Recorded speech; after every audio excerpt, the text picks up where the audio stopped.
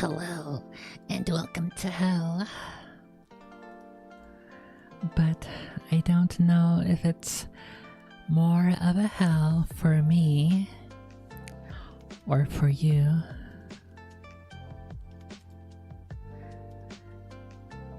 Oh no, so many things have gone wrong today already. But it's okay. I am an adult, I can deal with it. So the plan for today was to wake up and work out and then stream. Or I guess work out and shower and then stream. But right off the bat, the day started off pretty wrong because the video that I uploaded did not release when I told it to release. And then things just got worse and worse from there. But it's okay, I have coffees. Coffee.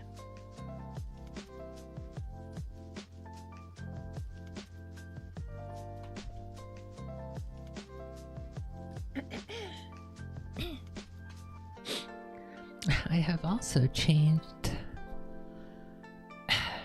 some audio settings around. I hope it'll still be okay. I did some audio testing and it seemed pretty okay, but I guess a bit more time will tell whether or not it's worthwhile. I do also hope that the audio is a little bit louder. I think I added a bit of a gain and also reduced. I added a limiter so that I don't peak, and I also added some noise reduction to get rid of some of that static in the background that is emphasized with the gain. So I think I covered most of my tracks here. Should be mostly okay.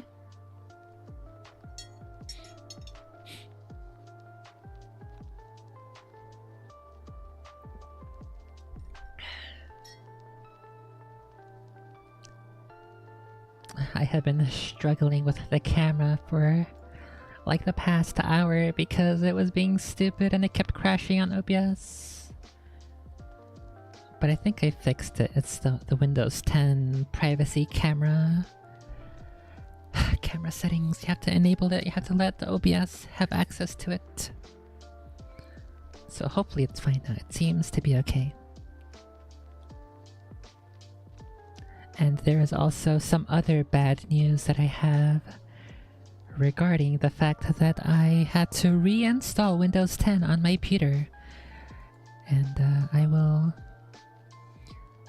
I will go into further detail for that when the time arises, which is not right now.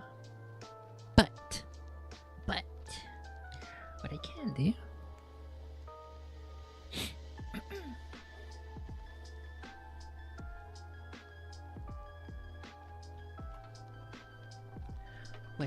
can do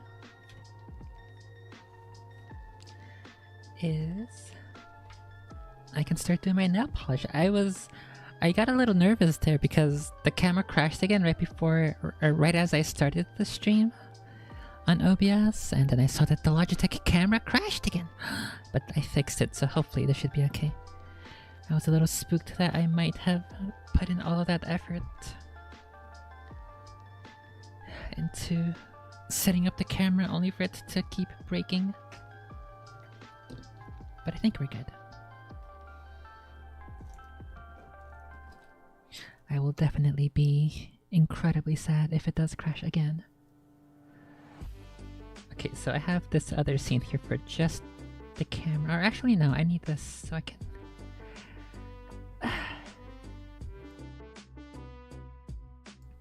I need this scene so I can have the videos that we're going to be listening to. There's way too much noise there. Let's see if I can find the nail polishes I want. So I'm considering doing this one, this purple one, for next week, or once I'm gonna do just all black today.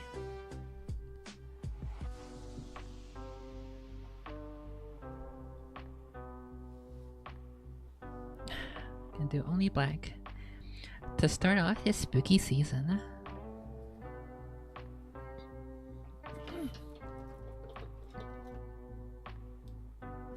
Got red and blue. Where's my black? For today it's just gonna be black, but then here we go, here's the black one. As the month progresses and this layer of nail polish starts to fade away and chip away, I will do 2 other versions that I have in mind. I will do black and purple alternating, and then black and orange alternating. I think I'll save the black and orange. Ideally, I'd like to save black and orange till the last week of Halloween, but maybe it might be better to do black and purple. But for now, all we're concerned about is this black one here. Oil Slick. Focus! Camera focus! Oil Slick by Salon Perfect.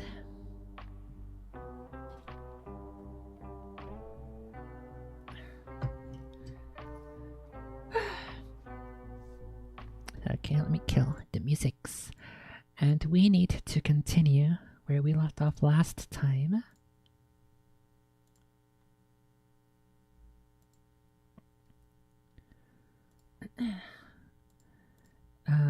Last time, previously on Dragon Ball Z, the internet crashed as we were listening to and discussing that one woman in her car. She was talking about you don't owe your coworkers anything.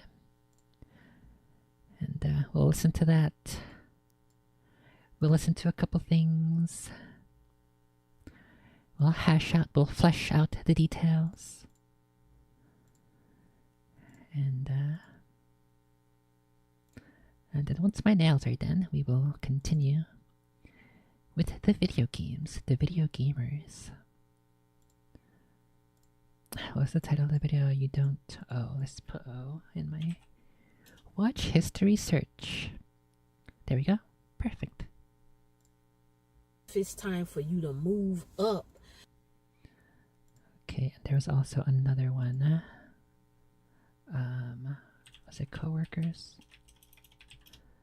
There was another guy, I think he was also in his car. It's basically talking about the same subject, the same topic.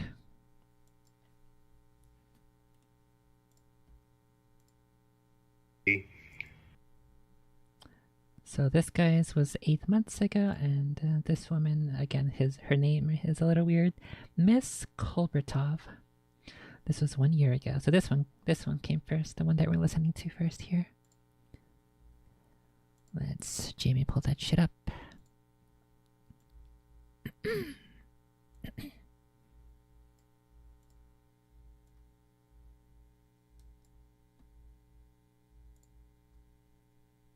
Wait a second, does this show up on...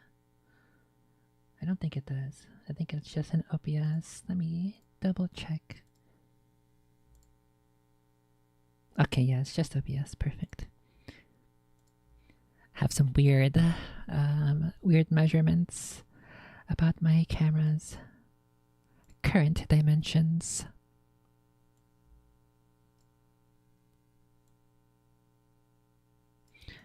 I can just do picture in picture, actually. There we go. There we go. We'll act maybe a little bit more professional, as if we know what we're doing. That may help. Okay. So let's go back on this video a little bit. Let's go back to 3 minutes. And The last thing I can remember that I was saying was something along the lines of, even with family, I am very hesitant to share stuff. Like, I don't have to be open with them if I don't trust them, if they've proven themselves to be people who can't stop themselves from talking, and if I tell something to them in confidence and private, I expect them not to go turn around and tell everybody in their circles. But my parents are like that, especially my mom. I think my mom is more like that than my dad. She's like, yeah, I suspect she might be the kind of person who who finds silence uncomfortable when you're with other people, which I don't approve of. I think you should be okay with a little silence. I don't think you need to be constantly talking when you're hanging out with somebody. Just being in their presence and being comfortable is, I believe, is a good enough measure of your relationship with people. But everybody is different. So let's go back to 3 minutes and pick up where we left off while I do my nails and drink my coffees. People that you're meeting up with at bars and clubs, or you're allowing them to come into your home and you're introducing your family to them. Once you no longer work at that job, no matter how you left the job, these are the same people that will, number one, they won't even call you. They will no longer call you. They will no longer text you. They will no longer check up on you. And they will also talk about you. They might not even have information on why you got let go or why you decided to leave. They will just start making up stuff or making assumptions about you, but they will still never contact you and come to you about why you personally left the job. So I want you guys, in a sense, to become more selfish with spreading yourself around the workplace. And being comfortable and believing that bosses and team leads and managers and even particular employees are 100% trustworthy. And I want you guys to think about being so comfortable in a sense of believing that a lot of people you work with are your friends. Now, it's a given. In the workplace, there may be a couple of people that you meet and they do become a real friend. There are people in the workplace you meet and they become very trustworthy. You trust them. They are very mature. You can share certain things with them and it stays between you and them. But what is that dialect where they pronounce mature like that? Because I never heard that in New York. I've only heard it from Dry Creek Wrangler School and this woman, and maybe one or two other women.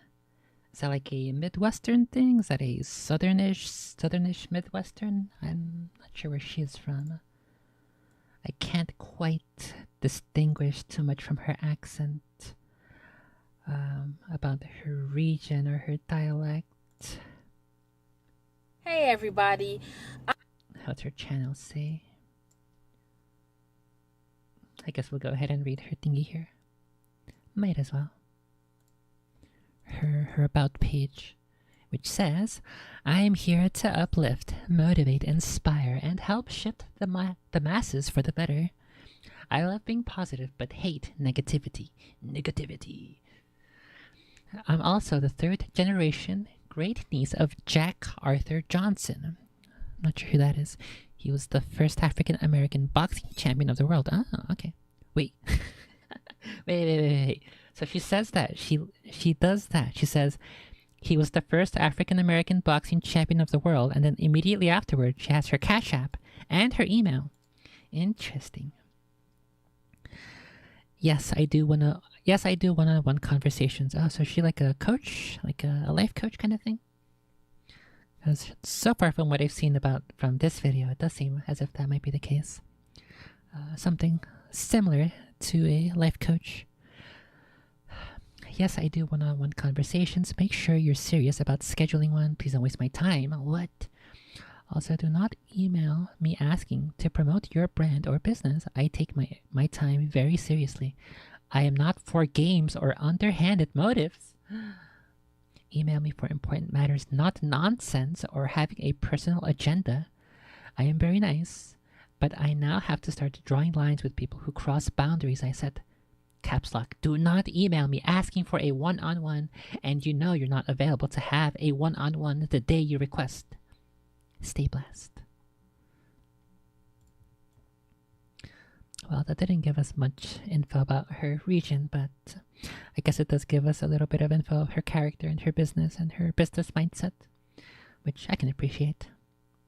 I definitely think setting boundaries is incredibly important, both in real life and in business. So I guess that makes sense, given her the video we're currently listening to, where she's coming from. But in a lot of situations, that is not always the case, especially from the beginning. You were not there. You came in on the butt end of people that have already been with their particular company for 5 or 10 or 15 years. You have to be very careful with that. And you also have to sometimes watch your interactions with coworkers, because like I told you all in an older video I made, when you have these connections with coworkers and things hit the fan and go down, if it's time for promotion or if it's time for you to move up, you're blocked and you're at a standstill, because you would be perceived a certain way if that particular coworker is a messy, problematic person. And that's real talk. That's what I want you guys to understand in my video message. I have been very uncomfortable in the workplace, even my video message. When I see coworkers, when it's time to go to lunch, everybody sits together at lunch. I have never been comfortable with that, because in my opinion, this is me. You all don't have to take this part of the advice. You can live your life the way you see fit. But I've been uncomfortable because people sometimes, without you voluntarily sharing certain personal things about yourself, they will begin to try to invade your personal life, and they want to know a lot of intricate details of how you live, where you live, how did you get the particular car that you have, how did you get the house that you live in. There's definitely a balance, I would say. I am in her court, in her camp, in her corner here, where I don't share things about myself like that with coworkers easily. It's not the kind of thing I feel compelled, or I feel a desire to share. But there is, I guess, if you ask European, Americans are more open and talkative, and so I guess that's part of the culture of just being an American. We like to have conversations and things, especially in a major city. Even if you're just like on the subway or the bus, sometimes you just randomly strike up a conversation. With coworkers, they might be a bit more inclined to dive deeper. I don't know if the noise suppression on the mic is making that sound a little quieter than it should be. As I'm looking down on my nails, let me adjust the mic here a little bit.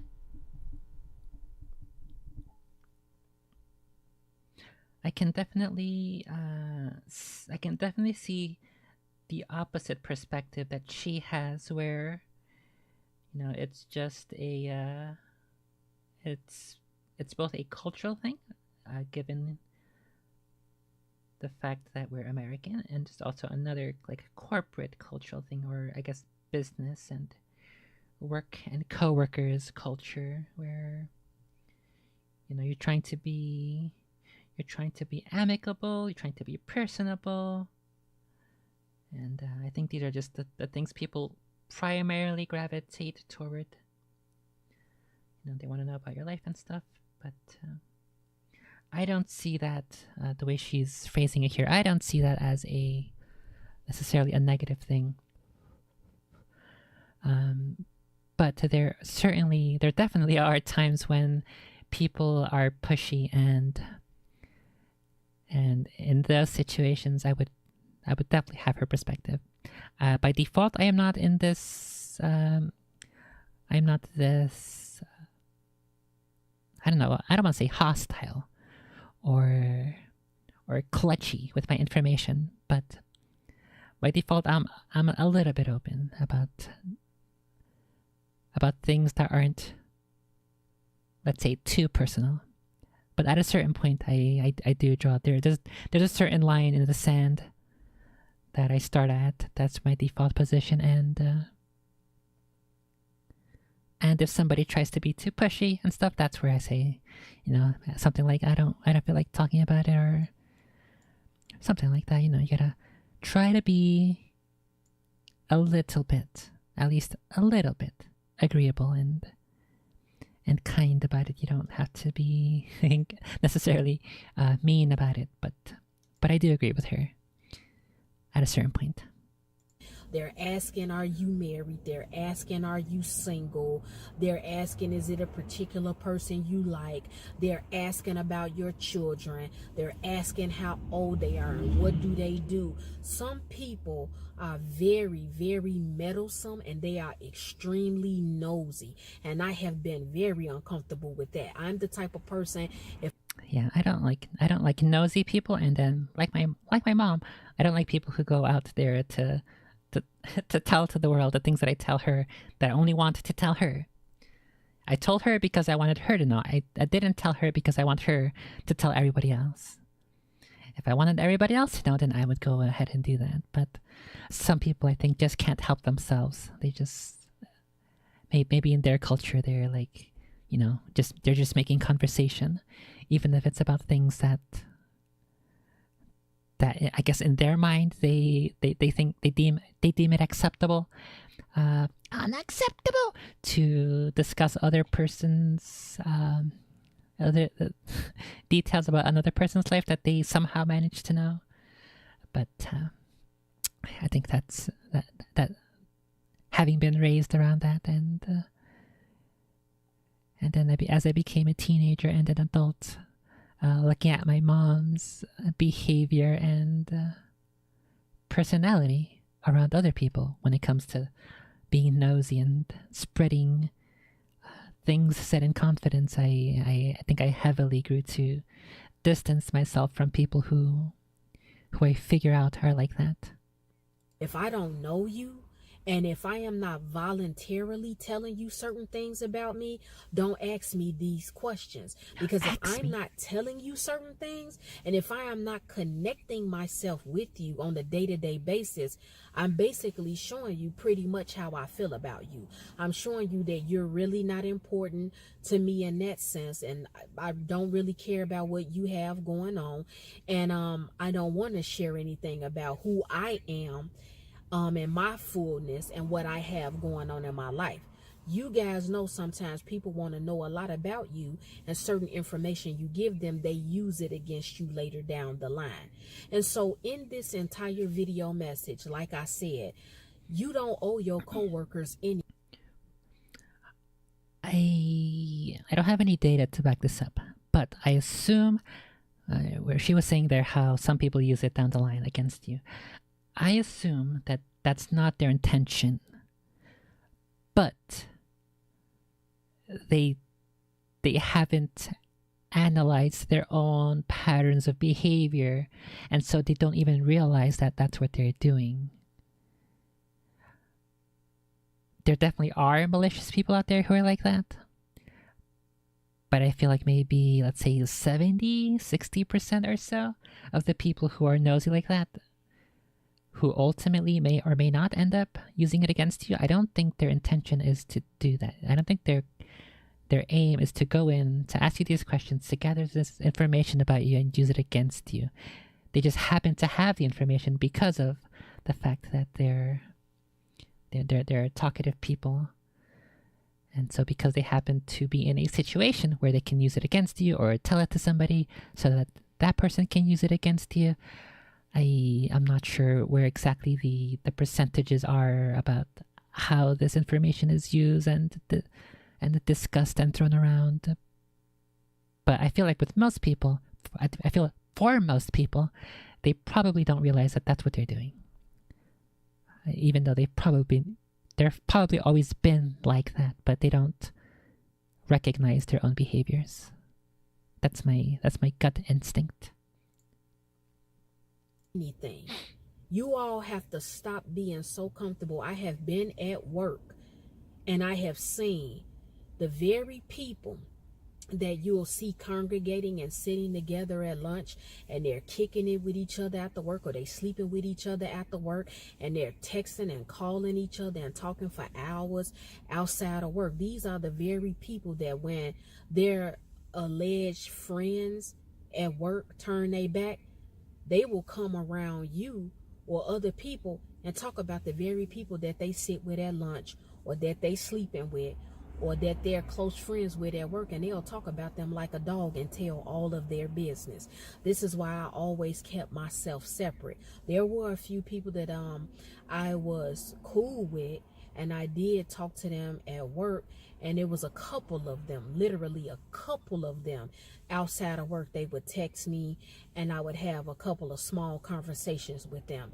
But I never crossed those lines because I know how fake people can be. And I know sometimes if it's a coworker that's close with another one, they will put them up to getting close to you so they can find out information about you. This is how immature some overgrown men and women are in the workplace. So I just felt a need to make this video because so many people battle and deal with different situations and issues in the workplace. And some people have dealt with things where it has led to them being lied on, and from that lie and vicious rumors being spread, they've gotten fired, or they have had to just leave and remove their self from that particular company and that particular job. Because as I stated before, if it's somebody that's sleeping with a worker that works there, and they see them talking to you or they're cool with you, they will fly into a rage and be jealous about it, and they will begin to bully and harass you and do things to you because that spirit in them just does not want you there. And so sometimes the way you win the game is to simply not play it. Simply. It can be humbling. You may feel that it's unfair, but sometimes that's how you actually win the game. You just don't play it. You take yourself out the situation and you remove yourself and you get out the toxic workplace. Some places of employment can become very messy and very toxic. Anytime you see managers, supervisors, and team leads coming to work, and they are literally involved in gossip, and he said, she said, or team leads and supervisors and managers are literally having sex with the workers up under them, it becomes messy and toxic. And if indirectly, They must be under them in more ways than one. they're lashing out at you for simply saying hi to somebody or being cool with them, or just the simple fact they don't know your connection to certain people that they're sleeping with or that they're cool with, and they want to know, and because they don't know, they'll just start to do stuff to you. Don't play the game, people. Remove yourself, and you go to a new job or a new company where you are respected, where you are appreciated, and where it is not a toxic, tense work environment. You should. I was going to pause a little earlier, but I had to let her finish that point because I think the same exact principle applies to relationships and friendships. If you're in a group of people or with one person who is this toxic relationship, let's go back and listen to that again. Where you are respected. If you're in a relationship where you're not respected, where you are appreciated, where you are not appreciated, where your boundaries are not respected, and where they are crossed constantly, and where it is not a toxic, tense work, and where it's toxic and tense, that's how you know it's a relationship. You gotta cut. And if it's like a family and you can't cut them, then what you can do is distance yourself from them. She was mentioning earlier also, I didn't touch on it, but her phrasing was that you can show somebody that you don't vibe with them by not interacting with them, by keeping your distance. And I think that's a very useful tactic too. But I don't know. She also mentioned that people who are adults and are immature, which is a philosophy, a principle, an idea that I have agreed is very true, because a lot of people behave as if they're still in high school. They haven't matured at all since high school. They still have the exact same mentality and behaviors as they probably did when they were that age. And they've never grown out of it because people haven't given them the social feedback, or they don't know how to read the social feedback, which is quite sad. In fact, there was something else I was gonna say about that. Oh, I guess the way that she described how you show somebody that you don't vibe with them and that you don't wanna give them the sense, the feeling that you're cozy buddy with them by keeping a safe distance from them and not interacting when they ask you all these personal things. I think that falls in line. It's a similar thing you can do with family and relationships. You can keep a small distance. You can be a little less responsive when they ask you questions, and provide them with the social feedback that if you were really into them, then you would reciprocate their forward, consistent conversations. But by pulling back and holding back, you're sending that signal. Hopefully they receive the signal, but it seems these days as if less people are capable of understanding the signals that you're sending. Your nonverbal, I don't want to say ignoring, but the signals that you don't want to play the game that they're playing. Something along those lines. There's a better way to phrase that, but I can't think of it right now. But yeah, same thing here with coworkers, with friends, with family. If this is the sort of thing going on where you're not respected, you're not appreciated, where it's constantly toxic, you gotta have help build up your own self-respect, what you feel about yourself. You don't need these people who are like this. That's for sure. Environment. You should never have to go to work and keep defending who you are. You should never have to go to work and keep trying to prove to different people in upper management who you are. You're telling them I didn't say this or I didn't do this, or they have certain team leads or managers or supervisors. She was mentioning earlier how you have to not play the game, and you have to remove yourself from the situation, which is basically the exact same Stoic philosophy. You can only control yourself. If you're surrounded by assholes, and you just remove yourself from that situation as best as you can, and because you can't change them, you can't control them. They have their own life experiences of about 20 plus years, so it's whatever changes they're gonna do, they need to make. It's not gonna happen overnight. You're not gonna be you as an individual cannot change this sort of behavior in people. It has to be a group of people, which is why social feedback, social isolation, social shame, those are incredibly useful for helping you figure out how you should comport yourself and how you should hold yourself in the world. But if it's a lot of people, if it's in the workplace and they're all like this, or there's a handful of people who are like this, you definitely want to avoid that at all costs. You have to be the Stoic. You have to realize you can only control yourself, and so you have to recuse yourself from the situation before they indict you. Supervisors that are highly manipulative, and they got stuff going on with them too in upper management, and they have certain inappropriate connections with them as well, or certain workers as well, and they believe whatever that particular team lead or supervisor or manager is saying. Take yourself out the equation, honey. God will make a way. When you pray about that, and when you are dealing with that, God will snatch you up out of these situations so quick. Yes, 100%. God helps those who helps themselves. So therefore, as the Stoics say, only you can control your behavior and your actions. So only you can help yourself. That's what that means. God helps those who help themselves. so quick. He will pull you up out that jam real quick. So that's what my video message is. Watch your interaction with these people. Watch what you tell people that you work with. Be very, very careful information that you give them about you personally. Be very careful. Keep conversations general. And make sure these people at your workplace, watch them and make sure that their characters have been tested, tried, and true. A lot of people in the workplace, they get connected to people they work with real quick. And I've just never understood it. When people start sleeping with people that they work with, some of these people, this is a progression with them. They've had sex with people at other jobs they work. And when that didn't work out or things hit the fan, they get embarrassed and they quit and they go to the next job. And then as time goes on, they start to fall into that same pattern again. And it keeps going on and on and on. It's like, yeah, see, it's like I was saying earlier, where like people don't recognize the 60-70% probably don't recognize what they're doing.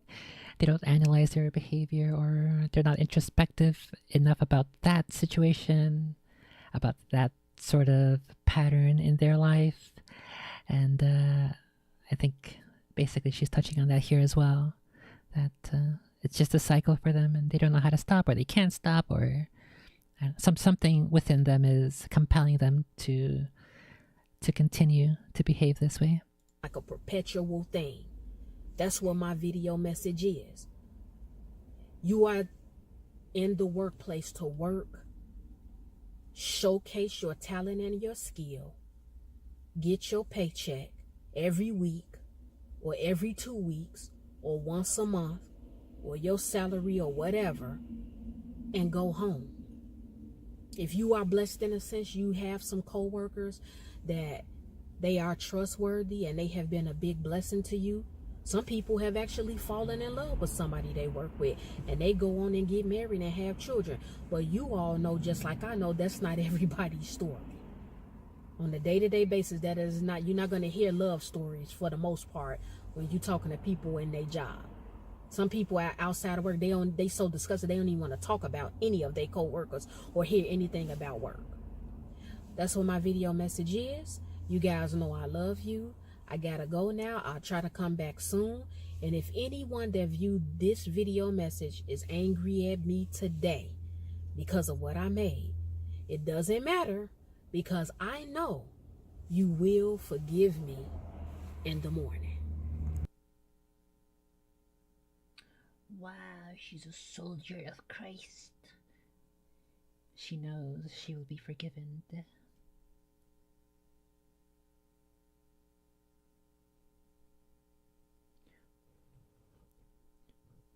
Let's go have a look at some of the comments here.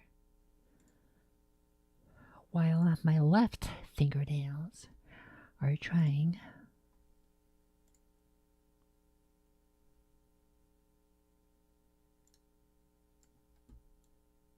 okay, let's close this. Let me hide the camera real quick. Hopefully it doesn't break. Otherwise I'm gonna be sad. Let's see. Hopefully we have some juicy stories here. Patty Gibson 4396 says, I was always told at work that I was quote, too quiet, because I treated my coworkers with extreme caution and did not seek to over-socialize with them. This must be a European because they put an S at the end of socialize. I did not seek to over-socialize with them. If I did not have to, the fact that they found me too quiet meant that they did not know enough about my business, and I was content to have it remain that way. Big brain, very smart. Port 35 says, this video is absolutely 100%. Also, when you present yourself as someone who's just there to work only, they take offense and gang up on you. All of a sudden, there's a coldness amongst all of them. I think that's one of the other things, the compounding side effect things that I hate about the desire to uphold the 9-hour workday. It's like, you don't have to be there for that long. I'm pretty sure you can finish your work sooner than 9 hours. And you would probably accomplish more if you had less time, but you wouldn't be paid as much because fuck the economy, bro. Fuck employees who don't pay enough. Fuck all that. You should be paid for working hard, but people don't work hard, so they want to work more hours for less pay rather than less hours for more pay per hour. It's stupid and I hate it.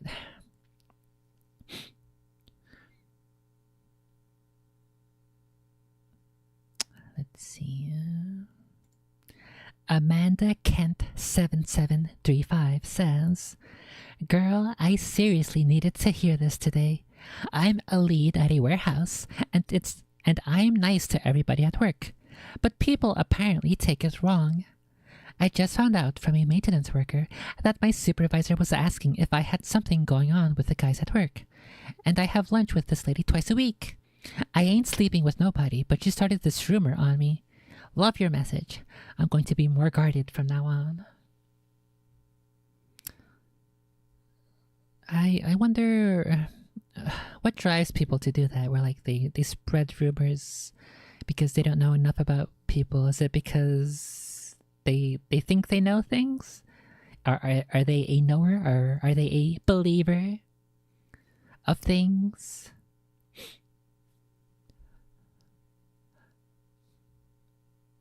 I'm thinking right now that maybe part of the reason could be because our brains are intended. This is a concept that applies to many things. Our brains are intended to be part of a pretty small tribe of maybe like 200 people max. And so, because we were cavemen and hunter-gatherers, and we didn't have major agriculture in major cities, maybe our brains desire to know things about the people around us. And if we don't know things about them, then we try to shoehorn in what we believe about them and talk about it as if it is fact.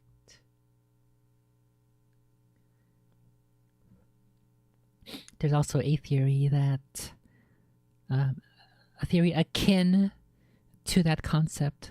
I think it has the same foundation, about our monkey brains having limited space for knowing people. That maybe that's why we're not designed to be living in major cities. That's why there's a lot of mental illness and depression and sadness and everything in major cities. You weren't meant to live like that. You're meant to be out in the fields with your cowses and your dogs and your sheepses, with a community of maybe like 100 people. So that could be part of the reason why this is such a prevalent, let's call it a demon, such a prevalent demon in the workplace. And I guess also even on other social platforms like the Twitters and the Discords, where there are people who are driven by this drama stuff. I don't know. I would have to do some research, conduct some research on this topic. Cat Ashley 1031 says, "I am 53, and it took about 45 years on this earth to realize that you don't have friends at work. You have colleagues." Yes, very true. "I've had so many all-aged work friends dump me once I changed jobs and never understood why. I wish I'd known this from the time I was a teenager. Would have saved me a lot of effort and hurt feelings. I blame sitcoms." That might be part of it, yeah. "I blame sitcoms for making it seem like your coworkers are your family. Lol." So I love you for addressing this. You will save a lot of people a lot of time and effort. Very, very true. I think this also tangentially has a little string attached to it with my other thingy I was mentioning a couple weeks ago about how social media is conditioning us to see the world how it's really not, how it's all a lie, and it's giving you a false sense of reality. But that's not surprising. Yeah, I agree with much of her conclusion and her thesis. But there is a fine balance. That there's a threshold that must be reached before I am willing to be as stringent with my life as she is here. But she does definitely have an extremely valid point. And let's go ahead and find that other guy who also has a video on this topic. Pull that shit up. Okay, so this is from a channel called Big Mike Real Talk TV, titled "Your Coworkers Are Not Your Friends." Let's go ahead and put that up and bring the camera back. Okay, it still works. Wonderful. Make this guy bigger and play. Hope you guys are having a great day, and thanks for tuning in. Oh my goodness. Holy Christ, it's max volume. No wonder. To the video, I appreciate it. To my new subscribers and my loyal subscribers, thank you guys so much for your continued support, man. I appreciate and love each and every one of you guys, all right? But yeah, this morning I'm going to talk to you guys about your coworkers. And you guys need to understand that coworkers are not your friends. Coworkers are not. Also, for audio listeners, he's wearing camo. He's got a camo cap, a camo shirt. But I don't think it's actual camo because the top half, the outer half of his arms, that half is camo, but then the bottom side, the underarms, is like looks like maybe a mesh kind of spandex, polyester. And then he has a vest. It looks like a tactical vest. It says U.S. Navy Security Forces, and below that it has a U.S. flag. But it could be an actual ballistic vest, but it looks more like a weighted vest. But maybe he works security, so that's why he's got this attire. He's on his break, so he's on his break as he's making this. But yeah, that's who we're dealing with here. Your friends. Now, there may come a time where you interact with somebody at work and you guys are vibing and you get along well, and you may get to a point of building a friendship. Those things are very much possible. I mean, you see them all the time. So chances of you meeting a friend at work is likely, but understand that you are not there to meet friends. You better be careful what you tell your coworkers about your personal life. Your work life is your work life. Your personal life is your personal life. And you ought to keep those two things separate. It's okay to coke and joke and laugh around and, get through the day, make the shift go easier. Of course. I mean, who wants to go to work just to be serious all day and don't speak to anybody? But at the same time, understand that there's a divide. There needs to be a divide. And what you tell your coworkers? A boundary is probably the most appropriate word. That he's probably thinking of the word boundary, but he can't pull it up at the moment. Versus what you decide to keep private. Because let me tell you something. Because I've been working for a long time. And one thing I've come to realize really quick is that most coworkers have the mentality of being in competition with you. They will do anything. I guess she didn't bring that up, the previous one, but that could be part of the reason for the for this rumor starting, politics drama, immature behavior. That might be in there. Actually, I think it is in there. They want to belittle you and make you look lesser, make themselves look better. I guess maybe that's one of the key things we should take away from this entire thing. That people whose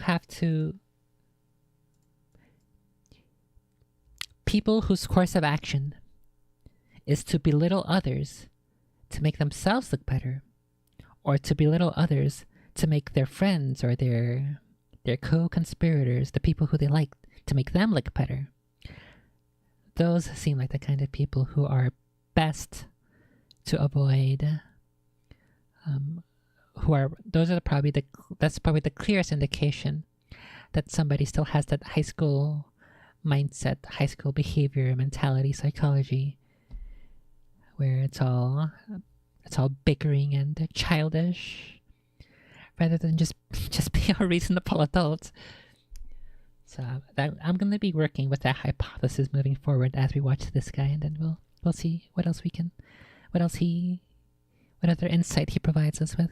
They can make themselves appear bigger than you, or more reliable than you, or whatever the case. A lot of coworkers will use their personal information to diminish you, basically.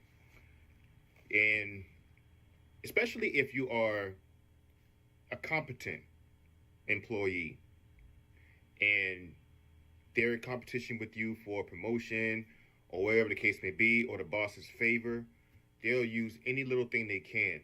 And that's where you got to be careful what you tell people. They'll use any little thing they can as ammunition to diminish your character, to make themselves feel, or to elevate themselves. So understand, your coworkers are not your friends. It is okay to be cordial. It's okay to hang out, blow some steam off. If you two decide to go out and have a drink, or if a group of you guys go out to have a drink after work and, be sociable, that's fine. But there's a big difference between being cordial and being friends. Coworkers are not your friends. And you have anybody that questions why you don't talk to anyone, or you're very quiet at work, don't be ashamed of that. You are there to work. You are there to earn your money and go home to provide for your family. Your job description does not entail being friends with everybody. Now, I'm not saying be a jerk. Don't be a jerk. All right? Don't be a jerk. Don't have the standoffish attitude, because, quite. Yeah, basically, you're not there to make friends, but that doesn't mean you can't be friendly with people. Doesn't mean you can't have friendly interactions. But your primary purpose for being there is to exchange your labor for monies. Your primary purpose for being there is not to make friends with people. Frankly, nobody wants to work around that. A standoffish coworker. Be cordial, be courteous, be polite, but understand they are not your friends. And if they keep trying to pry in on your life and trying to figure out, what is there to you, or trying to study you and all this other stuff, let them know flat out, hey, I like to keep my work life and my personal life separate. You can either respect it, or if you don't respect it, hey, that's not my problem. But I'm here to work. I'm not here to be your friend. Like I said, there's nothing wrong with making friends at work. Nothing wrong with that. But only if and when you have studied their character long enough to see that that's somebody you can embrace as a friend. I've met friends at work, but very few. For the most part, I don't come to work to make friends. I really don't at all. And, if anybody questions why you are not more friendly, hey, you let them know flat out. Hey, I'm not trying to be rude, but I'm here to do my job. That's it. And some of us may not be interested in me. I wonder if it's possible as well that people might expect, maybe it's just like by default.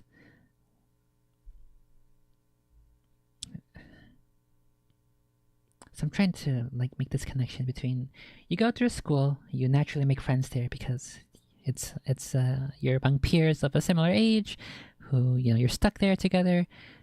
you're kind of forced to hang out. And so in the workplace, you grow up going through that school system. If you're not homeschooled or something, you grow up in that situation. And then when you're an adult or a young adult or a teenager, you start a job and you're stuck there with the other people. And so maybe your mentality is still in that concept of, I can make friends. However, I wonder what portion and percentage of people at work who exhibit this type of behavior, what portion of them are lonely and desperately want to make friends? For whatever, there are so many different reasons I can think of why people would want to make friends, and so many different possible sources of loneliness and or pain within them that sort of drives them to desire to make friends so badly. It's possible. My hypothesis of that theory about the monkey brain with only a handful of people and we're not meant to be in major cities, it's possible that all those people in major cities with their monkey brains want to make friends, but they can't make friends because we don't even talk to our neighbors. We don't even know who the next door neighbor is in the apartments. And so maybe they desperately want to make a connection here at work because you're sort of stuck here with these people for long hours. I wonder what percentage of this behavior is driven by the loneliness epidemic, the loneliness plandemic. Making friends. I mean, that's the thing too. With some people, they're not interested in making friends. They've been burned enough by people in the past, and understandably so. Now, don't shut the possibility of making friends at work down. But as I said already, that is not your primary purpose for being there. Your primary purpose is to come to work, earn a living, provide for your family after whatever. So come to work, make your money, go home. What happens in your personal life has nothing to do with what happens at your job. Those two things are separate. And hey, that's a mentality you got to have, man. A lot of people, they come to work and try to be friends with everybody, and then when they get burned, they wonder why. That's because at the end of the day, like I said, co-workers, they're competing with you, whether you realize it or not. If you all doing the same job, they are your competition at the end of the day, even though you may not see it that way. Personally, I don't come to work to compete with people. I come to work and I compete with myself, but most people don't think that way. People see me as competition. So just because I understand that, I'm very careful what I tell people about my personal life. That has nothing to do with why I'm here.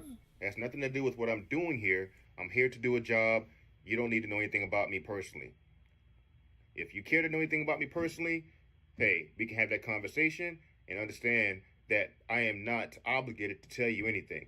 I will do so if I've seen that you are trustworthy and I see that you are worthy of being a friend, which is a very tedious process for most people who come my way. But like I said, I'm not here.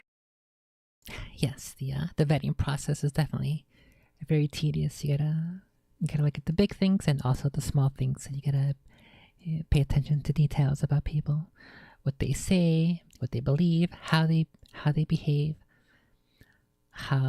whether or not they act in accordance with what they say they believe and what they say their worldview is. Very tedious. Here for that. But yeah, man, that's the mentality you gotta have, man. Co-workers are not your friends. They're just people you work with. Like I said, be cordial, be polite, be courteous.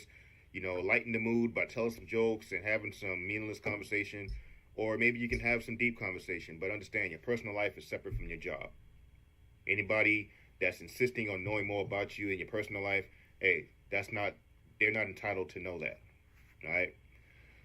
But yeah, man, that's all I got for the video. Hope you guys enjoyed it. If you guys got any comments on this topic, feel free to hit me up in the comment section. Don't forget to like the video and subscribe if you haven't subscribed already, all right?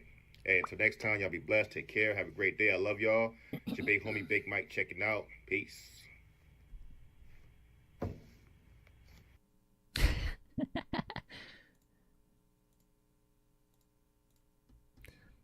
He probably saw What's Her Face's video, Miss Culbert's video, and that he wanted to add his point about the competition and such, which is a good point to make and to highlight because she didn't touch on that at all. Let's see. In the comments, we have Candy Carboneer. My coworkers try to gossip to me, and I want no part of that. If they'll say it to you, they'll say it about you. No desire to be part of that, basically. Basically, my mom, for real. Vindayo says, never tell people, especially coworkers, 1. Your intentions. 2. Your personal goals. 3. Your charitable deeds. 4. Your training and practice. 5. Your family affairs. 6. Your wealth and possessions. 7. Your spiritual experiences. And especially not your problems. 90% of people don't care, and 10% are glad you have them.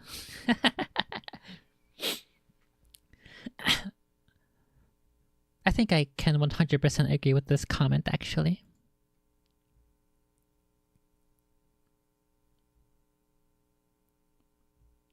Especially as a New Yorker, like, I just wanna keep to myself, bro. Like, there is like a monkey part of me that does feel like sharing these things with some people. Certain things are okay to share in certain settings with certain individuals, but I can definitely also understand and appreciate and agree with the case that you should never share these with anyone, especially coworkers.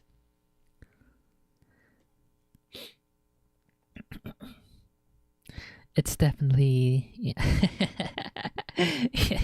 even on social media, especially Discord, there's a bunch of conflict that arises from things like your spiritual experiences, your wealth and possessions, your family affairs, your personal goals and charitable deeds. If it's that bad online over text only, I can imagine it gets way worse in real IRL.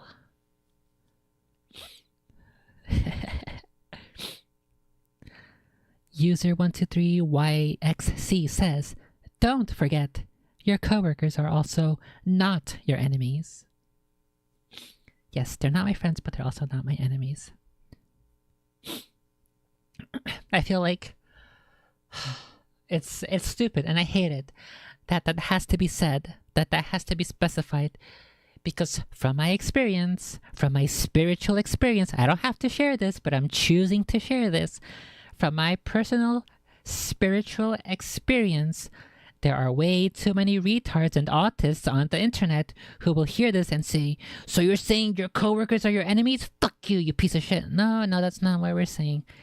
All we're saying is that your coworkers are not your friends. And it's... it's that the Twitter thing. I hate, or I prefer pancakes. So you're saying you hate waffles? No, that's not what I'm saying. I definitely hate that about the internet, that people will will assume things about what you're saying that you never said and probably never implied, but because you said something that sounds like the opposite, therefore you mean what you mean to say is that you say you hate X because you say that you like Y. And because you're saying Y, that means you are vehemently opposed to X. Fuck, I'm I'm so glad I'm a misanthrope, and I'm so glad I hate people. God, dude, why are you so stupid?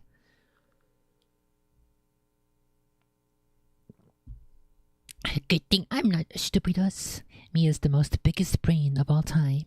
Almost as big as my dick. The real DTV says, the one thing that companies try to push that makes me laugh internally is, quote, we are a family. Yeah, no, you're not. You most definitely are not.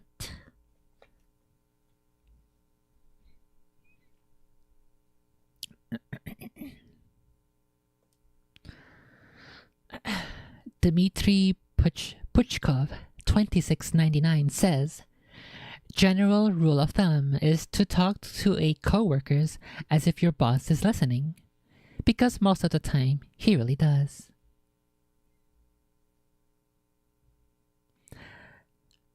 I think that was maybe not directly, but that's a similar conclusion that has its mind concluded. A similar conclusion that Dale Carnegie sort of arrives to in How to Win Friends and Influence People, where he specifies that what's it, Benjamin Franklin? It may have been either Benjamin Franklin or Teddy Roosevelt, where he says that I think it's Franklin. He says he used to be quite a rascal as a teenager and a young adult. He used to be quite boisterous, and he never shied away from voicing his opinions. But then he learned eventually from a mentor that his new motto was, he never speaks ill of anybody. He never says anything bad about people. And I think that's the similar thing that this guy's saying. To talk to your coworkers as if your boss is listening. Maybe even talk to your coworkers as if they are your boss. And maybe that's a thing to keep in mind. If you wouldn't say it to your boss, if you wouldn't say it about your boss, if you wouldn't say it, I don't know, to somebody you respect, or in this case, somebody who pays who decides whether or not you're employed or has control over your paycheck. If you wouldn't say it about them or to them, or maybe both, if you wouldn't say it about them to them, then don't say it at all. Don't speak ill of anybody. That's definitely a thing that I think I will struggle with, because as a New Yorker, I say how it is. And I am a no bullshit, no nonsense kind of person. And so that is definitely one of the things that I believe I will struggle with as I try to apply it. But I think my intentions are well known enough to the people who know me that they will forgive slight missteps and mishaps if and when they do occur.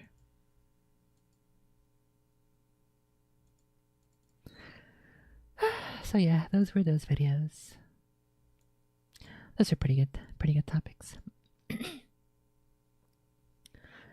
Okay, so I mentioned earlier that I had to reinstall my operating system. I had to reinstall my computer and put everything back the way it was.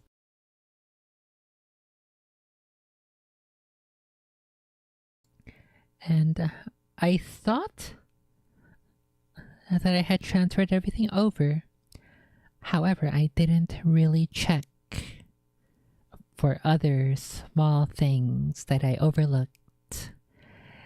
And so I deleted the save state that I had for Batman Returns at the final boss, unfortunately, because I thought it was going to be in the default RetroArch folder, but it wasn't. It was in the app data, the local stuff. And my file history doesn't save that folder, the app data folder.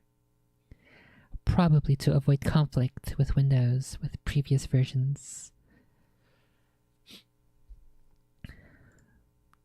And so I will either have to restart Batman Returns from the beginning, Or I can go find a save state in the last level or the boss fight. So I'm gonna spend a few minutes trying to do that. Trying to see if I can save it, if I can salvage it. I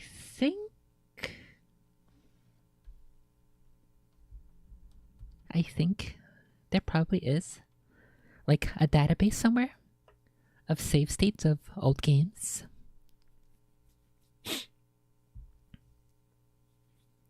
But I don't know where they exist. I don't know where they are. So this is the first time I will have to go look into it. Let's see, Sega Genesis emulator save states. Save stats? Save states.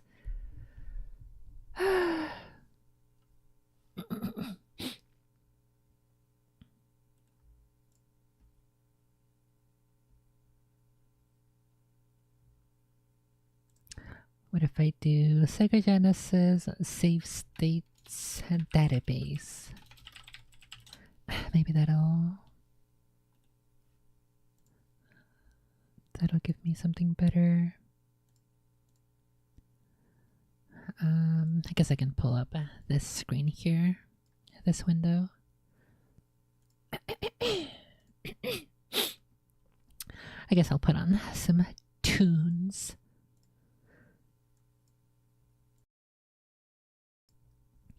Some pretty cool music as we're tinkering about.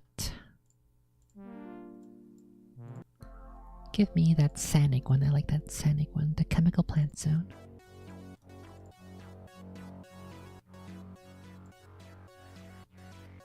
Save states master list. Maybe this is what I'm looking for.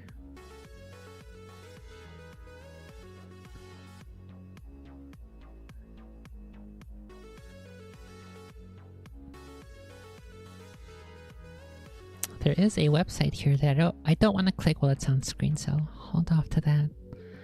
I'll hold on to that for the time being.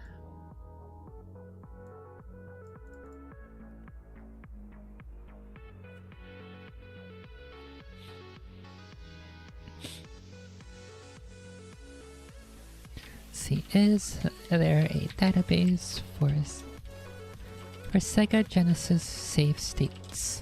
I guess I'll also specify Batman Returns.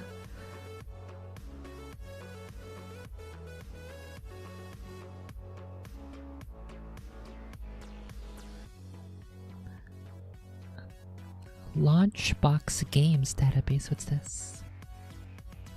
Oh, it's just a ROM. I don't need that.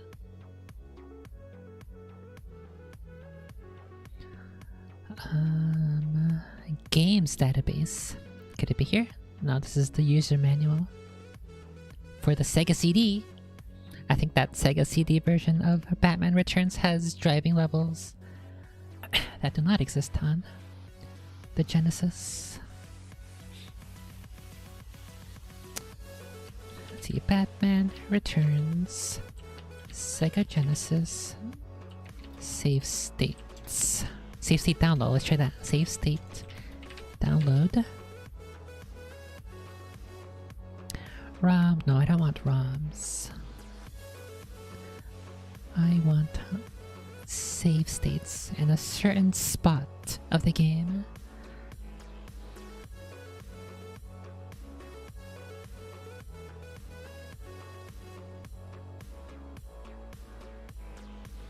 Reddit, on a scale from 0 to 10, how hard is Batman Returns? Let's go read that. Hey guys, just beat Batman Returns on Sega Genesis. It was fun and it was a fun and challenging game. On a scale from 0 to 10, how hard is Batman Returns? The game is horrible. Play Batman instead. The initial Batman game is definitely better. That game was awesome, says this other guy. 9 for me. It's still manageable, but I can't even get past the Act 2 and the first boss.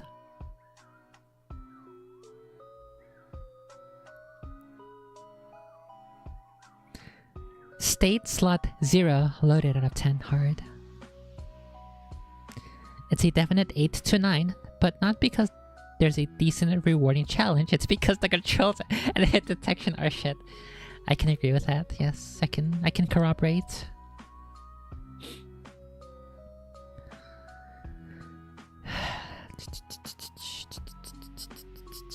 What if I could check Internet Archive?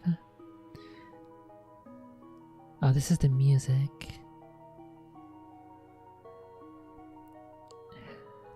Project 6212. Is this for music? Because that's what this is for. Project 6212. What is this website? The last update was May 2nd, 2020. Updated. New Joe Montana 2 Sports Talk Football. So I guess they have emulators here. Rip, they haven't updated this website in over 3 years. Well, I guess the good thing is that they still have the website up and running, and I hope they have these ROMs here up and running, which I will not click and I will not download because I am not a pirate and I do not do that kind of thing. Number of sets, stats. I don't think this has save states. Batman. Forever Batman Returns. Okay, so this is just music that has the game music and the playlist for it and the box art. So there's no save state here. Okay, so external links. What if I look up Batman Returns, Sega Genesis on Internet Archive? See what shows up.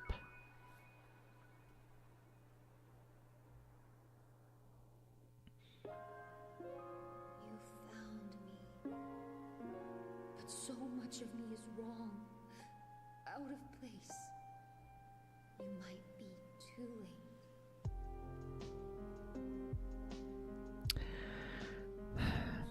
I don't think there are save states here either. If I just do video games, save state, database. Let's try to broaden the search term.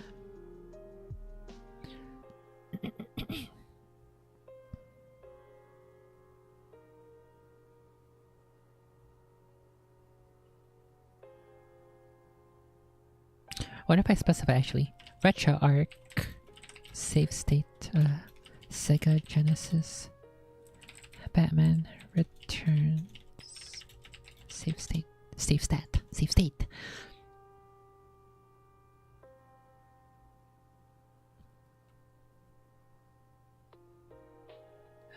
Alright, bees, what's up, buddy?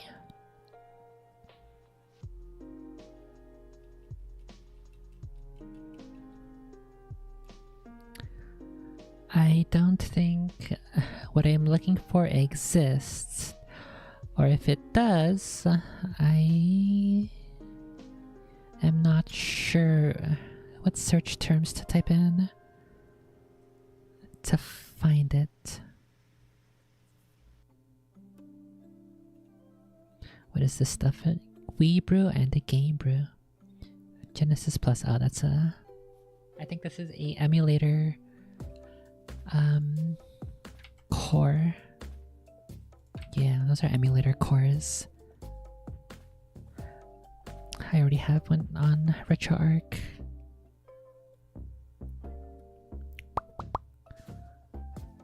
Fuck. What if I type in save states into Internet Archive? Or Sega Genesis save state. Surely somebody must have thought of this idea, no?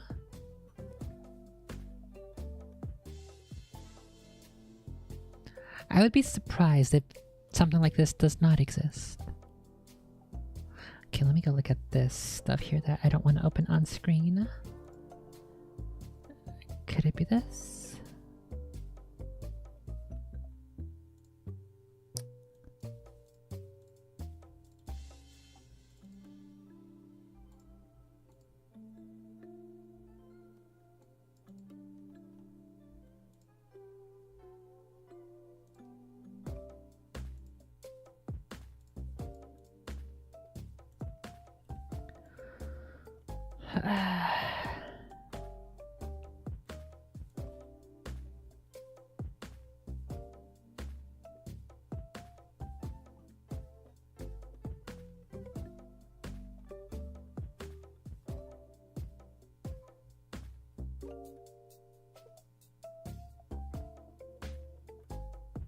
I don't want to pull this stuff up on screen because I don't want to give Twitch and or YouTube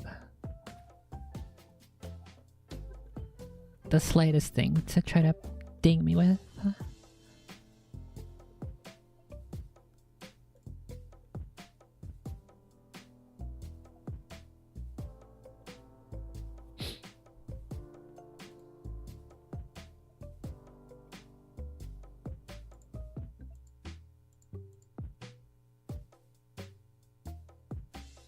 Hang on a second, there's a thing here called save state hacking on this site. Let me see if that's what it is.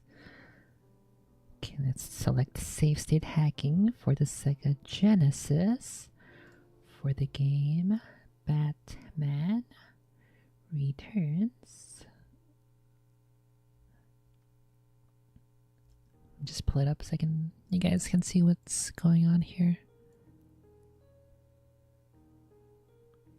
Batman, the video game NES? No, I want Batman Returns.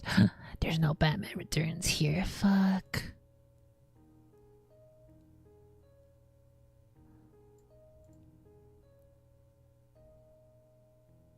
Okay, I guess then that means that it doesn't exist for Batman Returns. Oh fuck. The dishwasher's finished. Give me 1 second, I'll be right back.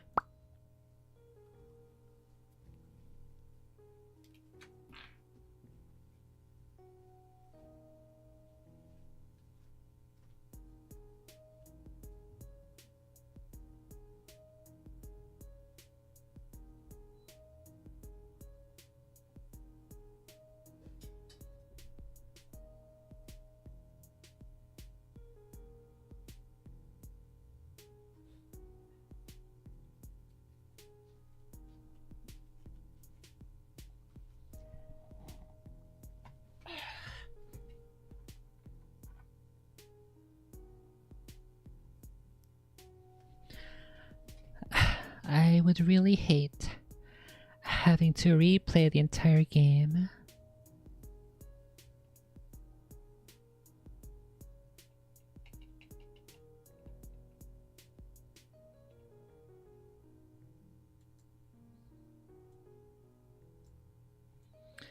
However, I think it would be doable if I listen to some videos while playing.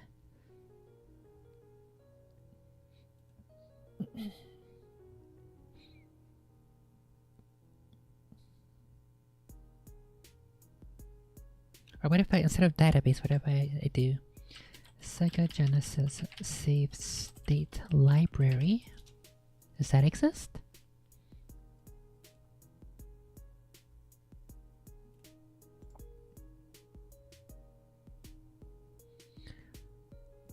What the heck is this? This is Stack Exchange. Save states for older game consoles. Is it possible to save a state in a game for older consoles? I'm talking about old school consoles like NES, SNES, and Sega Mega Drive. I know it's not built in, so maybe somebody knows of some kind of add-on box. Oh, you mean? I think he means physically. Like an actual physical kit, like the N64 Double D thingy. A little add-on.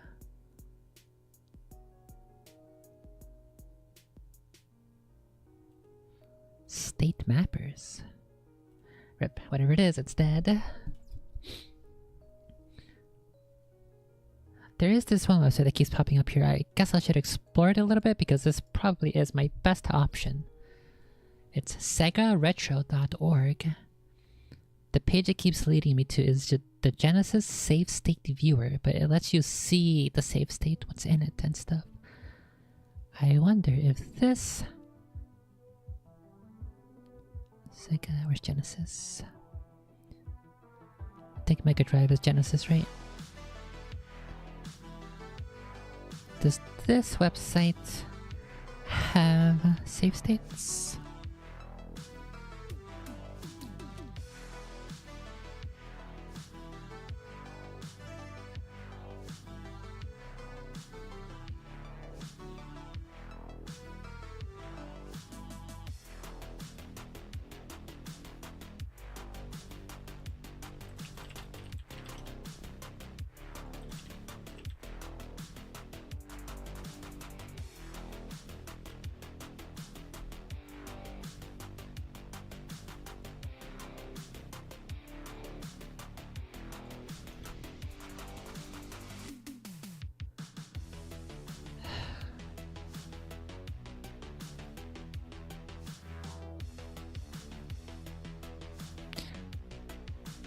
just looks like a database of the games. There's no save states here that I can see, unfortunately.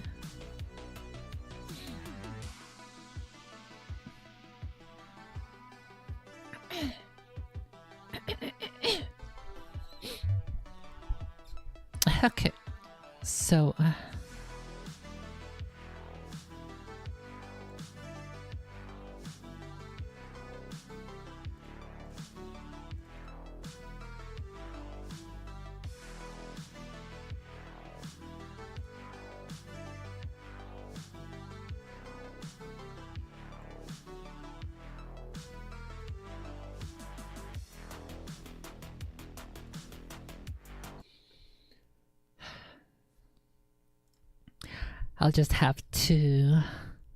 I'll have to play it again. Unfortunately, but it's okay because I have a lot of videos to listen to. I have them saved up in my notes. I'm gonna have to go pee first though. I drank all my coffees.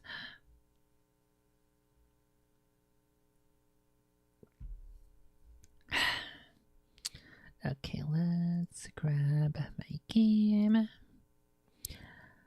I don't know if it saved my controls because of my... where's Sega Genesis? I don't know if it saved my stuff because of the move.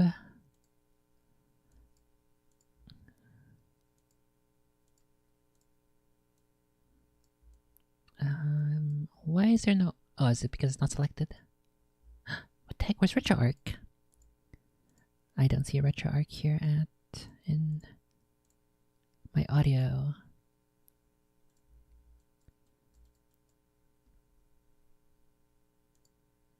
Where is RetroArch?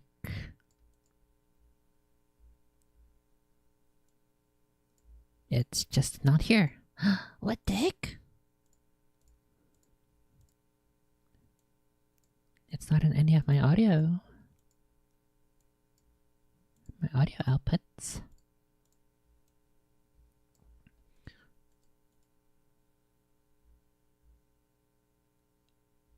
Audio options. Audio mute. Toggle.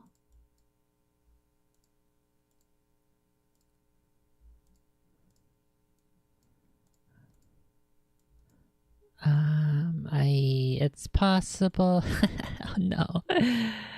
It's possible that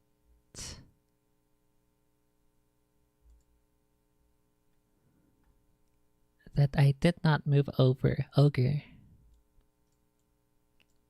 Whichever folder handles the audio info. Let me hide the screen real quick. Have a look around.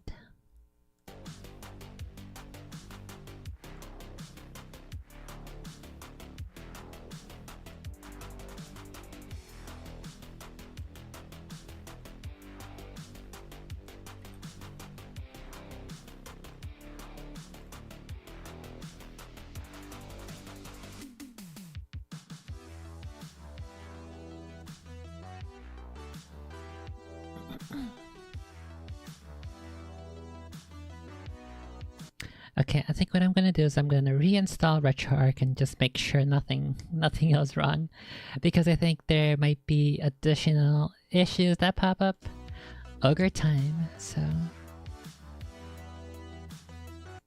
I guess we'll get started with some of the videos I want to listen to. Let me pull up this guy.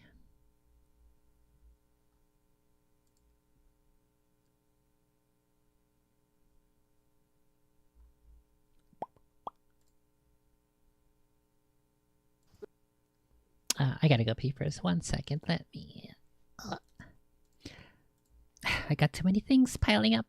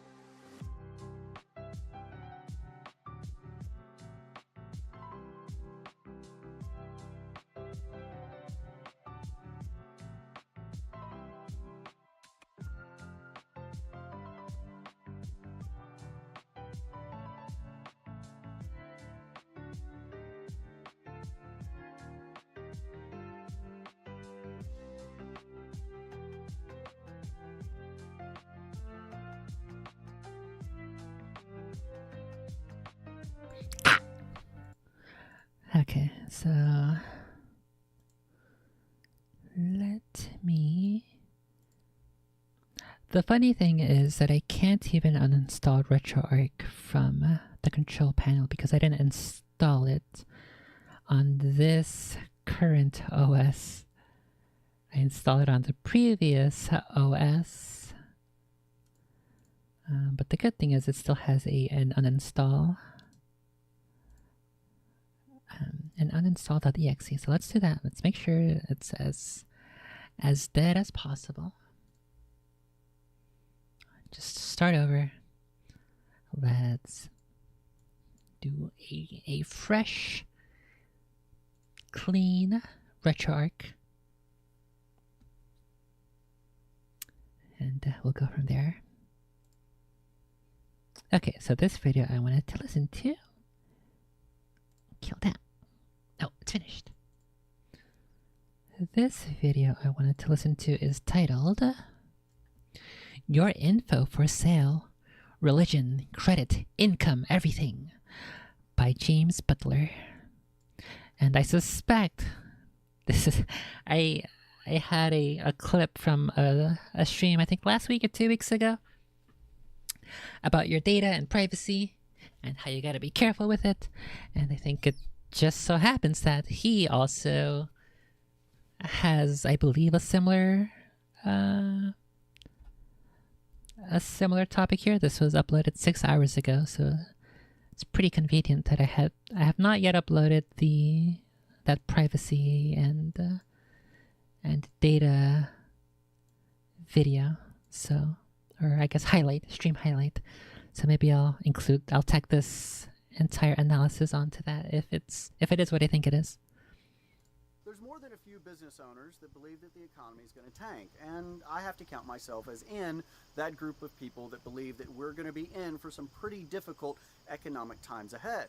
And as a business owner, it's important that I look at all aspects of my business and adapt to it as the markets change. For instance, whenever our local geographic region tripled the number of septic companies that it had, we had to refocus part of our business to drinking water wells. And as more and more home inspectors expand out the services that they offer, encroaching on the services that we offer, we have to pivot again and move towards more repair work and service work. And all of that is fine. It is the responsibility of the business owner to pivot his business and to adapt, to stay relevant in the market and continue to get market share. And the thing is, if I don't keep up with what the market's doing and pivot at the right times, it's not just me that hurts. If the business is negatively impacted, it means that employees lose their jobs, families don't have incomes. That's a lot of responsibility and a lot of weight on business owners' shoulders all the time. So each day I make sure that I spend a certain amount of time doing marketing and market research to stay ahead of the curve. So while I was doing this research, I stumbled... I think that's one of the things I hate doing most. Not only the marketing, but also the marketing research for one of my other businesses that I'm running.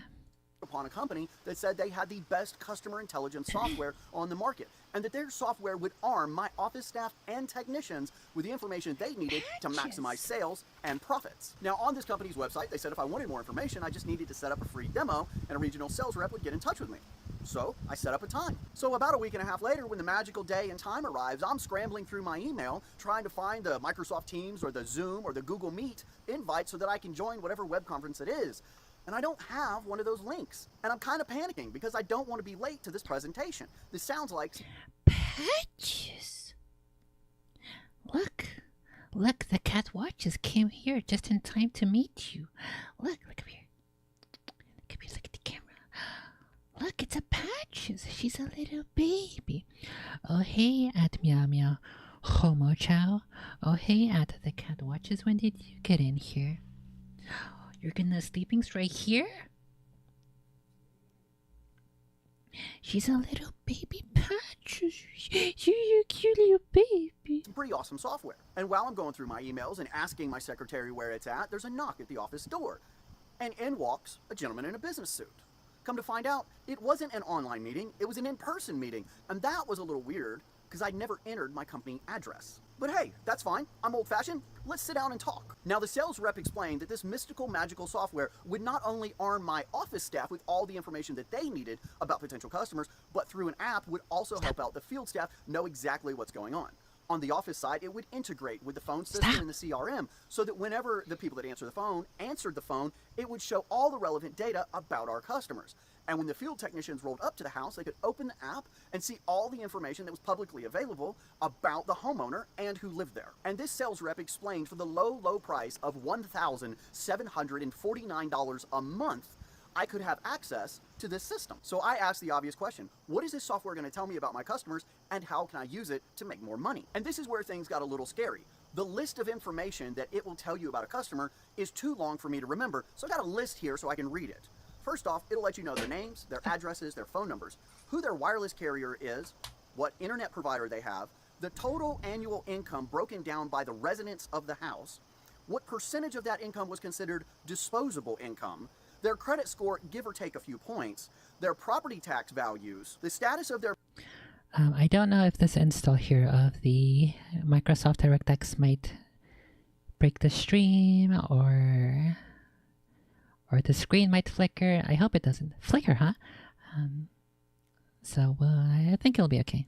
Mortgage, whether it's in foreclosure or pre-foreclosure, the total estimated amount of equity that they have in their house, whether or not they have access to a home equity line of credit. And he said that was important because you would know if they could afford large repairs like replacing entire systems of their house. He also said it covered court records, and he said that was important because you could tell if either A, they had sued previous contractors, or B, if their house was in foreclosure or pre-foreclosure. He said it would also let me know the political affiliation of every member of the household, whether or not they were likely voters, and what religion they were, and whether or not they were active in that religion. Now, if this doesn't worry you just a little bit, then maybe you're not paying attention. Now, while most people know data collection like this happens, most people don't understand the extent of the data collection and how accurate that data is about you. Now, I wasn't really surprised by this because I knew that systems and software like this existed. Now, years and years ago, I got a job selling alarm systems door to door for ADT, and they had a software pretty much like this, and it did help with selling alarm systems because the more information the salesman has about the customer whenever he cold knocks on their door, the easier that sale is going to go. But then, after I got really good at selling alarm systems with ADT, another company magically found me, and that company was Vivint out of Utah, and they offered me a much better paying job selling a better alarm system than ADT. And their customer intelligence software was far superior to anything I'd ever seen. I think I had the Blastem, the Sega Genesis Blastem Core, this one, the Sega Mega Drive Genesis. Okay, so at the cat watches, to get you up to speed, my computer was having issues last week after the stream, after the internet died, and so I had to reinstall Windows on my SSD, and I was trying to save files that were important. However, one of the files that I missed was the Batman, the RetroArch save states. I spent like maybe 20 minutes trying to see if there's a save state library on the internet so I can just load back up onto the Penguin fight at the last level. But my quick, short research did not provide me with any good results, any suitable results that satisfy me. And so I will have to replay the entirety of Batman Returns. And so we thought that the final level, Gauntlet, was the one big gauntlet. This is the true gauntlet, the speed run. Replay the entire game again. This is the real gauntlet. The good thing is, I know how to get to the final level. The bad thing is I still will rely on save states to get there. And so that's why I just now reinstalled RetroArch, and I'm going to have to reset up my Sega Genesis core and my controls and everything. And we will be listening to videos while playing because I think I don't want to subject myself to that music again. But once we make it to the final level, I will subject myself to that music because that is the true final gauntlet. I know that my internet has been dying at about midnight every single day for like the past week. So I will try to make it fast. I know that sometimes there's power outages. It happened like a month ago, and that killed my stream as well. So keeping all of this in mind, I will try to do my best. I'll try to do my best to do this without giving myself nor the audience too many headaches. So so that's what we're doing now. We're trying to set up my emulator again. So you get to watch the entire thing. Oh, although I think for the highlight video of the Batman 1989 and this one, Batman Returns, I will include mostly footage from the initial playthrough of this game. If there's anything really good in this playthrough, then I'll include that, but I will mostly go for the original playthrough with the music and the audio as intended. Because with this one, I'm probably not going to be paying attention or commenting too much on the gameplay. I'll be mostly commenting on the videos that we're listening to in the background. Yeah. Yeah, some of the music was stuck in in my head too. And I had to cleanse my brain by listening to the good Batman game music. So Pretty much every door I so let me not delay much further. knocked on, it was 100% accurate, and it was basically including all the information that this software was. And it made selling alarm systems really easy, almost to the point that you could take advantage of the customer. And if you don't think that you as a homeowner are at a distinct disadvantage to a well-informed door-to-door salesman, you are mistaken. Now, because I knew systems like this existed, once I was done working for the alarm companies, I kind of took some advice on board and organized and structured my life and my personal information in such a way that it would be really difficult for companies like this to capitalize on me. But all this being said, everybody in the office was now totally enthralled in this software. And this raises the question that most people would ask at this point, which is, where does all this information come from? How do they get it? And how did it get on this app? And sure, you could give all the cliche answers of Google is listening to everything you're saying, or Amazon Alexa. Where the heck are the controller settings? I thought it would have been an input. Retropad binds. Is it this? I don't think this is it. Grab my controller.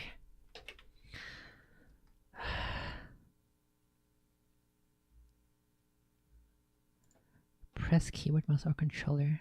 Hold. Okay, so there is this. We just gotta hold it now. I don't know why they call it Retropad binds. That's a weird name. But, okay. Alexa or Facebook is stealing your information. And yeah, they are the snoops that do that, but it's really, they're just the people that collect the data. How did it get on this app? And the answer to that question is data brokers. The answer is that you gave it to them by quickly agreeing to the terms, by scrolling past it all and not understanding what you're signing. Or if you understand that you gave it to them consensually, then either you don't care or you don't care enough. You prefer more the convenience of it, which is so frustrating that that's the case, that you have to... Didn't South Park make a meme about that? With the Apple... the Apple human centipede. To Y button. To X button. But yeah, so he is basically talking about what I was imagining it would be about your data and yeah, your privacy. Shoulder versus trigger. This is the L. Shoulder button. This is the R. Shoulder button. Wait. Oops. R shoulder button. L shoulder button. L2 trigger. R2 trigger. L3. R3. I don't think I need the analogs for Sega Genesis games. Brokers will buy this information from all of the suppliers, and then they'll culminate it and aggregate it and refine it down into these softwares. And then those companies try to sell that software to me and a whole bunch of the other home service providers in the neighborhood. At this point, I'd like to point out kind of an irony of the... I think it might be loud here. Oh, I think I heard an audio click.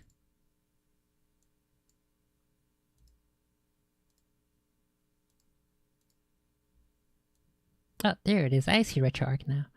Let me just lower it to 20% volume and see if it works. I'm pretty sure it does work. Okay. There it is.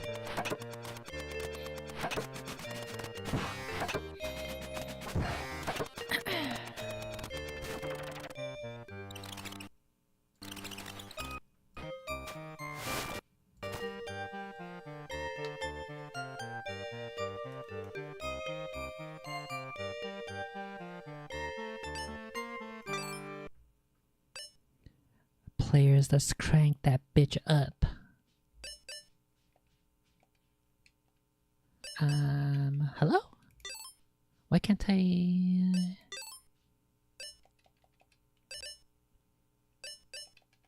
Which button makes this go? Wait.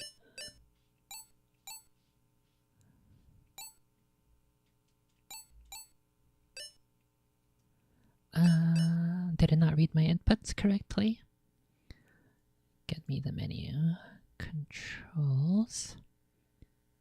Oh, do I have to manually select port 1, I think? That might be why it's being retarded. Device type. RetroPad, no.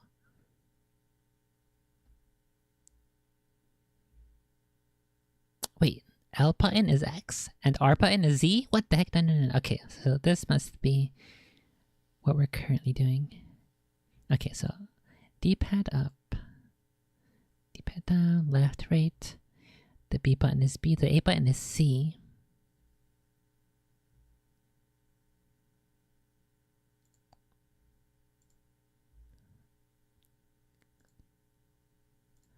I'm not sure how this works. Let's make... I guess if I'm playing Sega Genesis, what I should do, let me pull up the camera here for this. What I should do, have a GameCube controller, is I should do like the Sega. So B should be A should be B, and X should be C if I'm trying to do Sega Genesis. So B will be C. No, will be A. A will be B, and X will be C, and then Y will just keep as Y. Patches! Start button, or a select button will be mode. Is this mode? I don't know. Yeah, the sad music for Pingu. Patches! What happened? What's up, baby? Okay, so I think this will work. Let's test it out. Wait, no, go back to the game. There we go.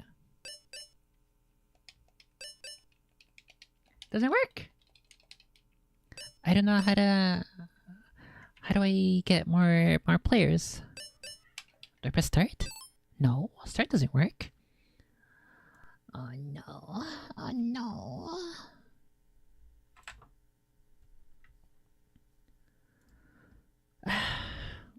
Surprised they couldn't make 8-bit or 16-bit versions of Danny Elfman's score. Yeah, this game was made by a different developer than the previous one. The previous one was Sunsoft, and I'm pretty sure they're all Japanese. And then this one, let's go look it up. Sega Genesis, Genesis Batman 1989. And then Batman Returns, I don't remember what year this was. So, Sunsoft. Does it list here the name of the developers? It doesn't. But I do recall in the credits they were mostly Japanese developers. What if I do Wikipedia instead? Batman 1989 video game. Chainsaws, huh? Yeah, Flick does get triggered. I just now saw that. He does get triggered when you say Sega Genesis. Every time I bring up Sega Genesis, he has to say, in Europe it's called Sega Mega Drive. And it's pretty funny.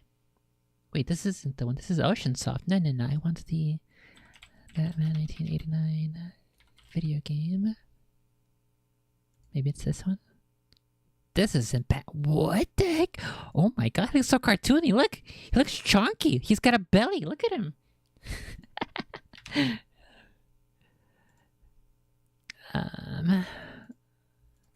Batman, Sega Genesis. 1990 video. Okay, that's why. Okay, so Sunsoft. Producer Kiharu Yoshida. Programmers Yoshitaka Kawabe and Hiroaki Atsumi.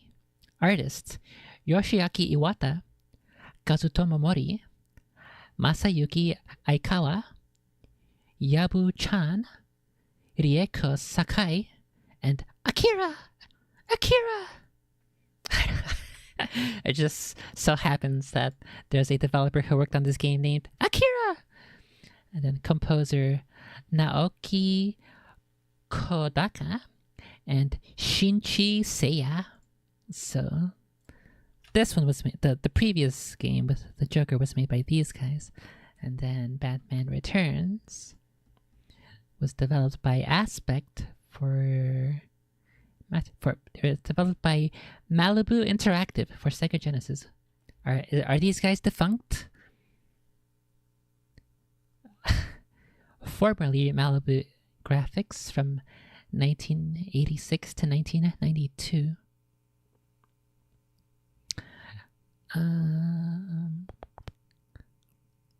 Malibu Comics Entertainment Inc., also known as Malibu Graphics, was an American comic book publisher active in the late 1980s and early 1990s, best known for its Ultraverse line of superhero titles.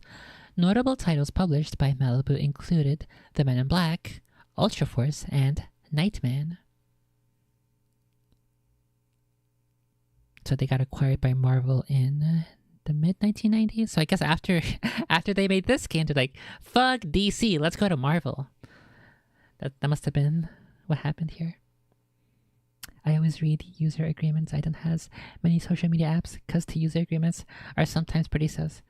Yeah, I hate that it requires that you hand over your data and that you consent to it by clicking that you agree. But it's a give and take. I am okay giving away some of my data, unfortunately, for the convenience of using YouTube and maybe even streaming on YouTube and or Twitch. I wish that weren't the case. I wish that weren't the exchange that were in place for them allowing me to use their systems, their platform, but it is. I guess I'm willing to compromise on that part because I'm willing to hold back from other things that I don't want to give my data to. I very much limit the social medias I sign up for and interact with to avoid sending my data to too many people. I rewatched some scenarios in Batman Returns over the weekend, and the music is some of the best me heard in Batman's. I think I myself am impartial. I don't care too much for the Danny Elfman musics. There's just something about his music that's a little too Christmassy and maybe even a little bit too upbeat for me. In general, but also even in the Batman Returns movie. I am not the biggest Danny Elfman fan, but it works, sure. Okay, so why the fuck doesn't this one work?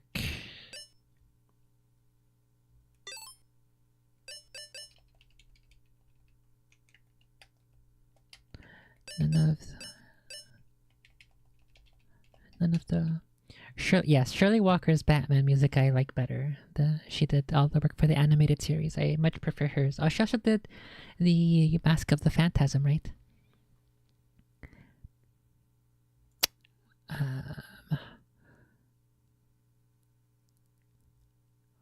Why can I not?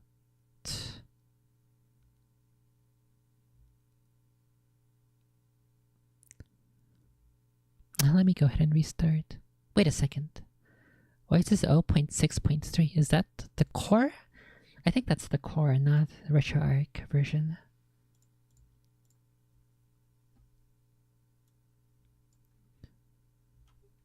Okay, so let's see.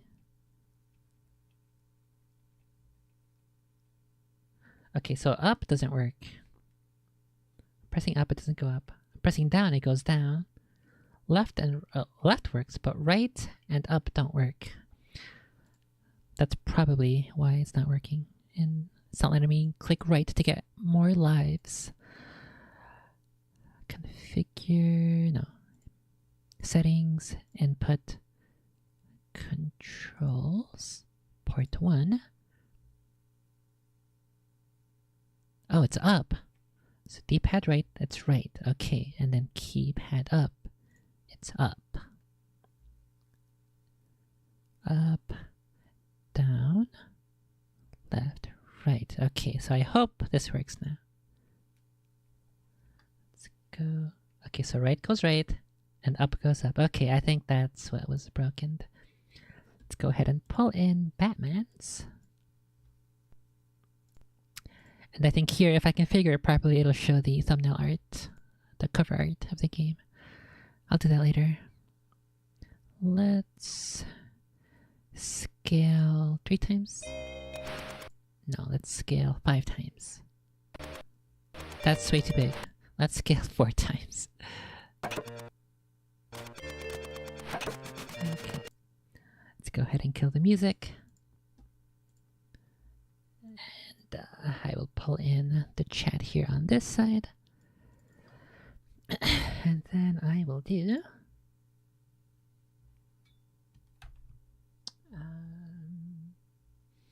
let's kill the screen. Let's bring in RetroArch. I guess I'll kill the camera too until patches shows up. RetroArch is here. There is a way to let the game keep playing when I don't have the window selected. Menu.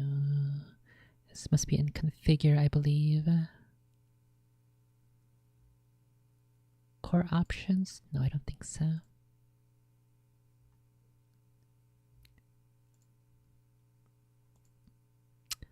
Let's go back to the main RetroArch menu. It should be in there.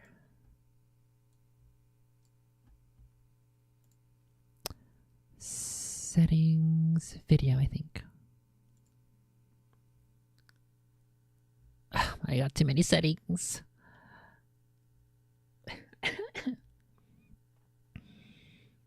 Main menu. Core info configuration file. Let me just go look it up. I don't want to spend too much time looking through the menu. RetroArch. Continue playing. When not in focus.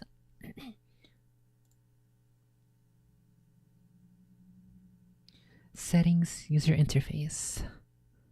Settings, user interface. Okay, and then don't run in the background. Background.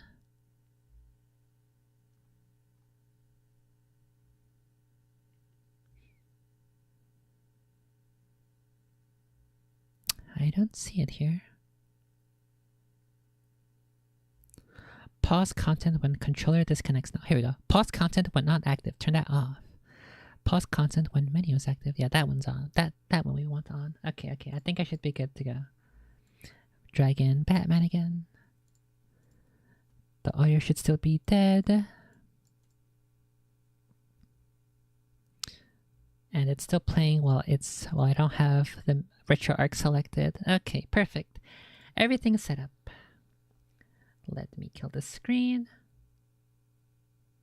Let me make sure this is centered. Okay, perfect, centered.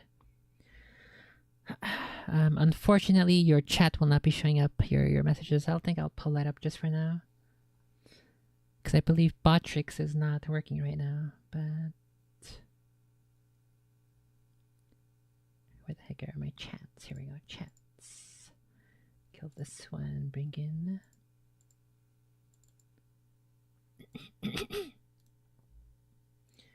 in this chat and then refresh the cache. There we go. Perfect. There is Meow Meow on the screen now. Although it does cut you off. Let me fix that.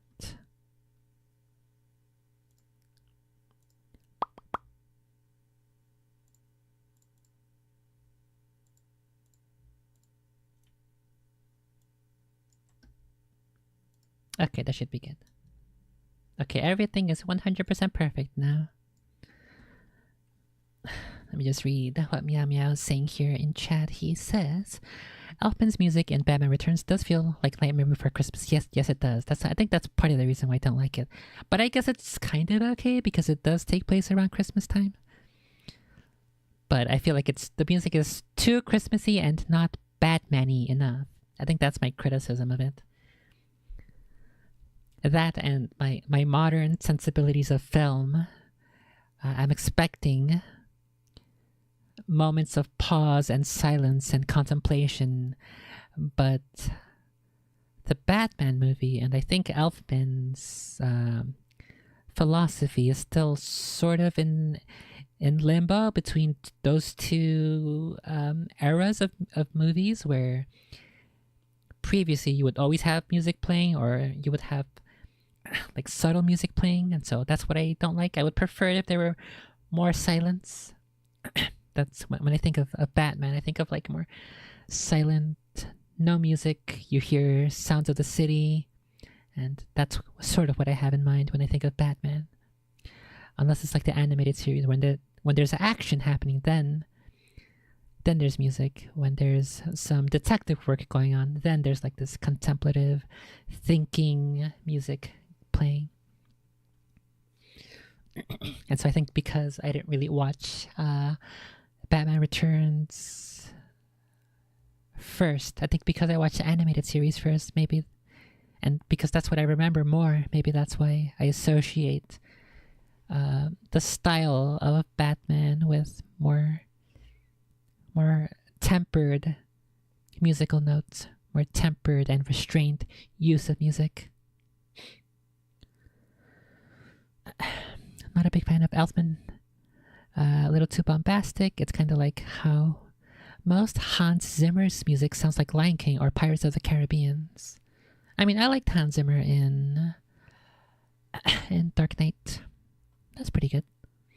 I also liked Hans Zimmer in Modern Warfare 2. Ramirez, get to the Burger Town.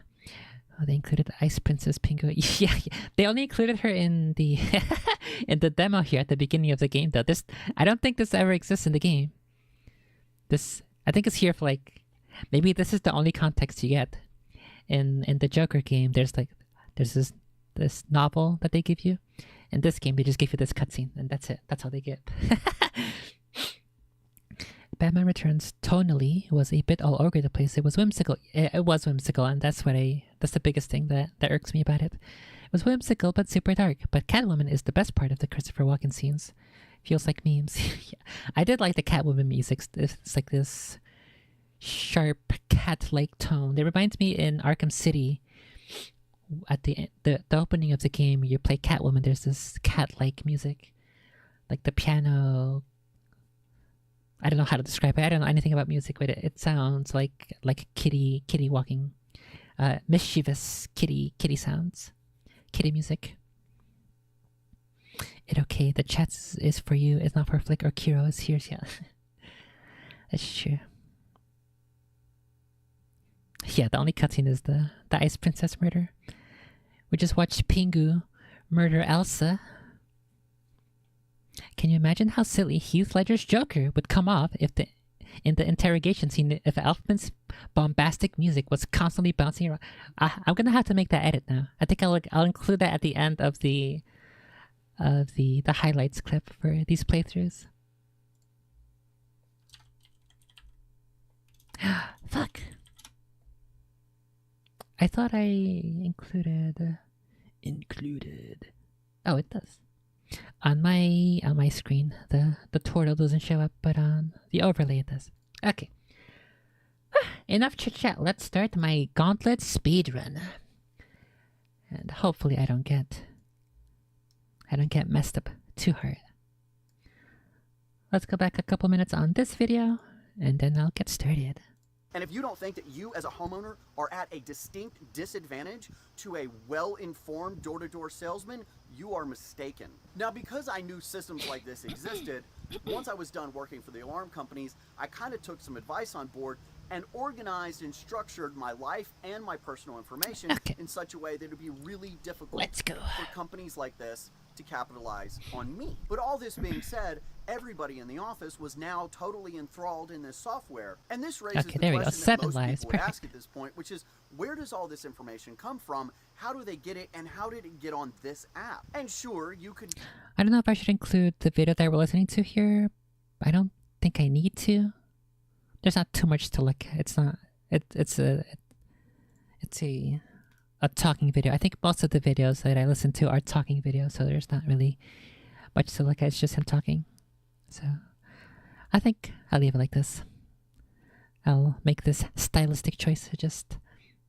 We listen to this guy and we play the game. Okay, let's go. Give all the cliche answers of Google's listening to everything you're saying, or Amazon Alexa, or Facebook is stealing your information. And yeah, they are the snoops that do that, but it's really, they're just the people that collect the data. How did it get on this app? And the answer to that question is data brokers. Data brokers will buy this information from all of the suppliers, and then they'll culminate it and aggregate it and refine it down into these softwares. And then those companies try to sell that software to me and a whole bunch of the other home service providers in the neighborhood. At this point, I'd like to point out kind of an irony of the situation. First off, the companies steal your information, and it gets sold multiple times, and it's your information, and you never make any money off of it. And then, the people that they're selling the information to are just gonna annoy you with that information or put you at a disadvantage when you're dealing with a home repairman. And let's face it, there's a lot of people that would be at a significant disadvantage. So look at it like this. If you need your heating and air conditioning system replaced, and the salesman knows that you have $20,000 available through a home equity line of credit, he knows he can price a $12,000 system at $16,000, $18,000, $19,000 because you've got the money. And remember, most customers don't price shop. So I'm sitting here in this meeting and I'm thinking several things to myself. Like, one, do I really need this software? Two, is it ethical? Three, damn, the price is pretty high. And four, I'm not really sure operating within this software is within the confines of what I want to do within my business. So I'm sitting here in this meeting, getting this presentation of this software, and I'm thinking to myself, is this even ethical? Do I even want this software? What is the potential for this data to be abused? I think that's one of the worst parts of this game. As you can see, they have range on you. Even though it looks like you're the same exact distance, it's not quite that. It's not quite that forgiving, and so that's one of the reasons why. Oh, fuck! I thought he was stuck. That's one of the reasons why it took so many attempts to get far in this game. And here's the first Catwoman fight, the first Catgirl fights. It's just one of those games, as I was saying previously, where it's designed to make you frustrated. Ow. Fuck out of here, you bitch. Get the fuck back. She might kill me here, actually. Ah! Fuck, she kills me. It's definitely not a... They made this for kids.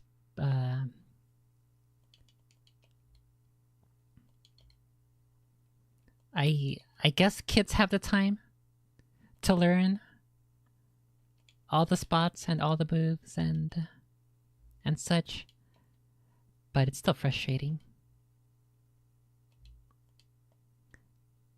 And I think that's one of the key reasons why, as an adult, you kind of have to use save states, because it's not really designed to respect your time. Oh right, I was gonna try to knock her off the roof. I'm a roof Korean now.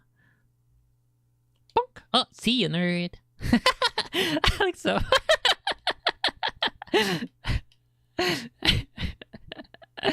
Oh my god. I gotta do it again, it's too funny. Bonk!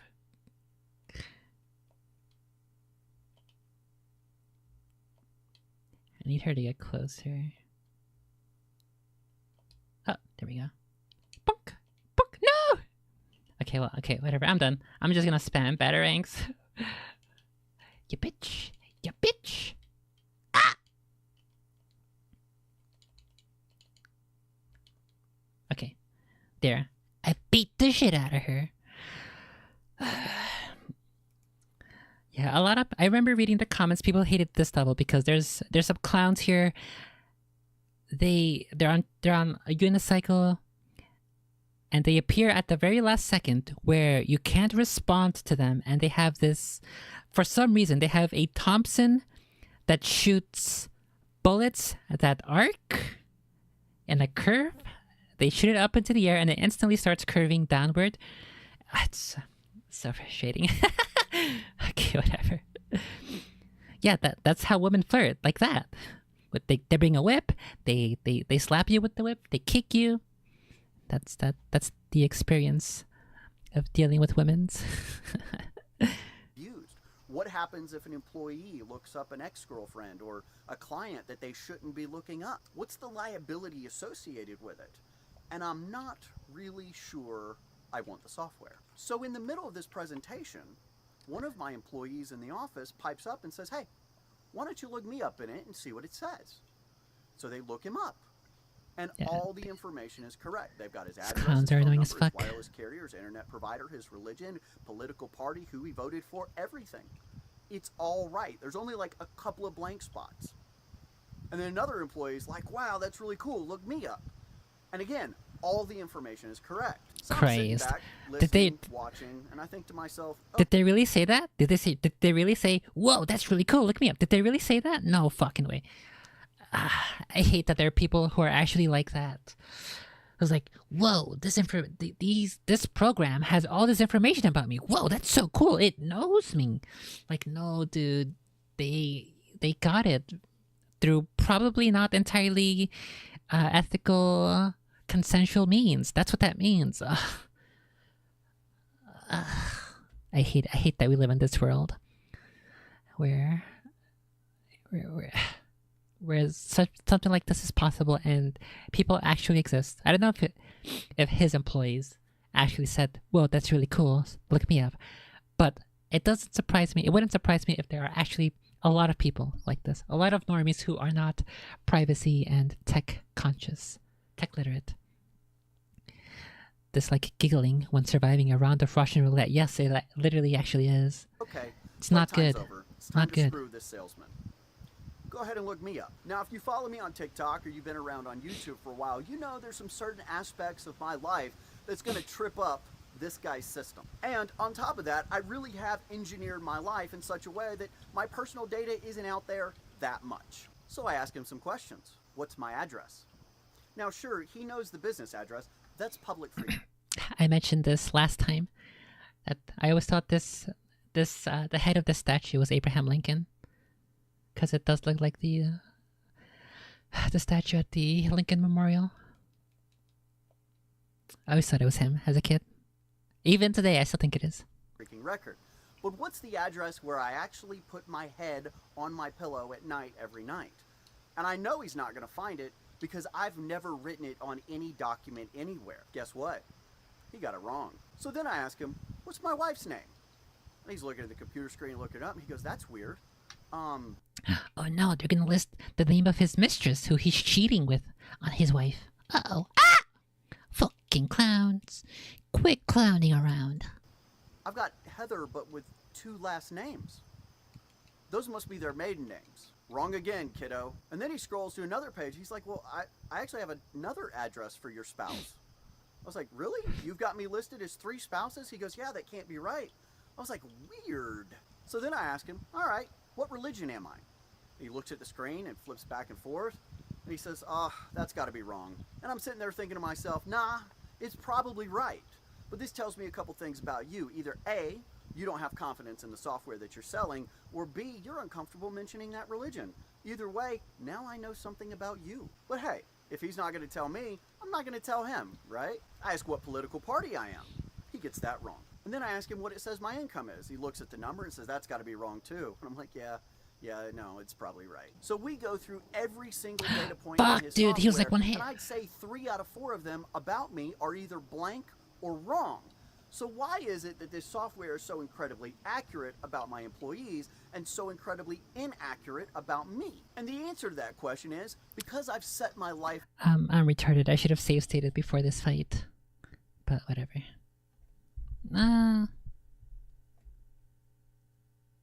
No, yeah, I think I'll that previous save state. I don't.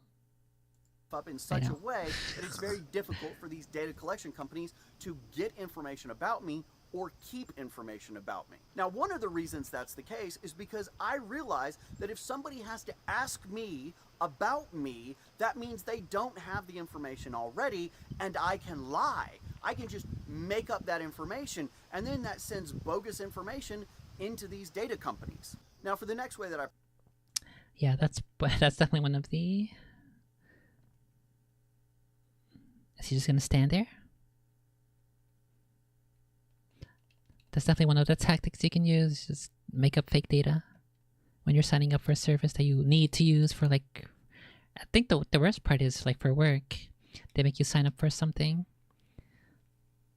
You can't really avoid it. But if it's not data that they're gonna use themselves, if it's like a third-party application or something, then yeah, go ahead and lie. And don't give them anything they don't really need.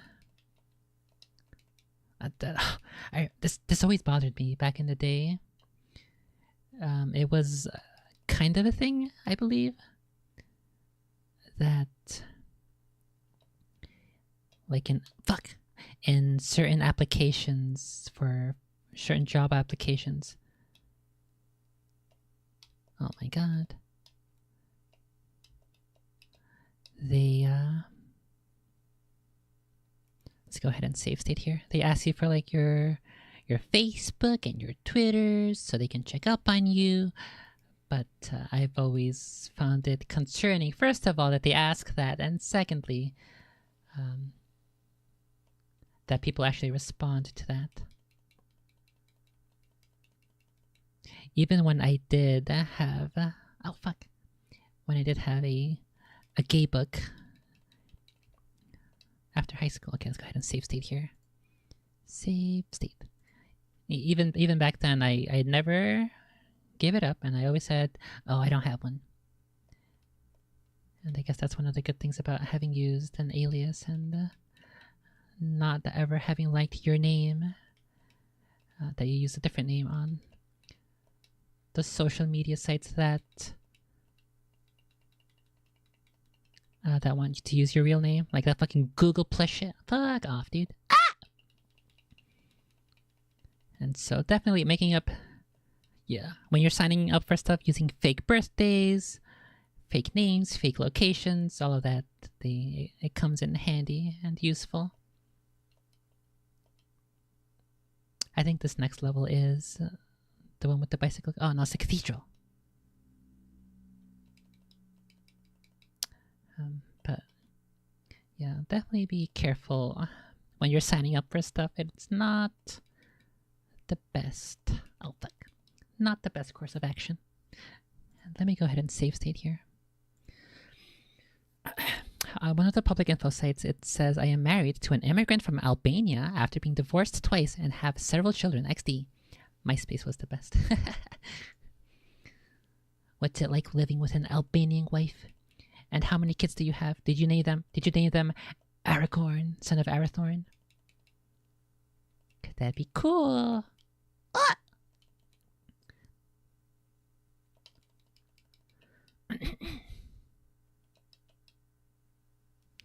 Okay, let's get back to the video. To protect myself, I have to give a little bit of credit to the federal government. And I know that sounds weird saying that the federal government helped me protect my personal data.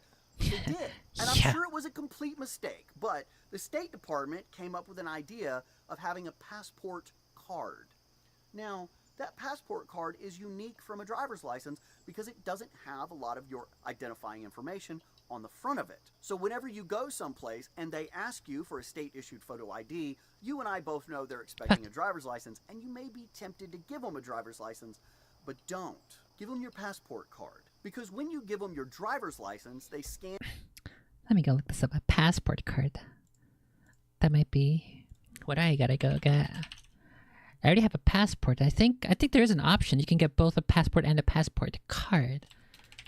Passport card. Or did they phase this out over the past couple years because they're like, wait a second, this isn't my world. Disappoint. Did they phase it out because they're like, wait a second, we can't collect as much data? Let me go. Let's go pull this shit up, Jamie. I might have to just apply for this and use this. Because there are certain websites, certain banking stuff where, and I think even PayPal, they do ask for password. Oh, let me go ahead and pause the game first, actually. Go ahead and do that. And where's my screen? Screen. Pull a retro arc beneath screen. There we go. Passport card. We began issuing U.S. passport cards in 2008 to meet the needs of U.S. citizens who travel from Canada, Mexico, Bermuda, and Caribbean countries by land or sea. The passport card cannot be used for international air travel and is a cheaper alternative to the passport book. Learn about the card on this page so you can decide if you want to apply for either the book or card or both documents. So passport book and passport card. The card validity is the same as passport book. So I guess when you apply for the passport book, that's the only time you can also get the card, if I'm reading this correctly.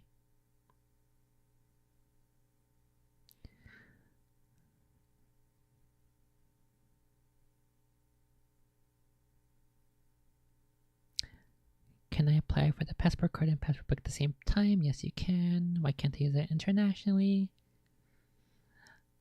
I guess I'll have to look into this later. So this might be a good alternative. What information is shown here? Let's go see. Let's check this PDF. Look, go away. So the passport card has your nationality, your passport card number, your name, sex, date of birth, place of birth. I don't think the passport book has your place of birth, does it? It has the issuing date.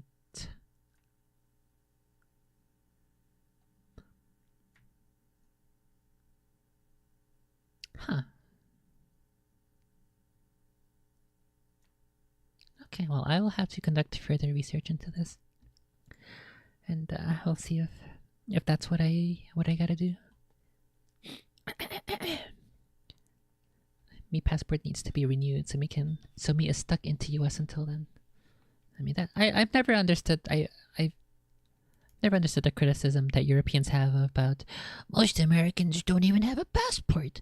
Most Americans don't even travel outside of their own country. Yeah, because our country's fucking huge, just like the entire size of your entire continent. You fucking idiot. You fucking miscreant.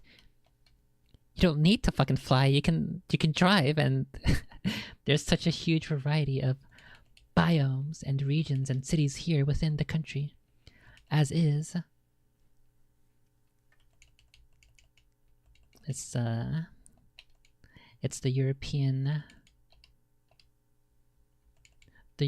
ego. Like, we're so much better than Americans. Ah! We're so much better because we travel. Yeah, Americans travel too. They don't need to go outside of the country to see major cities. There are plenty of major cities within the country. Okay. Passport has access to birth certificate, social security card, and driver's license or ID. Yeah, I know. I've had 2 passports, but I don't think it shows your city of birth, but I could be wrong. I'll check later. It's not a huge important detail, but since he mentioned it, I figured I'd have a quick little peek. Scan it, copy it, get the barcode off the back, and that gives them a ton of information about you. And God knows where that information goes once they have it. The passport card doesn't have a lot of that information. And sure, sometimes they'll look at you and go, "No, we'd like your driver's license." And to that, I just look at them and say, "I don't have one." I mean, what the hell are they going to say to that? They're going to call me a liar? They want my money and they want my business. They'll deal with the passport card. So as I'm sitting here watching this entire demo that he's doing... That reminds me, when I went to go get my state ID here, she asked me for my birth certificate. Or rather, I initially handed her my passport, which has all of my most up-to-date and recent information. My name and the sex, which I failed because it has a letter F. And so I handed her that, and she said, no, I want your state ID and your birth certificate. And I said, okay, sure. And I gave her that, and I also gave her the legal name change stuff. And she had to redo it again because she was using outdated documents. I tried to give her my most updated one because I understood my situation, why the passport was literally the best document to hand in. And she had to redo it. We could have saved all that time if she just... The passport is listed there as a possible document for validity, and I don't know why she didn't accept it. She specifically wanted state ID and birth certificate and stuff, so I don't know. It's weird. She probably was not expecting and does not usually handle people like me, let's put it that way, who have these other circumstances. And seeing what this product does, there's a lot of things buzzing around in my head, and I've pretty much made up my mind that I don't want to know the religion of my customers or how they voted or how much money they have available. That strikes me as none of my business. I certainly don't want to know about their credit score. It's probably just going to make me feel bad about my credit score. How about if we just keep doing business the old-fashioned way? I give you a price, you tell me if you want me to fix it. Easy peasy, lemon squeezy, let's get your plumbing fixed. Lemon now, whenever squeezy. I told the salesman that I didn't really want to buy his creeper software to spy on my customers, he was genuinely shocked. And what he did is take that opportunity to explain to me the huge disadvantage that I would have, and that he, as the regional sales rep, knew all the companies that he had sold it to, and everybody was buying it, and I would be at a distinct disadvantage, especially against the national sales companies that have this program integrated into their core systems. So here's the first Pingu fight, but I'm not really going to talk about it. Yeah, I'm in the same boat as this guy. I would rather... Let me go ahead and use the heat-seeking batarangs. I would rather be more ethical in the way I operate my businesses. Yeah, I'll be at a disadvantage. Sure, I don't care.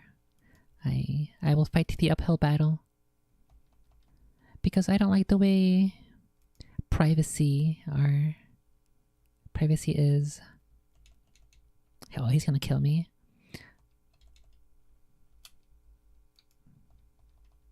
Okay, whew. I was at 1 health left. Oh, well, too late. I already beat the Pingu. You don't get to hear the music. Unlucky. But yeah, I would rather do the difficult uphill battle. And the same thing. Yes, there are certain other... For my other business, yes, there are other platforms that I could use. Other people want to support my work if I go to the popular platforms and the popular businesses. The first one that comes to mind that may or may not be similar to a ceiling fan or a floor fan, only fans like that. But I'm not going to use those services because they require ID, and I'm not going to do that. Fuck off.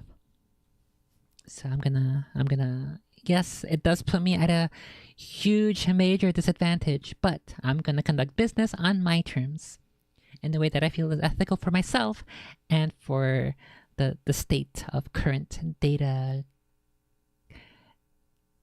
privacy, computers, the entire thing. I have to, it's one of those things that I need to consider and keep in mind when operating businesses online. If me one Catholic, Meeple probably does other businesses too. What the heck? And then you're gonna use that to get your surgeries, your booba surgeries. On your Discord thing, does it still say your pronouns are she, her? So what is this? Peer pressure sales? Like, he's literally telling me, well, everybody else is doing it, you should too. I mean, that sounds a lot like high school, and Yes, it does. First of all, yes, it does sound like high school. And secondly, yeah, just because everyone else is doing it doesn't mean I agree with it. Doesn't mean it's good. Doesn't mean it's ethical. And so yeah, I agree. I don't care what everyone else is doing. I'm gonna do my thing. I have my own concerns, my own takes, my own positions.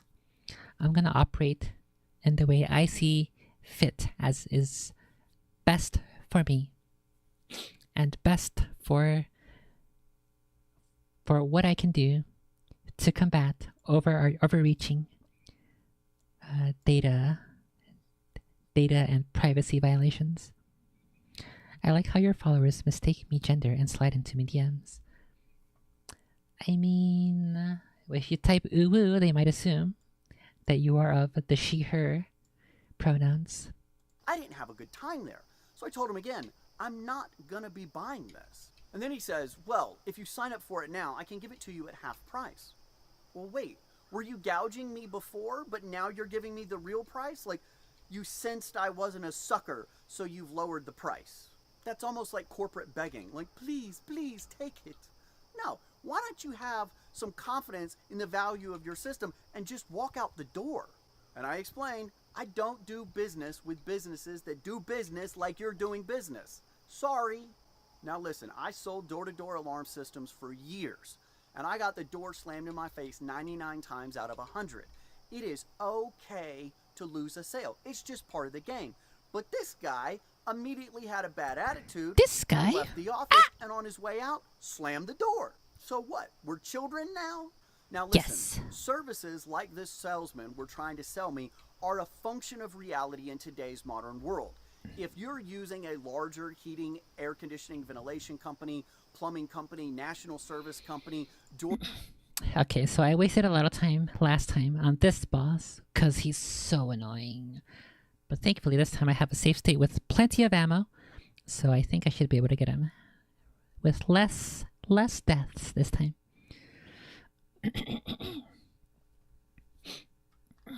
Door-to-door salesman, whatever, you need to understand that they're armed with these pieces of software and they know information about your personal life and financial life, and that gives them a distinct advantage whenever they're making a sale to you. So please tell me in the comments, do you agree with companies having software like this? Because these softwares are becoming the norm. More and more companies are having these types of databases integrated into their core operating systems. So whenever somebody comes to your house to sell you anything, whether it's a new air conditioning system or a roof or a plumbing system or water filtration, they have this information. How do you feel about that?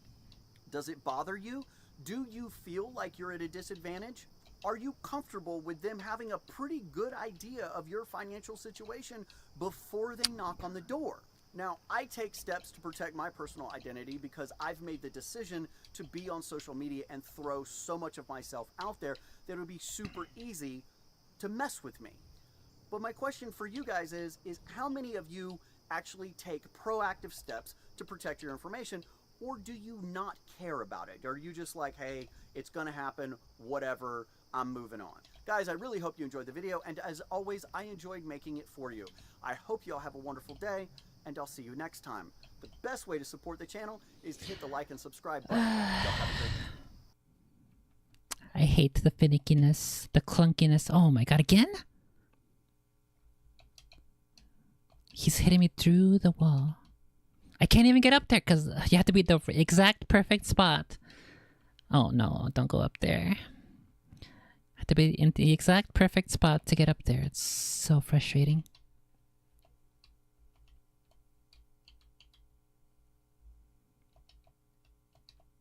I think I think the boss music from this fight, which is the same boss music every time, but because I spent like 30 minutes on this fight, this is the fight that got that boss music stuck in my head. And I hate why didn't they just hire better musicians? So funny. And looking up how to beat him on YouTube was not useful or beneficial whatsoever, because all of the guys who did the boss fight tutorial gave themselves infinite batarangs. Like, fuck off, dude. I want to know how to beat him for real. And I found out that this is the strategy that works. Fuck! It's the strategy that works for me. If the game wants to cooperate, it's so awful the way the game the game controls sometimes. Okay, let me swap over to my bat gun.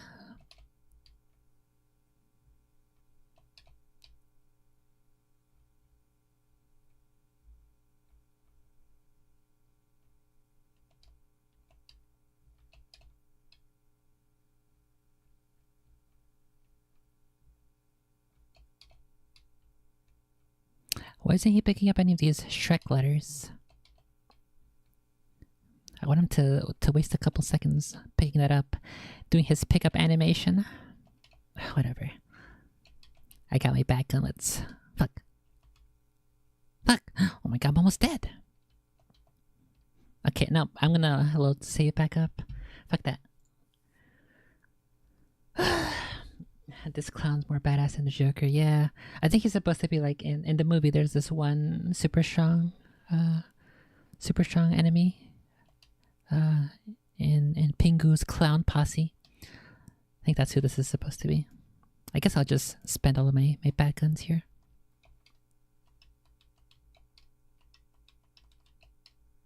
Okay, he's got 3 health left. Let's get my health here, and then we can fuck him up.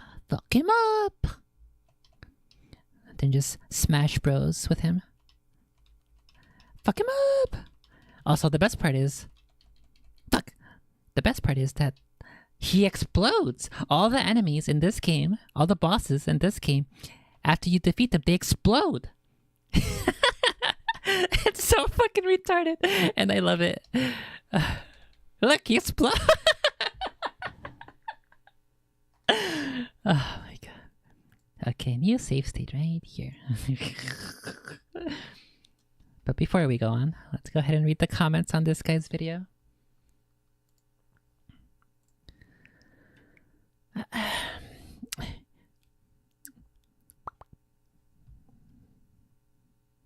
I used to work as an enumerator, someone who gathers information like this, and I fully believe that it is a massive invasion of privacy. Like I deleted my own page. Yeah, he must have been built by Dr. Eggman. He's a robot. Is there... I think in Teen Titans there's this guy called Gizmo, right? But in the entire Batman itself, there's no one who uses robots, who builds robots to make enemies, to make goons and henchmen. As some Eddie Redman 3 says, as someone who was a data scientist at one time, I will tell you this: it's terrifying, and I hate it. We're about 2 steps away from a cyberpunk oligarchical state like Shadowrun. But also, how on earth did you hide your divorce records from public knowledge?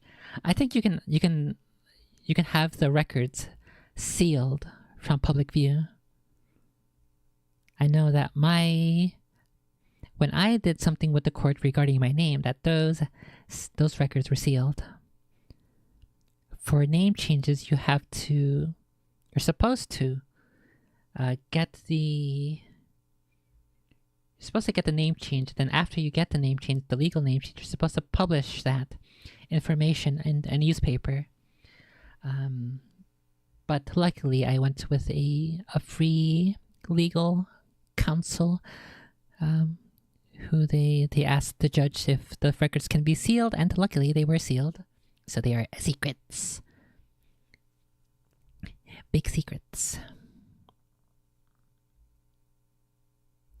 Nothing is ever free.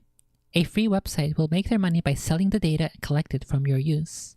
These companies have been doing this since 2003. Very, very true. And it's sad that a lot of people don't realize that.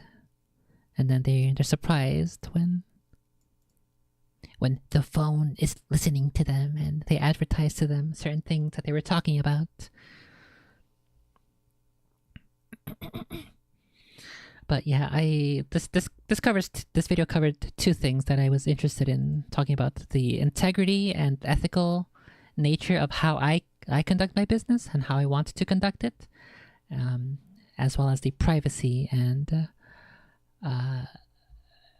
I guess the data brokerage reality in which we live that I heavily disagree with and heavily tried to avoid whenever possible. However, it is one of those things where I have to, in order to stream here on YouTube, I do need to use YouTube services and Google services and such, but I try to limit how much info I give them, and I try to limit how much correct info I give them. You don't need to know all of that. Which honestly, I think it's funny that it goes hand in hand with the previous topic about you don't owe your coworkers anything. Like, I don't gotta tell you shit. You can suck my dick. How about that? Have you seen this? It's interesting take on Batman Forever. It'd be interesting to review on stream. Yeah, maybe I'll do it afterward. If I really want to finish this game because I really want to. I want to be able to have the gamer credentials to say that I beat this game. So I'm definitely going to continue with this. Let me go look at my notes, see what other topics I have here. So this one was Your Income for Sale by James Butler. We got that one. Spooky ghost stories, politics. These are articles. I don't want to read articles right now.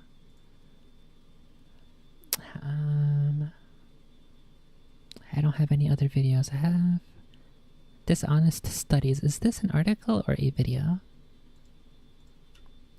It's an article. I don't want to read right now. I want to play right now. Patches! Okay, let's go look for another video to listen to. Patches! Hey, buddy. What happened? What's up, Patches? What time is it? Is she hungry? It's 9 p. It's 10 p.m. Is you hungry? I'm getting a little hungry too, but I think I'll go eat later. I fed them at like 4 o'clock, 5 o'clock. I guess they are kind of. Let me go get them food. I will be right back. Let's put on some music and I'll be back in like 30 seconds.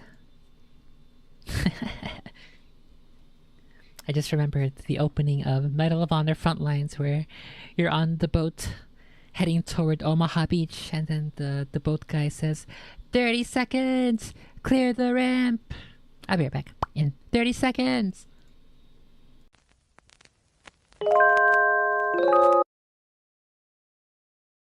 Holy fuck, how did that happen? I didn't do that. What the heck? It's so loud. Sorry if that killed your ears.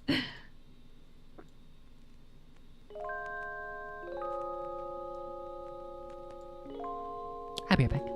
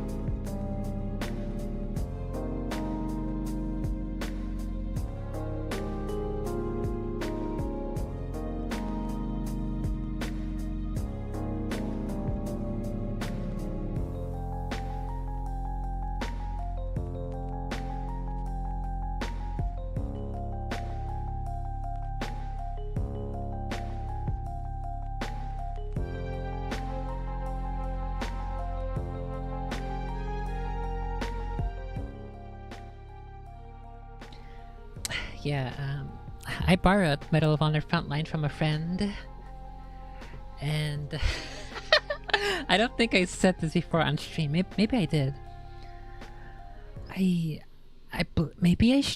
Yes, I did stream it.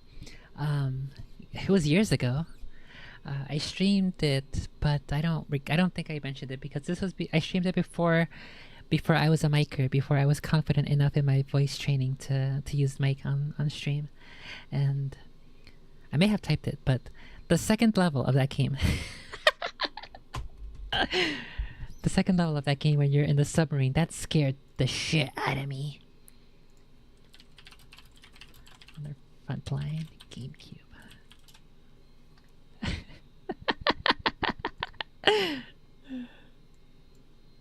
Yeah, this was a fun game. I liked it.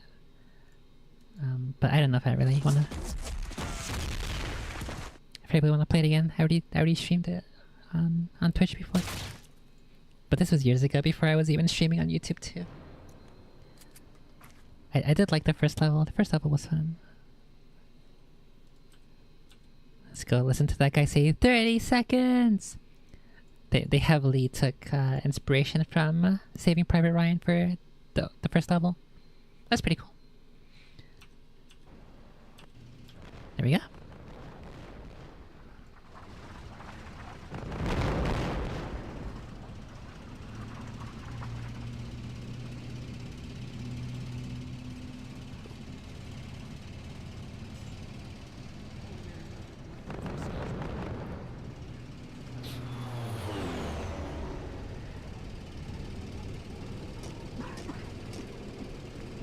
Ew, he's throwing up. Ew.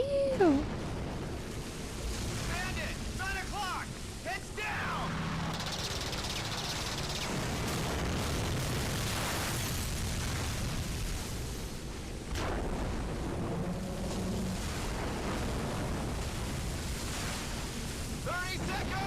$30 seconds! 30 seconds! Alright, listen up. The ramp drops, move out. You get lost, look for me. But yeah, that's the part. Let me just two times speed it so we can have a look at some of the cinematic introduction. Inspired by Saving Private Ryan. And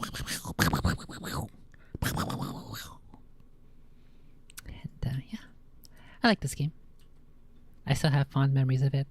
It's definitely very dark and gray and cloudy and foggy.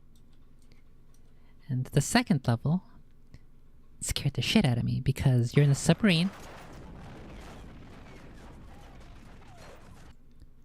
You're in a submarine all by yourself, and there's no backup, and it's close quarters, and you're surrounded by Nazis. Oh, okay, no, never mind. It was the third mission. So the second mission is you're trying to get to the... Trying to get into the submarine, into the port. Wait.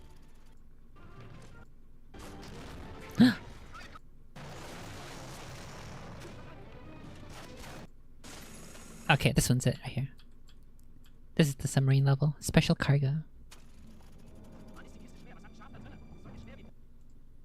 And I was under the impression that this was a world war and I was gonna have teammates and allies and other marines and soldiers fighting next to me side by side, brothers in arms.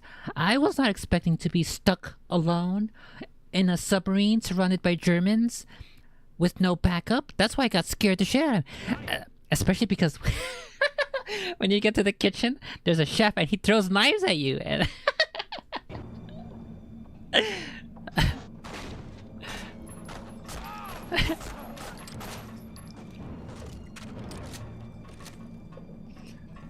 oh yeah, in this next room up ahead, there's a guy in the shitter.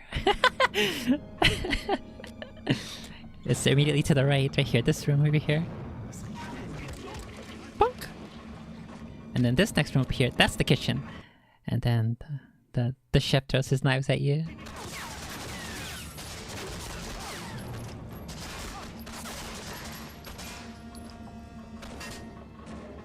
Oh, it's the next one. This is the This is the diner. The next room is the kitchen.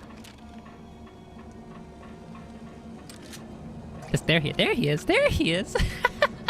He's chonker too, like Pingu. Boop. Even this guy doing the long play, he's scared of the chef too. But yeah, that's what I was thinking of.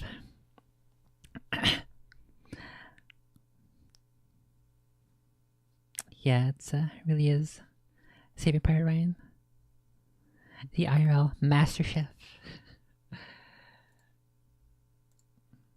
But yeah, I like that game. Other than that level scaring the shit out of me because of the chef, because I was all alone, and it was spooky, and I was afraid. Okay, let's see if there's any other videos I can listen to. I need some podcasts to listen to.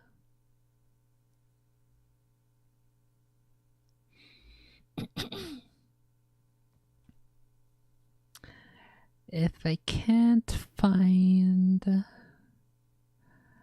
a good thing to listen to, I'll just pull up one of my scary stories. Or actually, we can do a Big Feats podcast. I don't really see anything. No, but that video, I would have to actively look at it and watch it so I know what he's talking about. I really just want to focus on the game. I want to focus visually on the game, but audio, I think I can listen to something else. Because if it's a video that has like a thesis, that's like, especially if it's a video essay where like he's gonna pull up video and footage to support his claim and his point, then I would want to watch it, not just listen to it. Okay, I don't find anything. Let me do a spooky. I had linked here a spooky 19 true scary paranormal ghost stories. That's what we're gonna listen to. I started listening to this earlier, but I wanted to save it for stream, so let's go back to the beginning. It's a lot of green lawn, which, as we were about to learn, replace an old connector water pipe from a great church in our city. I was a construction worker back then. We had to replace an old connector water pipe from a great church in our city with a new one. Around the church there was a lot of green lawn, which, as we were about to learn, was used as a graveyard for the richer citizens from 1100 up to 800. Let me try to continue speedrunning this and see if I can beat Pingu today before the power or internet dies on me. 100. The thing is that the ground there is very clayey, which brings the dissolving of the human skeleton to a halt. This, mixed with the old grave-digging habits from the people back then, led to our excavator digging out lots and lots of human bones as soon as it got deeper than 1 meter. It was pretty awkward as our construction team was just standing there staring while the excavator... Speaking of the Master Chef throwing knives, this guy over here throws knives too. Oh fuck! I almost forgot about that demon guy. unearthed whole skeletons and then cut them in half because, in real life, the bones aren't still connected like they are in cartoons and such.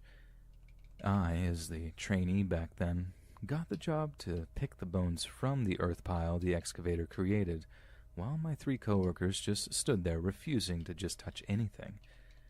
I stood there, wearing gloves, taking up bones in a complete skull, brushing them more or less clean and collecting them on a piece of cardboard until the archaeologists showed up on the site. They took photos, told us some facts of when the place was a graveyard before taking off again. After the work was done, we threw everything back in before the holes got filled up. The paranormal part about this was that as soon as I started working at the bones, I felt like I was being watched, not only by my colleagues, but also by the dead. Not necessarily the ones I was holding in my hands, though. At some point I was even able to see them, but only from the corner of my eyes. I was around paranormal things since forever, and I saw two people standing right next to the hole watching as I did my thing, but they would disappear as soon as I turned my head towards them. At first they seemed to be upset. Gestures that I couldn't quite hear, but as they noticed I was very careful and respectful with the remnants, that they just stood there and watched me. After that they disappeared, but I saw them again. They reappeared in the same style on the always free back seats of our car as we headed back to the department. I was the only... Speaking of holes, I remember we had to, I think it was an assigned reading in maybe 3rd grade for me. And I did not want to read it. It seemed boring. And we had to do, I think it was a weekly report on the chapters that we were assigned that week. And I think she didn't really collect it until the end. Maybe every couple weeks she would check it. And I remember for each chapter you had to provide that. And so what I did was I opened up to that chapter. I opened up to a random page, and and I read like a paragraph, and that's what I drew. That's what I drew and wrote about in my my weekly chapter review to prove that you read it. And I don't recall what their grading was like for that. I don't recall if she mentioned anything, but clearly I got away with it. Oh, fuck. Oh my god, fuck this bitch. Ah! But yeah, I have way too many tips and tricks on how to avoid having to do schoolwork exactly as it's desired by the teacher or professor or instructor. Because I was a bad student and I hated school, and I still do. And now I hate it even more, now that I have experience with higher education and the lack of integrity that they have. Fuck those guys. Fuck those guys to death. I hope their entire infrastructure collapses from their lack of integrity. Okay, so here's a Catwoman fight here. Let's go ahead and save state. Only one seeing them, but my coworkers were a little bit creeped out. I don't have the drawings anymore. I don't even think I got them back. I think she just kept them. But yeah, they were just like kid drawings. One that I remember is that I think they were in a tent at some point, and they were having like a meeting around, like they were sitting on the ground in a circle, and I think I drew something like that. Like they were discussing. I just put in speech bubbles of one of the quotes that the kids were saying. So I never fully read Holes, and I think the movie was on at some point, but I never really paid attention when I was like back in New York when I was a kid. I didn't pay attention to the movie all that much, and I didn't really follow. I still don't know to this day what the book Holes is about, other than digging holes.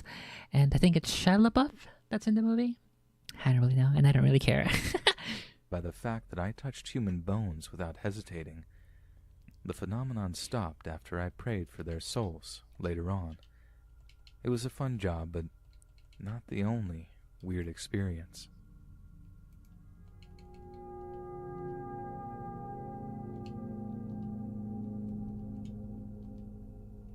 In 2018, I went on a semester abroad in Korea, and on one of our weekend trips was to visit the Demilitarized Zone, or the DMZ, between North and South Korea.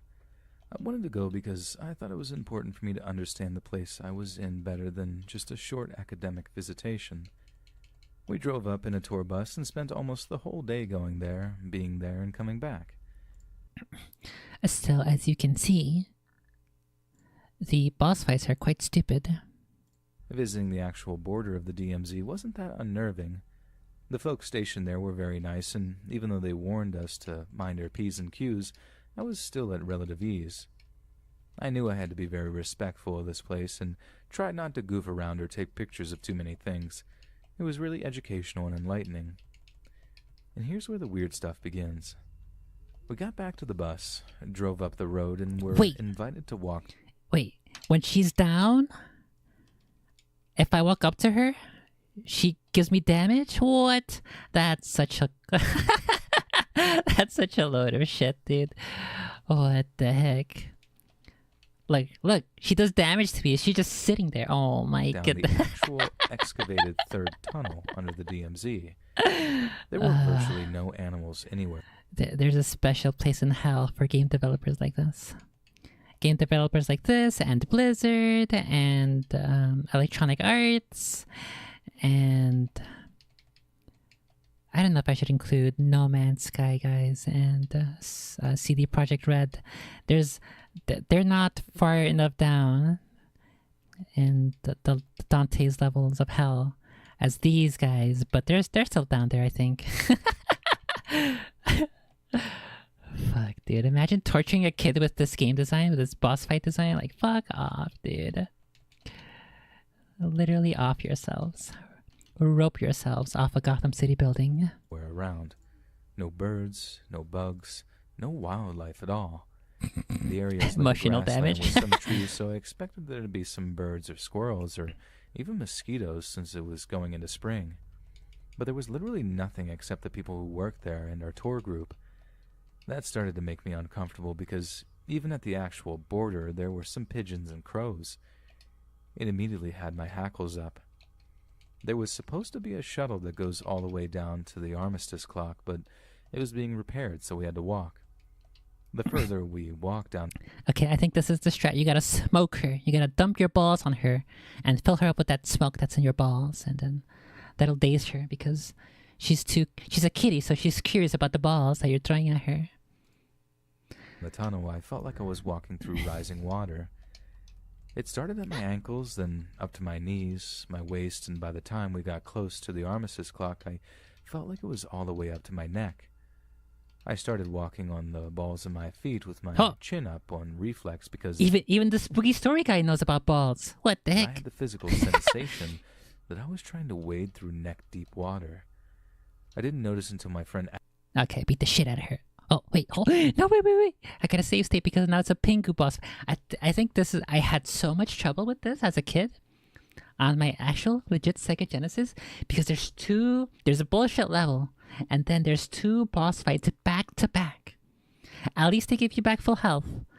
But if you used up all of your batarangs and stuff, then you're kind of shit out of luck. So... I gotta load that save state again. I'm gonna instantly die here. Asked me why I was walking funny. Getting hit by the ball is an insta kill. It's a one hit kill, like Indiana Jones. Basically, that's what this entire level is. The Indiana Jones rock ball. What did curiosity do to the cat, Miss Kyle? Okay, let's do this and then load state. When I walked normal, I felt like the water was over my head and I couldn't breathe. When I got to the armistice clock, I felt dizzy. My vision was getting spotty and I wanted to turn back. I couldn't move my feet from where I was standing. I felt like something was pushing my chest and all of a sudden it felt like I wasn't myself. I felt like I was someone else. I looked down and I felt like I was wearing the wrong clothes. Okay, new save state here. On this Pingu fight, which took me a couple of attempts, but not as many attempts as that other big clown guy on the roof, the Shrek roof. So I think I should be okay on this fight. Maybe 1 or 2 restarts, but we'll see. I remember thinking, I'm out of uniform. I kept trying to push the thoughts away and leave, but I couldn't move. I felt frozen. I was staring at the wall behind the clock. A wall that was supposed to be a barrier to keep people from using the tunnel to move between the north and south. Even though I couldn't actually see anything but the wall, my brain felt like I was looking at a woman and her son. I don't know how to describe it. I guess it's like you're not looking at... Okay, I guess thankfully I saved up enough of my homing batarangs to just straight up kill Danny DeVito, so that's good. Not something, but your brain is receiving some information telling you that you are. I felt like I knew them. The longer I stood there, the more people I thought were there. I remember thinking, there are 12 of them. I kept stepping closer and closer until one of my friends asked me what I was doing. I didn't even realize I was moving from where I was originally standing, which was about 3 or 4 feet away from the clock. I couldn't snap out of it until my other friend tapped my shoulder and said we had to go back up and get back to the bus. When I turned around and looked at my friend, I didn't recognize her. When I turned around to leave, I remember hearing the woman say, "Wait, where are you going?" When I kept walking, I heard her say, "Please, don't leave us down here." I wanted to cry. I didn't start feeling like myself until I got back on the bus to drop off my backpack and stop in the gift shop before we went back to campus. Apparently, I looked terrified. The cashier asked me if I was okay, and when I said I was, she kind of gave me a funny look. I eventually got over it until my friend went to Korea on a semester abroad last fall. They went to the DMZ again, and I asked him if anything weird happened. He told me that he felt the feeling of rising water, too, and even the weird out-of-body feeling at the end of the tunnel. The tunnel doesn't end until you're past the border, but the end we stopped at was the clock on the wall. If you go further, like right to the wall, you get in huge trouble, and I wasn't going to risk that after already feeling so strange. He told me that there was this film they watched after the tunnel that documented its history, like when the tunnel was completely flooded to keep people from using it to move in between countries. I missed the film because it took me forever to get up the ramp for some reason. I mean, I knew I was out of shape, but I felt like I got hit by a freight train for some reason. So I walked around the museum looking at some photos of the Peace Talk complex's construction and the different complexes that are around the DMZ, like housing for the people stationed there and for workers at the Kaesong Industrial Complex, which has been decommissioned for a long time. It really unsettles me when I think about it. If I think about it too long, I don't sleep right for a couple of days. I haven't found a good place to talk about it at length until I found the sub. Thanks for being here and for reading about my experience. Okay, so I don't know why I can't avoid the derelicts this time. When I was little, I would frequently wake up in the middle of the night, almost always under sleep paralysis. The times I wasn't paralyzed, I would try to go to my parents, but they often didn't like when I bothered them, so that eventually stopped. I would go pet our big, floofy German Shepherd instead. This worked wonders, and I'd always go back to bed, content again. The times I was paralyzed, though, I couldn't do much. It freaked me out, and I would be terrified for however long it took me to either break out of it or fall asleep again. It felt like something was sitting on my chest, which is a common feeling for sleep paralysis, I'm finding, but to a kid, me, I had no idea, and it scared me half to death.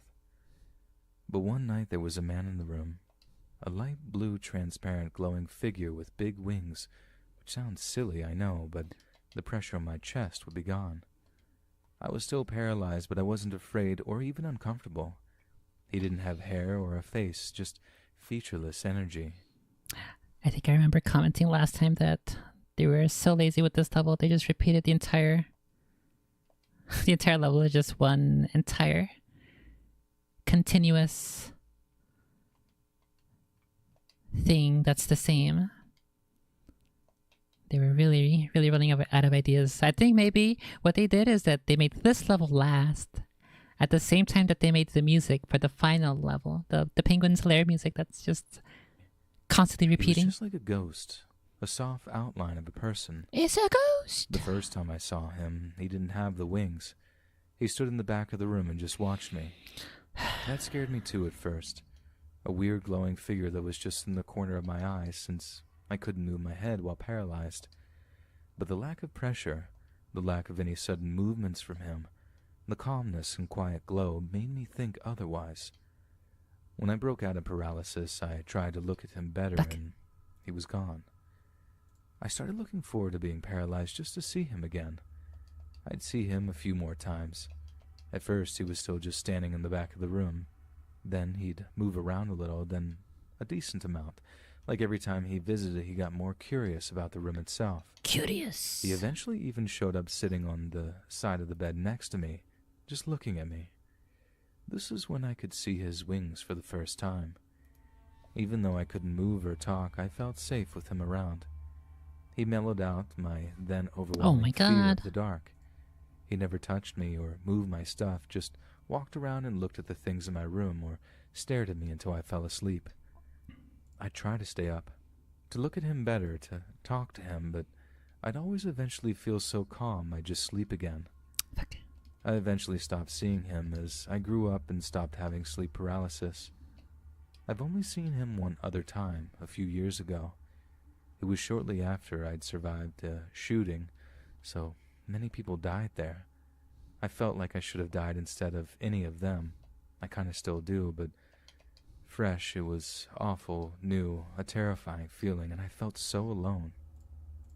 I woke up with the first sleep paralysis in years, and he was there, standing in the back of the room, wings and all. He kind of shuffled there for a bit, then he walked up and sat down next to me on the bed, just watching me like he always does. I felt peace at the time where I thought I'd never feel it again. I fell asleep. I've yet to see him or have sleep paralysis since. Now, logical me thinks I just made an imaginary childhood friend for myself. He was the same color as the moonlight in my room, though he could walk in and out of the moonlight, and I have no physical or video evidence, just my memories of him. Maybe the new low I was in just brought a need for him one last time. Maybe I just felt like a kid again and imagined something to comfort me. But a part of me likes to believe he's still out there, helping people. Maybe it's his job or purpose.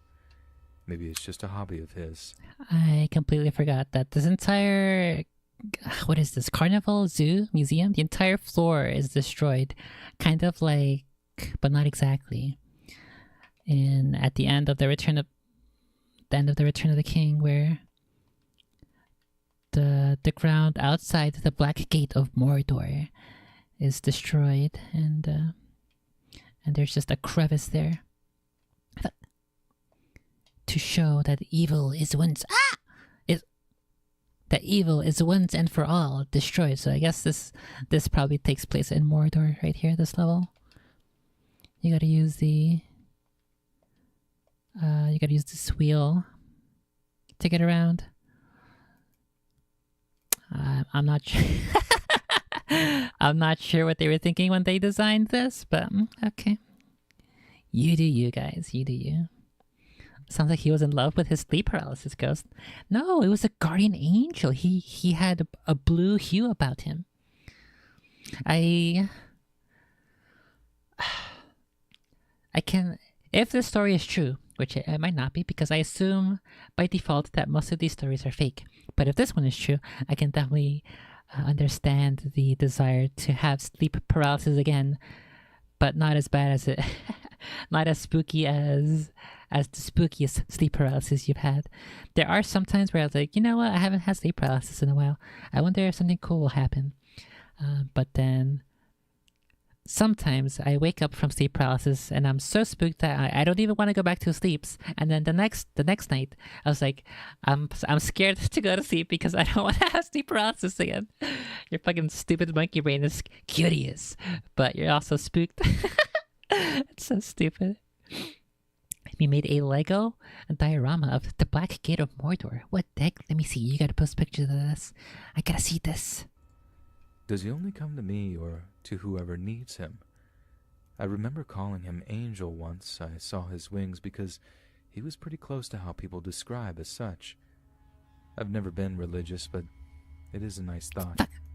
To think he and maybe others like him show up just to be there for people who are scared and lonely. Part of me hopes he still watches over me.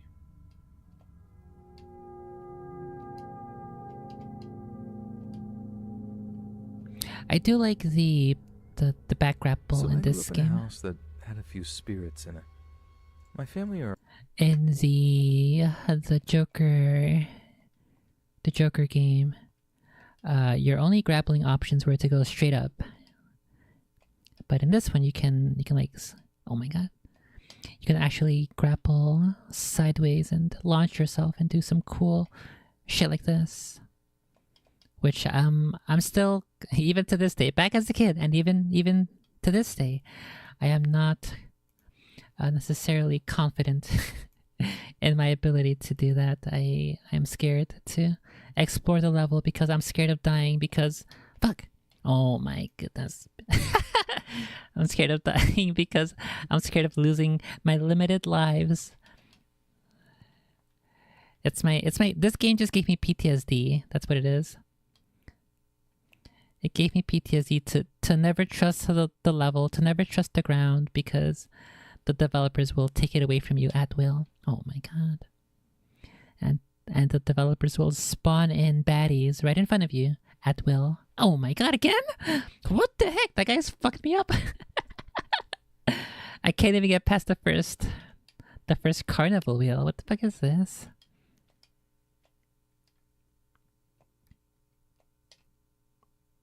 I could just play this like it's a roguelike and just dodge all the bullets. It's I gotta play like it's like it's a bullet hell. Oh right, you can. I forget you can punch the bullets. You can punch the enemy projectiles in this game. I keep forgetting. That's a thing, a feature I should be using more frequently. Okay, well at least I landed here. Go ahead and grab a save state here. I remember calling him Angel once. Batman was defeated by Gravity like Joker, Penguin, Two-Face. Yeah, basically. I guess that's it. That's the end of this level, but I missed that stuff up there. Oh wait, I think this next part is the first part where we see those spooky clowns with their spooky cursed laughs. Let me go turn on the music for that, because that's one of the best parts of this game, and I think one of the reasons why I was scared of this this part of the game. Save state here. Oh, here we go.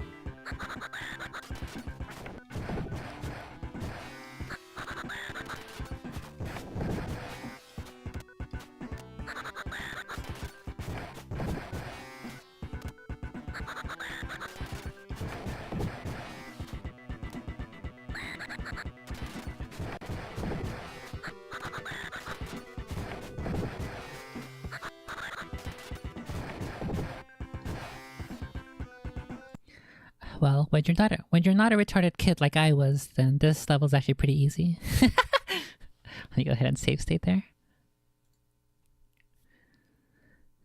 Yeah, I think I read somewhere, it was I think like a Reddit post about this game, where apparently in this game Batman has Kevlar or something on his gloves and his knees, the bottom of his feet or something, and that's why he can stop bullets. I don't know. I don't get it. But I guess if they're gonna make the game this bullshit, then yeah, might as well throw that in there. Why not? Are all skeptics and would find some way to explain things away. A few experiences, and then I'll get into the main story. 1. Our house was 3 stories with technically 3 master bedrooms, 1 on each floor. The one on the main floor we used as an office. I would constantly hear someone walking around in the office at night, sinks turning on, toilets flushing, and occasionally talking. My parents would always say that someone was awake and make those noises, and the toilet and water running was just faulty pipes. 2. There would be a shadow figure that would pace on the top floor. There was like a balcony that overlooked the foyer, and I would usually see who I presumed was a lady in a dress pacing. My parents just said it was a shadow of someone outside. We were on a hill overlooking all of our neighbors, and I don't know how they thought this was possible. 3. I hated using the upstairs bathroom, which was my bathroom. I would hear talking and singing from the bathroom. When no one was home and I was there, someone would bang on the door. One time I was showering and listening to music. I heard the banging really loud, so it actually shook the room. Then the locked door swung open, and then I heard a scream. My parents said my brother was pranking me, which is something that he never did. But either way, on to the main event. My brother is about 10 years older than me. He was the only sibling living at home with me and my parents. He had the master bedroom in the basement. I was never really in the basement except for going to the garage because it was in the basement next to the bedroom. I always remember feeling uneasy down there, though, but I wanted a big room, so when my brother moved out, I begged my parents to let me have his room, and eventually they caved and let me have it. I moved all my stuff downstairs, painted and everything, and I loved my new room. I was talking to my brother about it one day, and he told me, "Watch out for the little girl who lives down there. She likes to laugh." I was shocked, as obviously I thought he was kidding. My whole family besides me never... Uh-oh, I only have one batarang. I don't know if I should save state here, but I think I should. Because I know that there's an upcoming... Or actually, no, the boss fight at the top of the train is after the train level, which has a lot of items, so I think I can save state here. Batman in Dark Knight trilogy had killer and a cape made of parachute cloth. Yeah, but this is the 90s Batman where he was just supposed to have his undies, and that was the joke, that you're just wearing his underwears and his utility belts. So I don't know if it's necessary. Oh, this is a boss fight too. I completely forgot about this one. These are basically the exact same. Exact same enemies from that other level with the destroyed building with the Abraham Lincoln statue. Okay, so this should be the train. There we go. I don't know about you guys, but I don't think I remember there being a train in the Batman movie. The Pingu Batman movie. Never talked about stuff like that. I just laughed and shrugged it off. He was probably just trying to scare me, I thought. About a week after I moved into my new room, I had a friend come over and we're just laying on the floor next to the bathroom laughing and stuff when she goes to the bathroom. She closed the door and I was just zoning out when all of a sudden she goes, "Hey, that's not funny." I asked her what she meant, as I didn't do anything. She said that she heard someone laughing right outside the door, but I didn't do anything or hear anything. She left freaked out and assumed my brother put her up to it since she liked my brother. A few days later, I hear someone in my bedroom while I'm in the shower. I call out thinking it's my mom, but I don't hear anything. I get out, and as I'm putting my robe on, I hear a little girl giggle, and then, "Are you looking for me?" I freak out.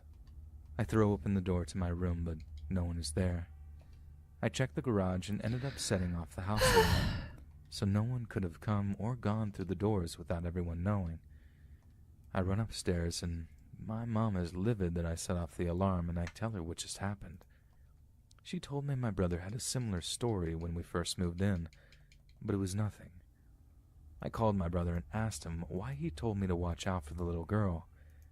He said that I was the little girl. Okay, so I have 4 batarangs. I just used the last of my homing batarangs, that previous level, the previous boss fight. I have 4 batarangs, 4 smoke bombs, 12 bat swarms, and 11, I don't know what the fuck this is, the bat gun. I can't tell what it's supposed to be. So I think I want to conserve these 2 big ones here, the bat gun and the bat swarm for the boss. No, actually, last time I beat him with the smokes, so I think I'll conserve the smokes. Let me use the batarangs and then I guess the bat swarms, I think, weren't as effective on him. He was kidding because the only Batman movie you remember a train from was Batman Begins. The Batman fights Liam Neeson.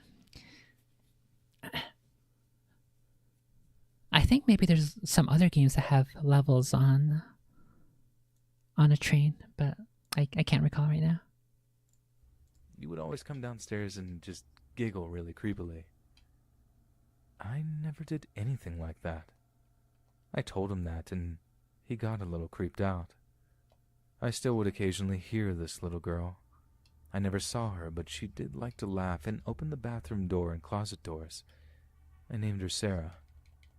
My brother called me up today and asked me about this. He asked me if I was sure I never tried to scare him by laughing, and I told him no. He became uncomfortable. I don't think he knows how to handle the fact that our old house was mildly haunted.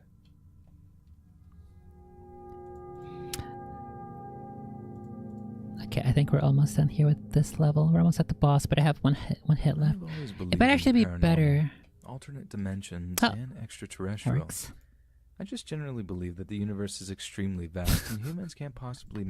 I just love the fact that you bat storm somebody, a normal enemy, and it just instantly kills them, and the bats fly away. It's so funny. Ah! I have a homing battering. Okay, I think I'll keep that one. Let's use the gun on this guy. Fuck. Use the gun on the Irish derelict. And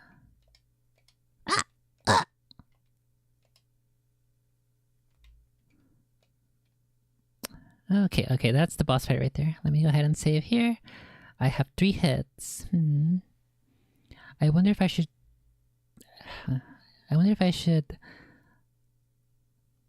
Hang on. I think my previous state, I have more health. Let me see if I can get back over here to this point with more health. Okay, no, I don't have more health. It's that there's a heal up ahead. That's what happened. How would the Burton movies handle Ra's al Ghul? They would probably make him not as white as Liam Neeson. They would make him probably more like the animated series, where he's a bit more... What would he be? He's somewhere like Eastern European / Middle Eastern a bit. He's definitely browner than Bruce Wayne in the animated series. But given the fact that that's his name, Ra's al Ghul, they'd probably do something like a browner guy. Mentally grasp everything out there, and anything is possible. Fuck. However, I've never been very sensitive to anything like that. I've experienced spooky things, sure, but nothing too extreme for me to explain it away. Picture frames that have been hung for years dropping to the floor seemingly out of nowhere in my childhood home, hearing unexplained footsteps, etc. All things I could dismiss. I've also seen several UFOs on the same night, and let me know if you'd like to hear about that, but about a year ago, something happened that I've never been able to explain, and I can't get it out of my head. I'm a female living in central Arkansas and was staying in a rented house with my stepsister and her boyfriend. I was 21. It was 1 floor, 3 bedrooms, and 2 bathrooms.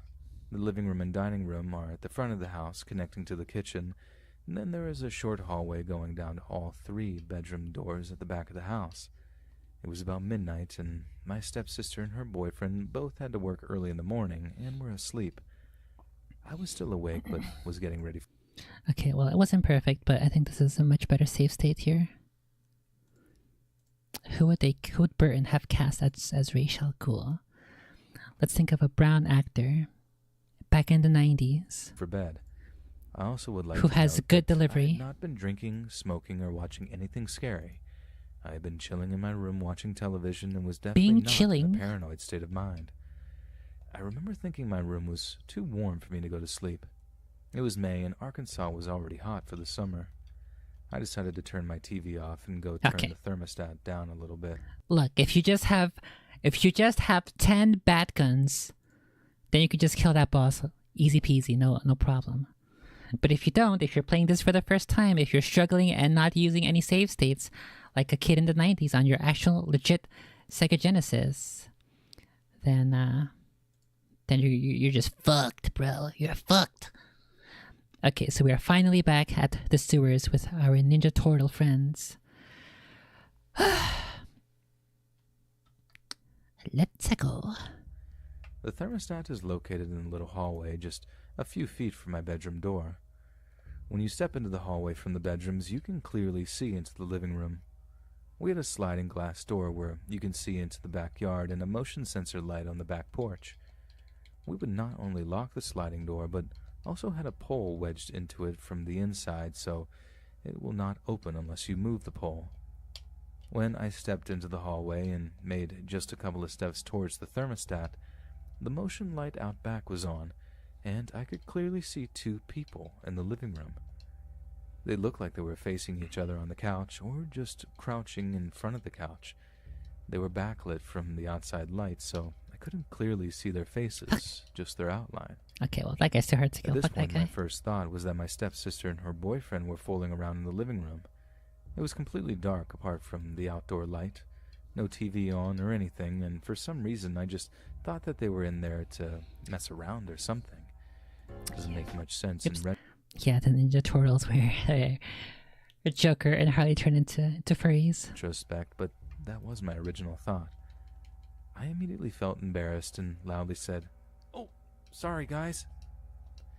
Then the two figures who were originally facing each other darted their heads towards me.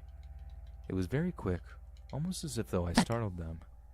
Thinking I had walked in on them and scared them, I quickly turned around and returned to my room, forgetting about the thermostat.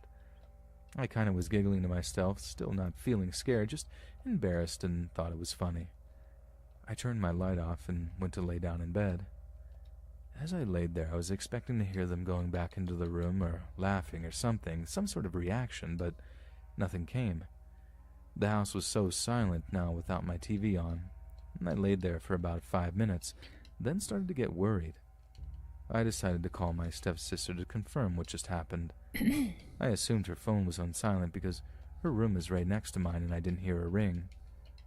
When she didn't answer, I called her boyfriend. His phone rang and he finally answered. It was clear that I had just woken him up because of how sleepy his voice sounded.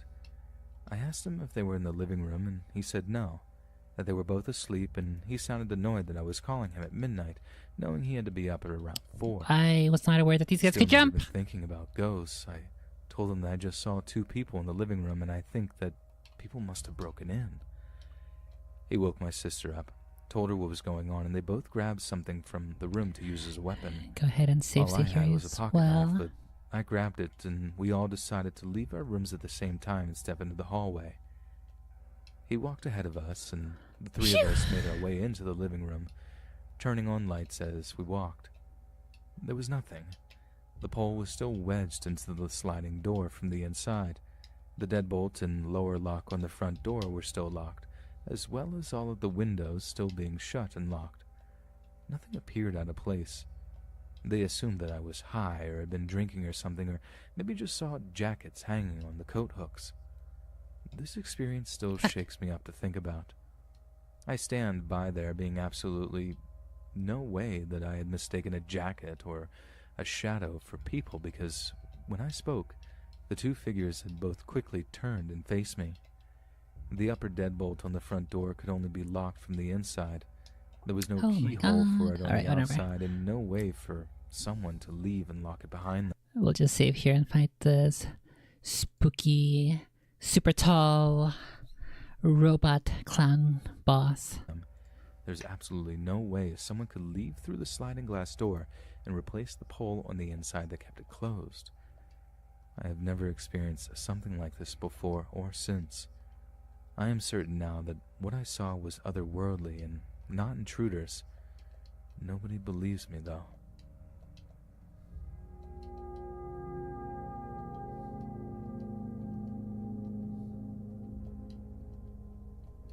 When I was about 10-ish years old, I lived in a really small town.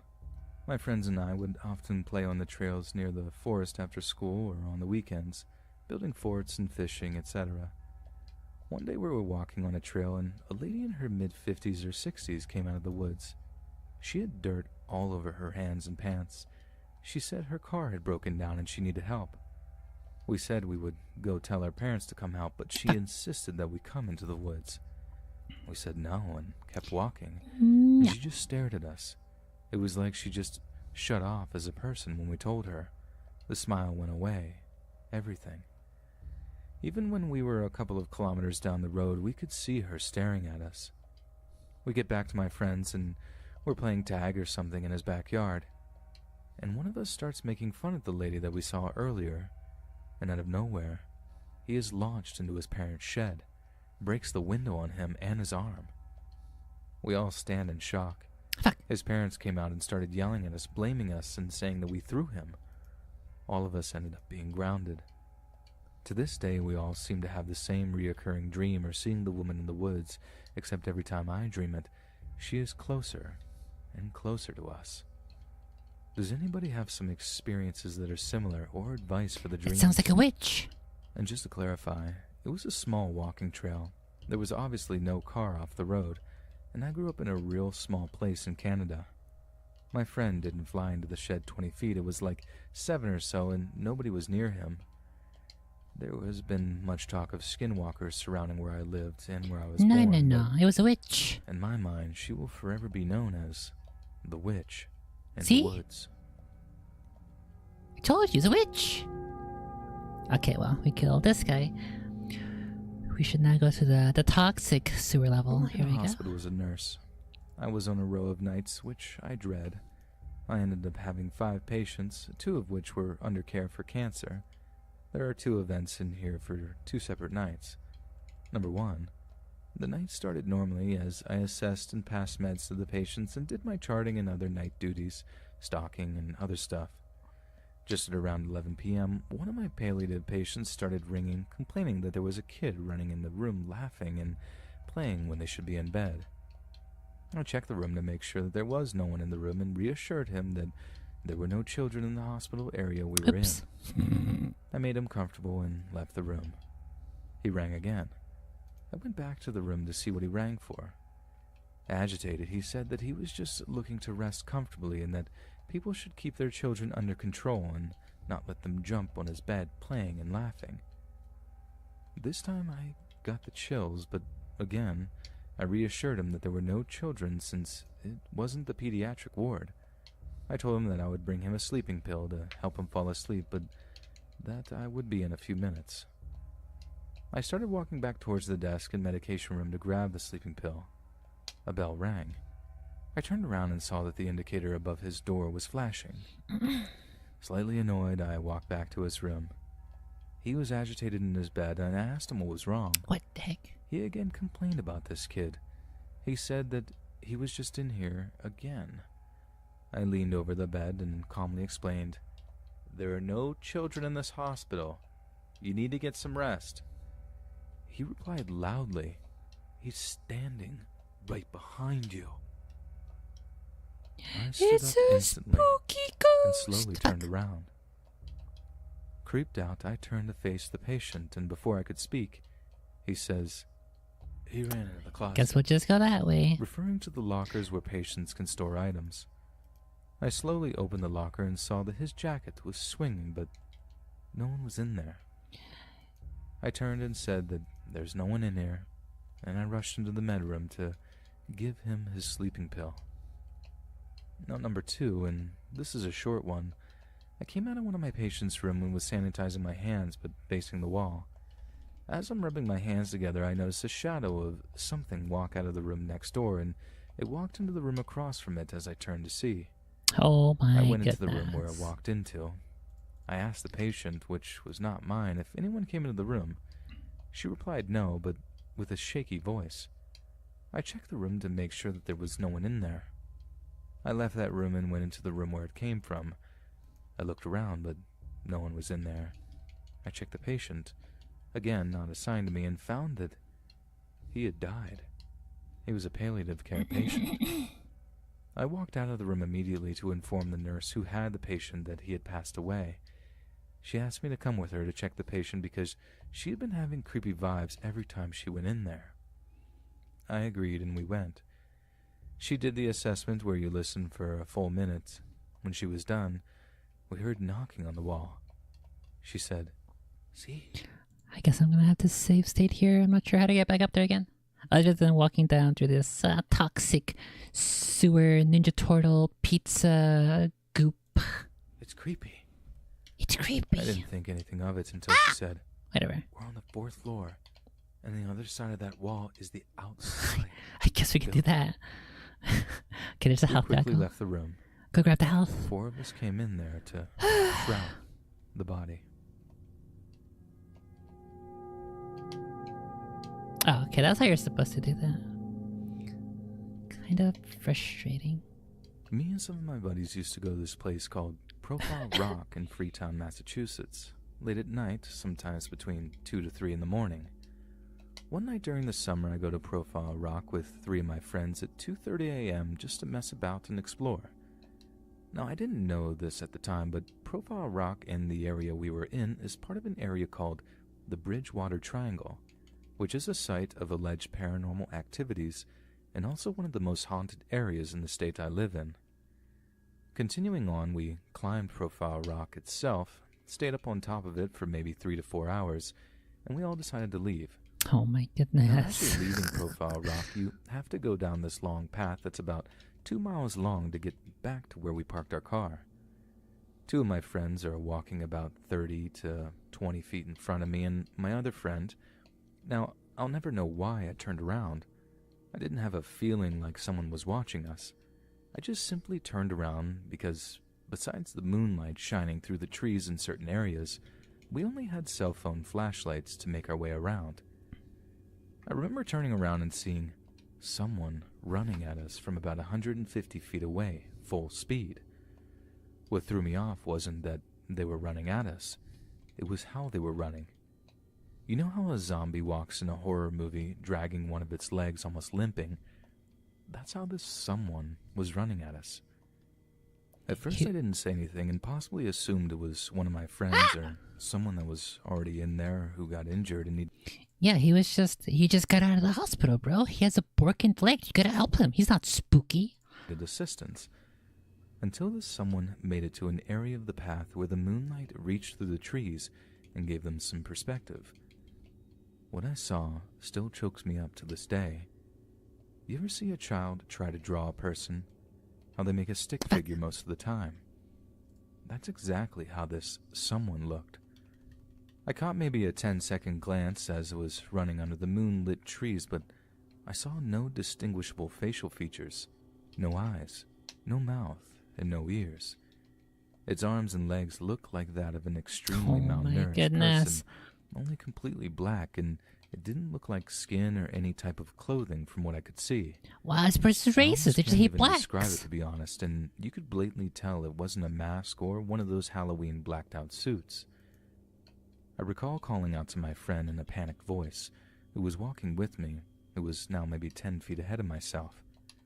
I shined my cell phone light on him as he was looking where I was just looking, and I could tell right away from his facial expression that I wasn't seeing things. It was now maybe 40 feet away from us, if that, almost the same distance as our friends in front of us, and me and my friend just took flight and started running. My two other Took flight? What is this, Lord of the Rings? Shot around and asked us what was wrong. Right, Shadowfax. Show us the meaning of haste. Run. Fly, you Four of us fools. jetted for our car. I remember taking a glance back as we were running, and there was nothing there, even though whatever was chasing us would certainly be on our tails by now. We all hopped in the car, and my friend, who was walking with me, yells, "Dude, tell me you've seen that. What was that?" I told him I had seen the same thing. I asked him to describe to all of us what he saw, and he described literally the exact same thing I witnessed. By now, my two other friends are thinking we're just Shall I messing describe around it with to them. you? And Oh, so fuck. my friend who was walking with me Oh, would you swore like me his to find father your who had box? passed Fuck. away not even a month ago that he's telling the truth.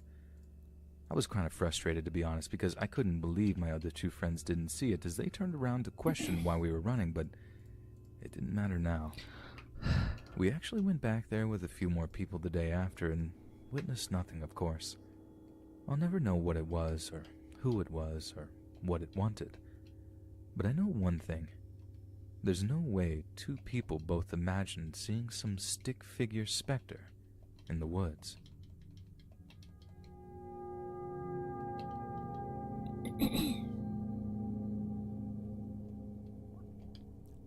This series of events happened to me from when I was 4 to 12 years Oh old. my goodness. When I was younger, we weren't able to afford our own.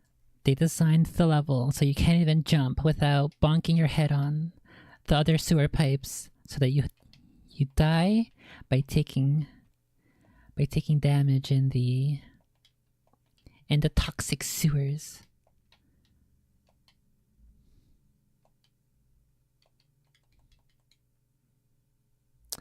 One of these days, we're gonna find out who these. Where's the health? The health is gone.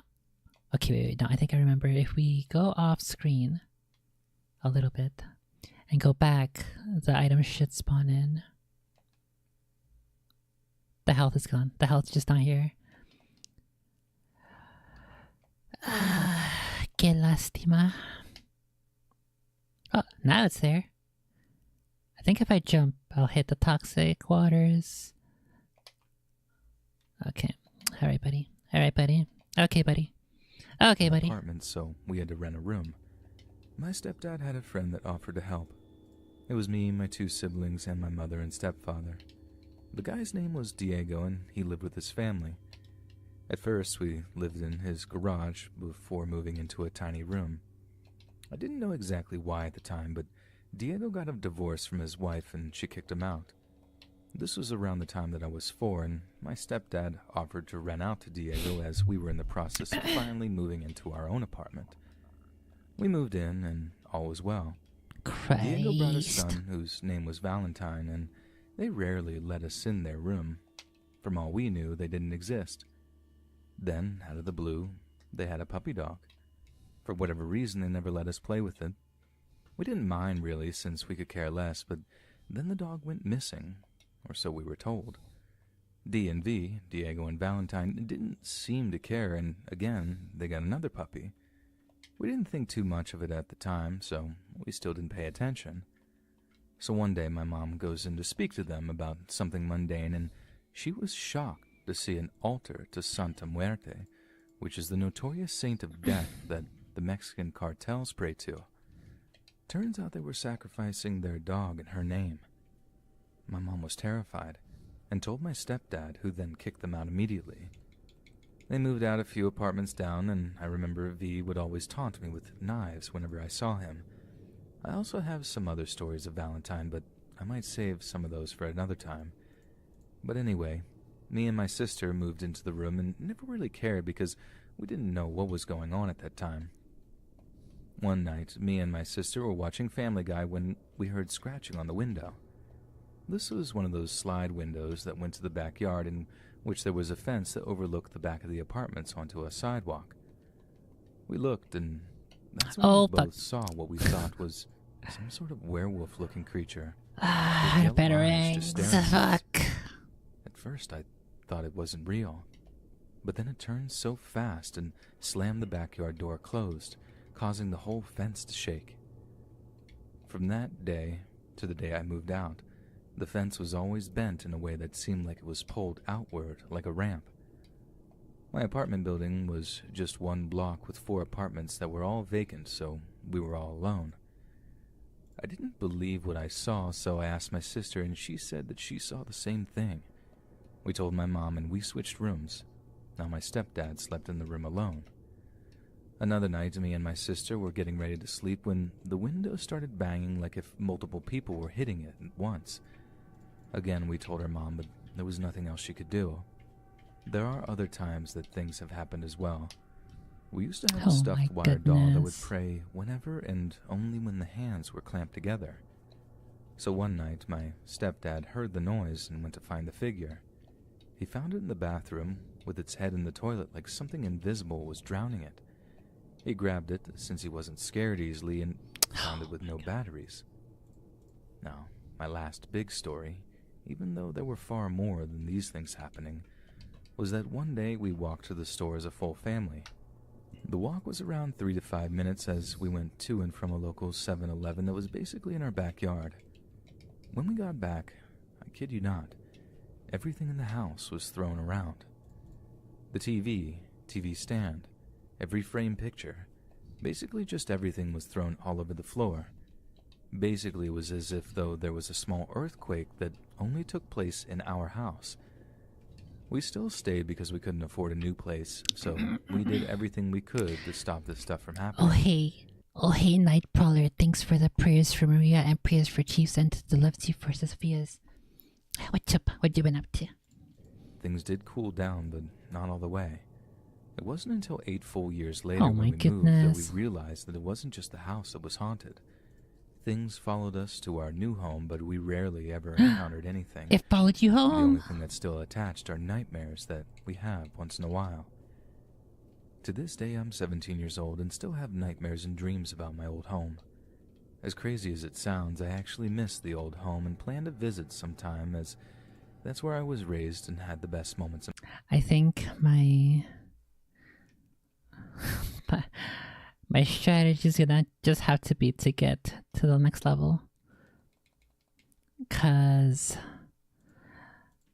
the next level is a boss fight with Penguin, and okay, I think I got a glide over there, and I get my health back, so that's probably the best and quickest way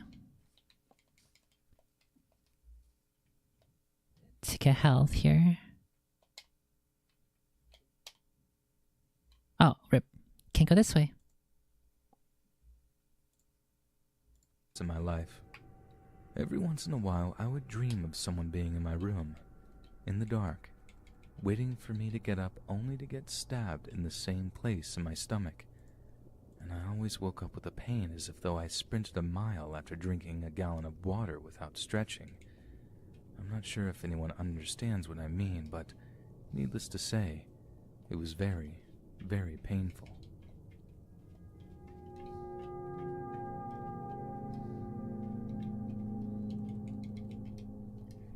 Holy My Christ. cousin Lloyd passed away Health. a couple of years ago.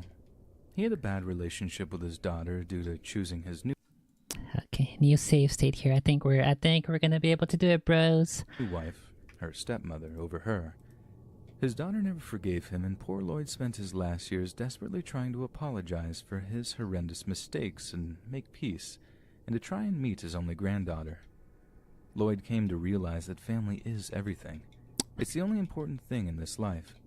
Sadly, he never did see his daughter or granddaughter. Lloyd would spend his holidays with family instead. We loved him and tried to give him that family connection he was so desperate for. Last year, I had an enormous fight with my mom and blocked her. About 2 months after that, things started going missing. It was just little things at first, once every week or two, and one of my favorite makeup brushes, my good hand cream, my favorite lipstick, my hairbrush. Okay, I think this is the boss fight here. Let's go ahead and save. Let's turn on the music. And this should be the conclusion of the game. We are at the final level before Penguin's Lair, which has awful cursed music that loops way too soon, and whose design is way more whose level design is way more punishing than this, but we have finally made it. Again, to the end of this game. Whew, okay, here we go. Here we go. Let's do this.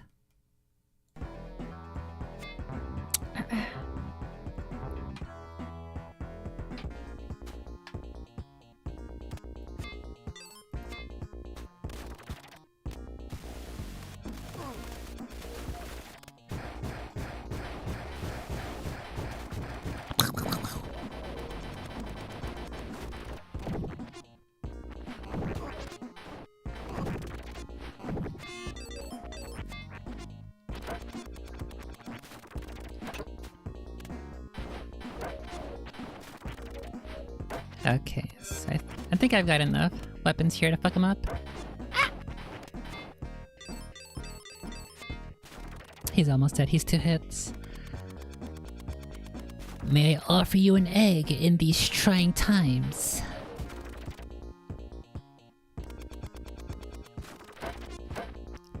Fucking off yourself.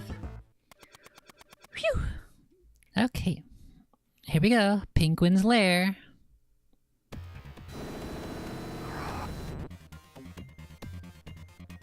The Penguin's Lair.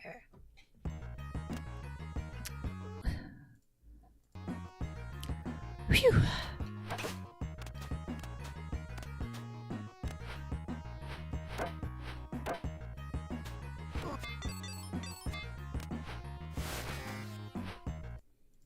Okay, I have only 2 batarangs. That's not the best, but I can make it work. Actually, how many bat swarms do I have? 10. Sure, let's use bat swarms.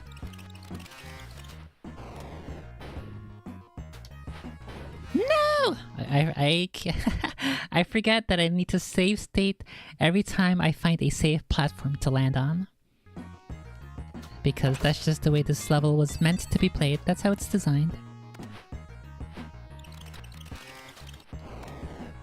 Okay, save state here.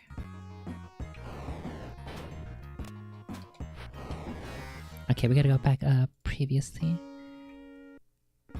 So we can loop into that area, get that extra life. There we go. Okay, save state here.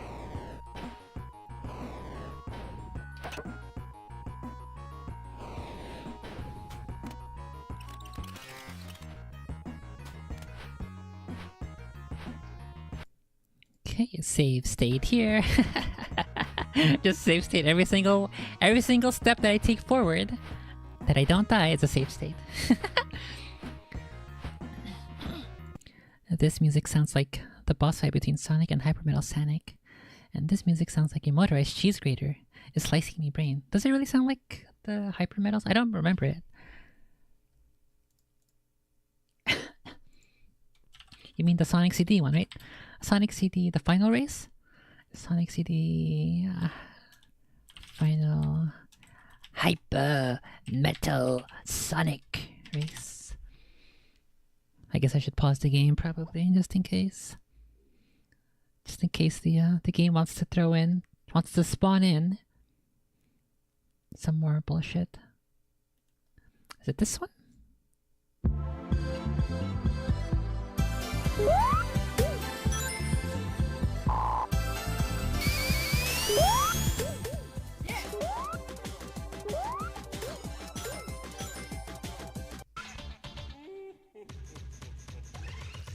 Is this the American music? The American sounds? US sounds? Or Japan? I think it's Japan.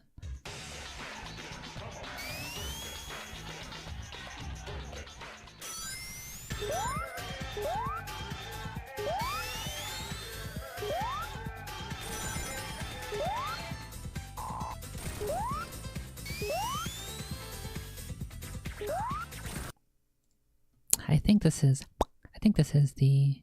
Oh, the penguin boss music. Okay. Batman Returns OST. Oh, Sega Genesis.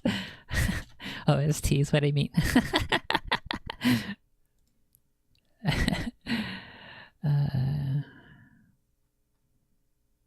Where's the first penguin fight? It's at the cathedral. There we go. The penguin's theme is this one. Yeah, actually, yeah, this does kind of sound similar to Sonic CD music. I can agree with that.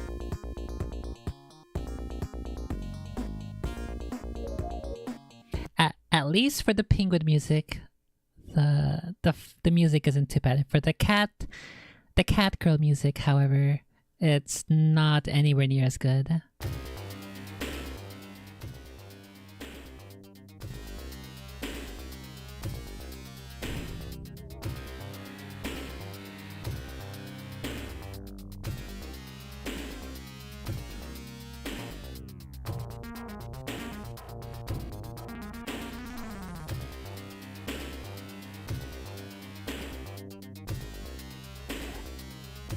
Oh.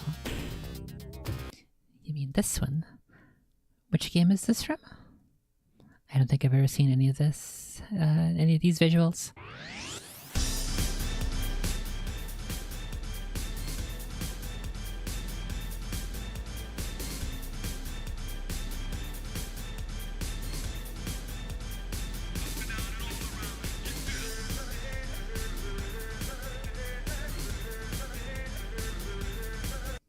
Did they remake the music for Sonic CD? What the heck? Oh, it's a remix, okay. Yeah, the Catwoman boss music is, yeah, it's just electronic parts, basically. I think I even prefer the regular boss music in this game. Let's go look that up. Batman Returns, Sega Genesis, OST.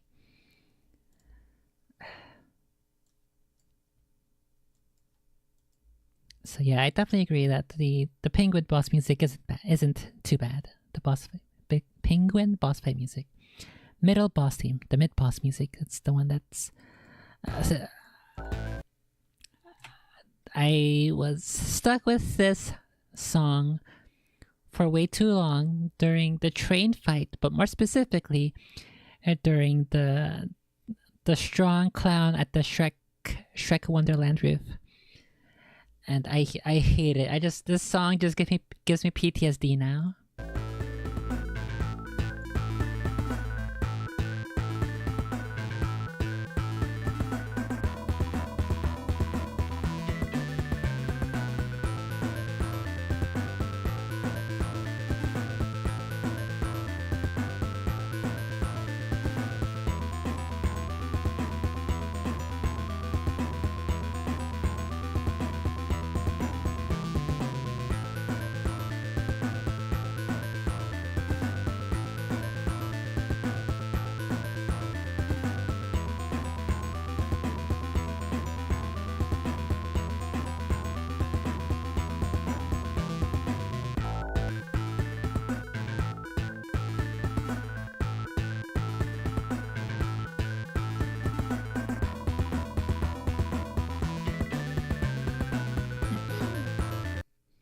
So yeah, I'm gonna play that during the outro of the stream once we're done here, so that it'll be stuck in your head just as much as it was stuck in my head after that previous stream. Okay, just you have been forewarned.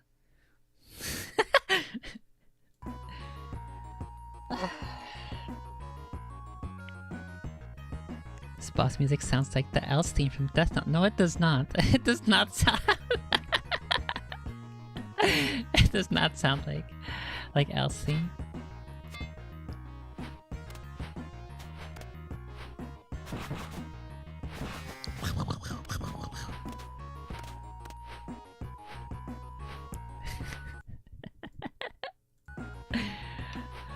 Fucking troll.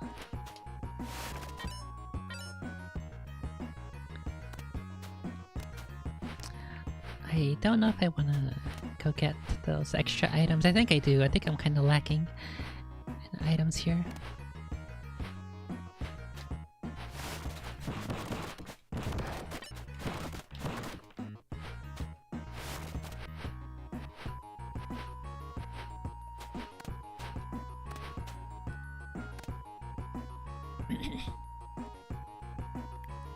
Okay, well, we'll go ahead and listen to it after we beat Pingu. I'm racing against the clock here, against my internet, and or my power is gonna die.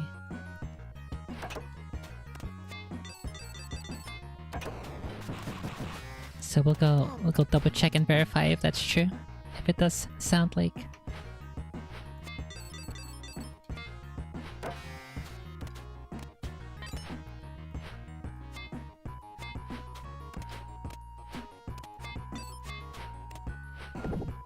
If it does sound like El's theme, El's music's.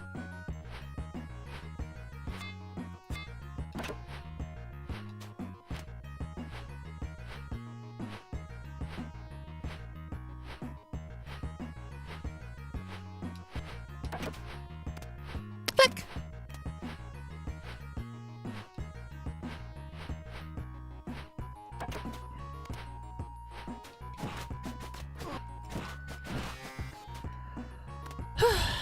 I don't know why this game has to be so difficult, but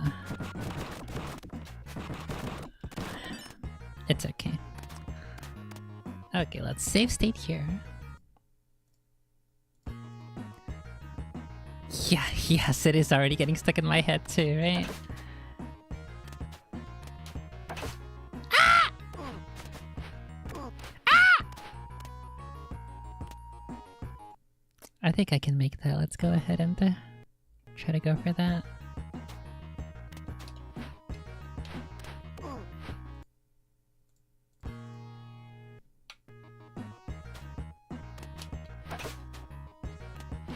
Oh no! I slid off. Oh my goodness. That's part of the reason why I don't trust the grappling swinging mechanics in this game, because I have PTSD as a kid from missing things like this without save states. Oh my god. I almost saved it.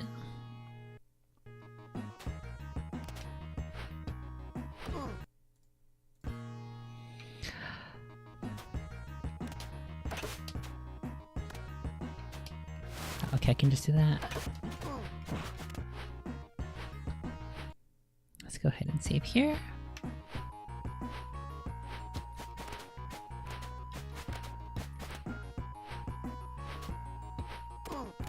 Oh, rip. Guess I can't do that. Do you think Michael Keaton even knows of this game's existence? Probably. He probably heard of it as they realized how huge and massive the movie was, and that they were gonna make games about it, but I highly doubt he cares.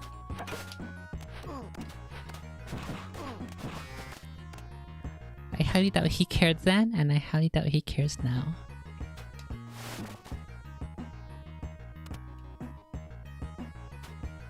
There's a health! Get the health!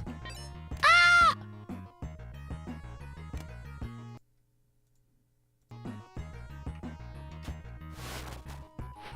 Oops. Wrong button.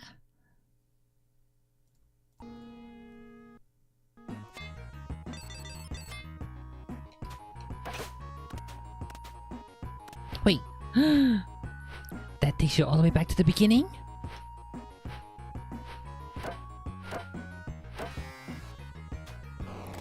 I am all the way back at the beginning. Hang on a second. How did that happen? It looped back to the beginning, but the items are back? There's another extra life here? Interesting. Curious.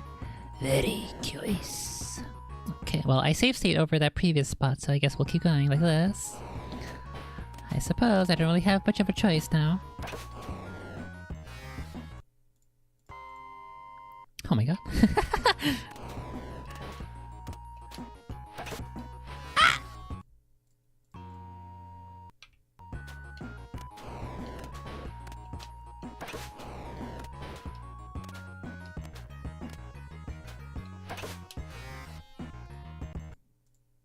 I love when my swing lands, but then I get caught up on the other terrain.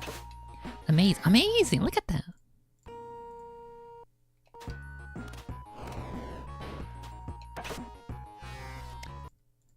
Fascinating.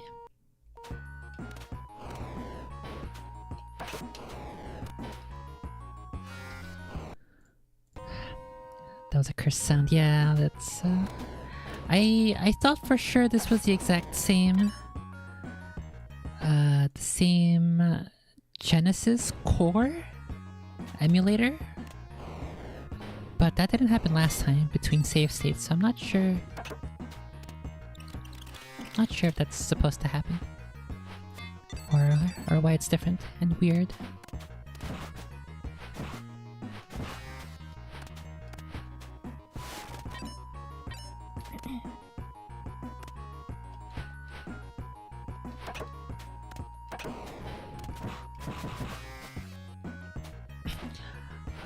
Okay.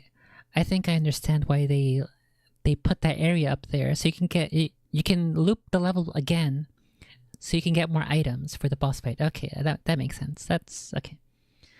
I wasn't aware that that's what happened, but it makes sense given how the final boss fight plays out. Patches. I think we'll just go up this way.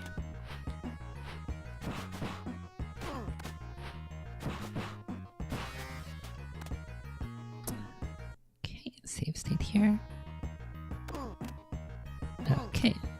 Okay, let's load state here. Fuck all that shit. No, I missed! I think there's more items or something, or health up here on the left. Fuck! Fuck! Okay, well, I can can do better than that. I can do better than that.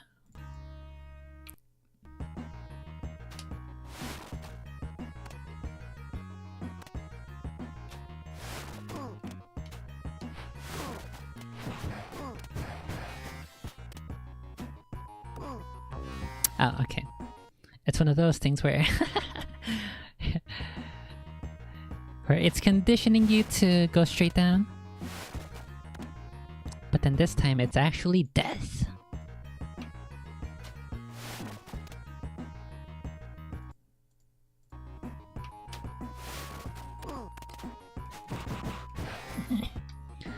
Now that I'm replaying this as an adult, I am bemused and bewildered and puzzled. Why didn't this game get all the awards in the world? It's such a good game. Whoa. It's so well designed. So well balanced. It's such a good challenge for kids. It'll teach them the importance of tenacity and endurance and determination.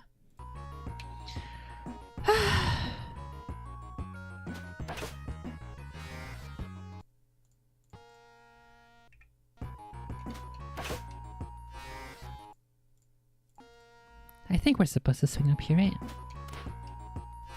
Oh, okay, you're supposed to swing, but you're supposed to be far enough ahead that you don't hit the bottom, but also not too far ahead that you hit the spikes, the stalactites. Like that.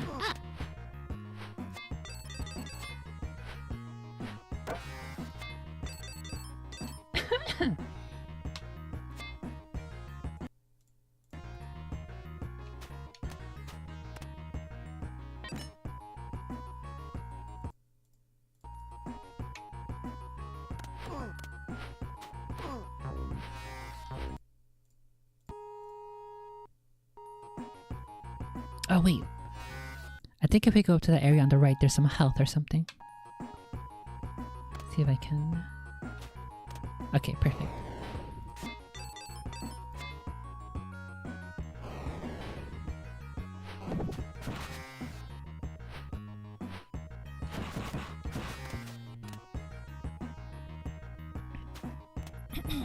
I think up here on the top left there's a health.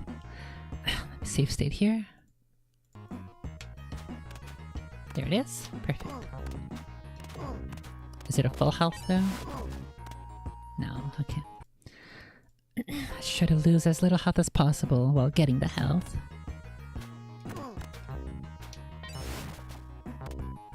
Okay, that's better. We're getting there, boys. We're getting to the end. The end approaches.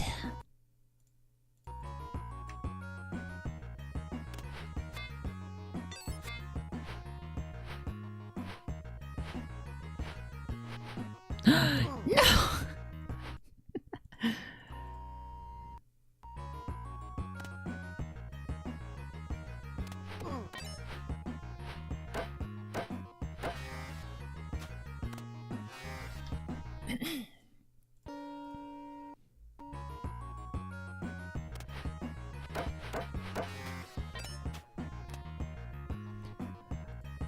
Okay, I have 56 batarangs. That's... fuck. That's about a half of the max that you can carry at once.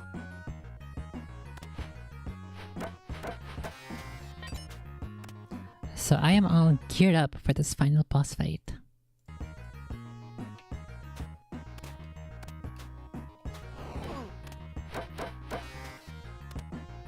Fuck!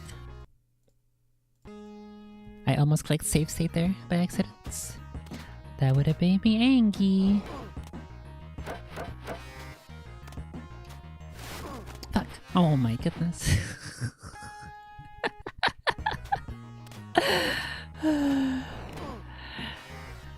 Imagine being a kid getting this far. Imagine pouring hundreds of hours in the night as a kid in the 90s to get this far, and each time you get one step closer, you discover the spot where a new enemy lies, and you die on your last life, on your last health, on your last save, on your last continue, and you have to go through the entire game all over again just to get back here.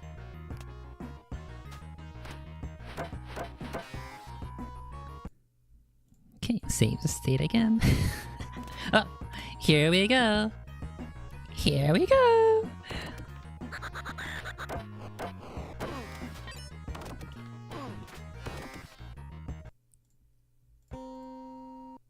Oh, I didn't save state there at the end.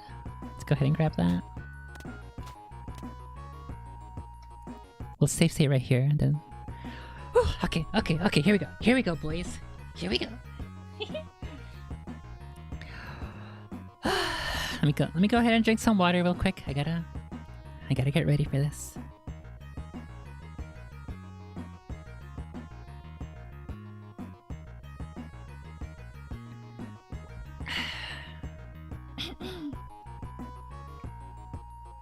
Okay, I gotta channel my inner Kevin Conroy for this.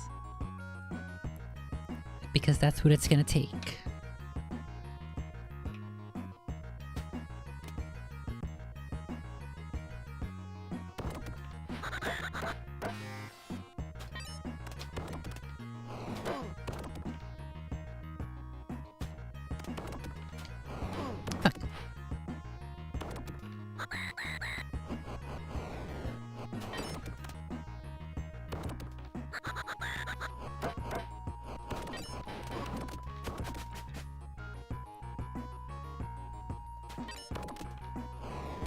No! I was so close. Patches, you're here to celebrate? You're here to celebrate us defeating Pingu? After I get past the gauntlet, of course. Fuck.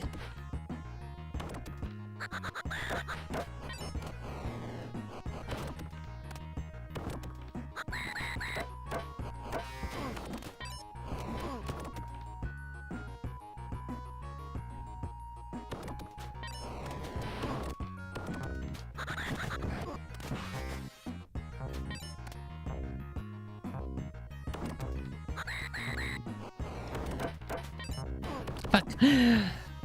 Unlucky. Okay, let me take stock of what items I have. So I have 50 batarangs, 2 smoke grenades. Patches is here. What's up, Patch? Hey, Patches. She's here to provide us with moral support. It's a Patches. Look, it's a Patches.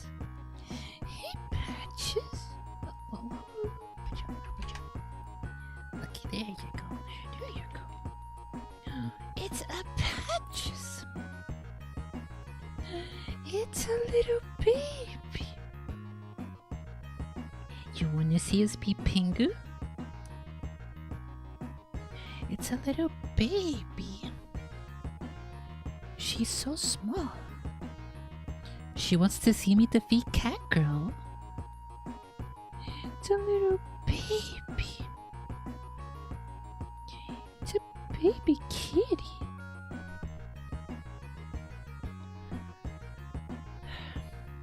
Okay, let's put Patches here. Let's move Retro Arc out of the way. Ogre here. And let's put Patches a little more bigger. Right there. Okay, you stay here, okay? You're my good luck. Okay, so we have 50 batarangs, 3 smoke bombs, 9 bat swarms. I think that's what I should use on the gauntlet. We have 2 bullets in the bat gun and 1 homing batarang. So let's go. Let's do the gauntlet with the homing, the bat swarm.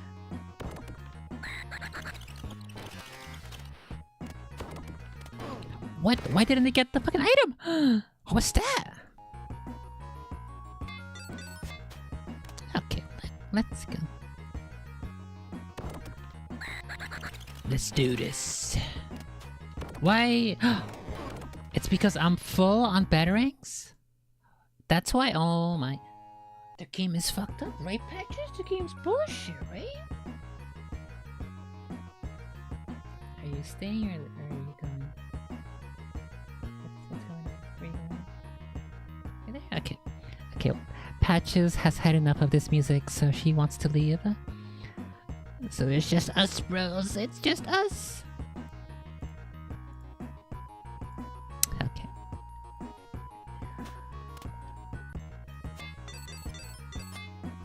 So I guess I have a max of 50 batarangs available. Wait, what? What? Why was I able to get it that time? What the heck? This game is so fucked up.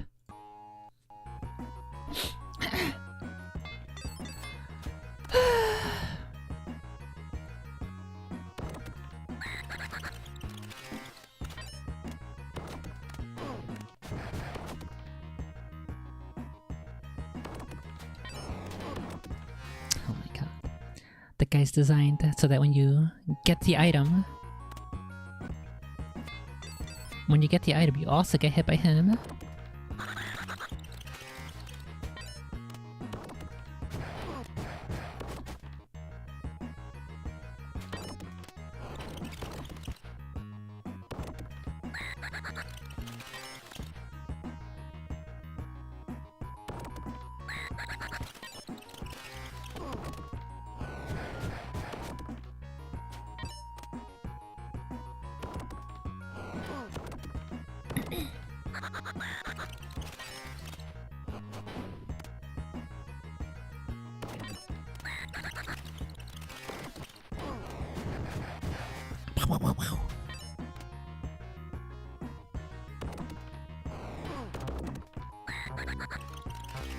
Oh, okay, here we go. Here's the final boss. Let's fucking do it.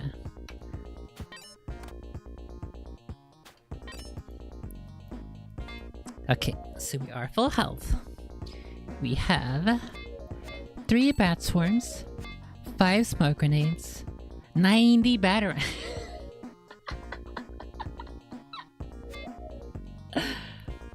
Why do we have 90 batarangs? 3 bat guns and 3 homing missiles. Homing batarangs. I don't know how to deal damage with him, but we'll see. Hopefully the internet does not die on me this time. Hopefully the power does not die on me this time. What's up? He's stuck. What's up, Danny? Can I offer you an egg in these trying times?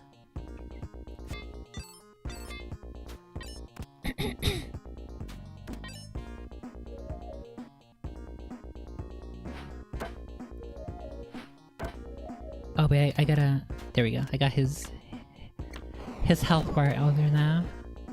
Let's see this.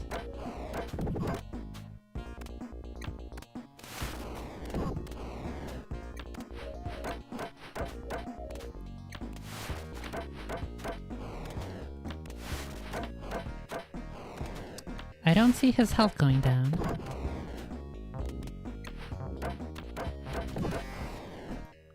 Okay, let's see if I try... I think I gotta be closer. Let's try that. I guess I should save over here at the platform. Save state here.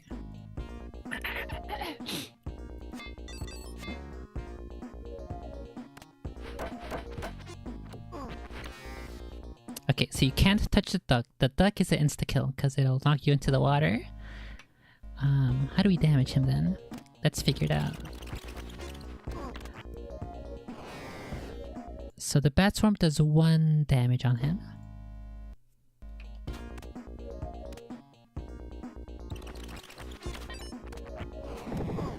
Okay, I think I see it. You gotta be jumping.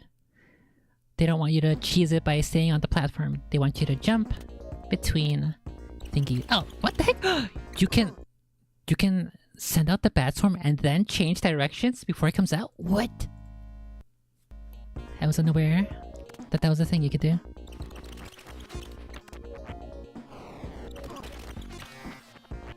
Yeah, you just gotta be careful not to get too close. So the bat swarm, the issue with the bat swarm is that you're stuck in the bat swarm animation.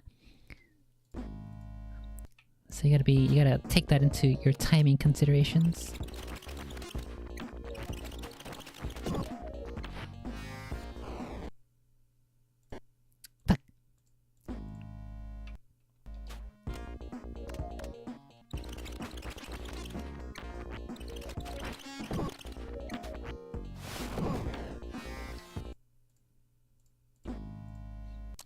Imagine how awful it must have been to do this the intended way on a real Sega Genesis.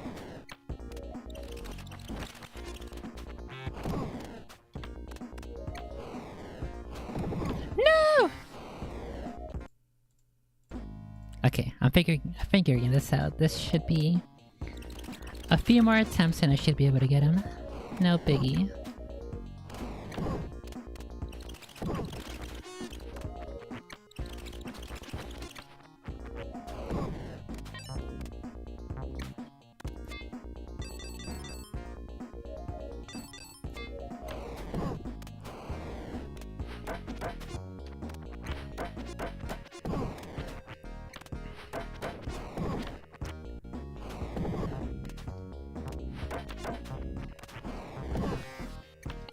Okay, so I can get him down to half health. I don't think the batarangs actually do anything to him. I don't see his health going down when I just use regular batarangs. So let's try everything else.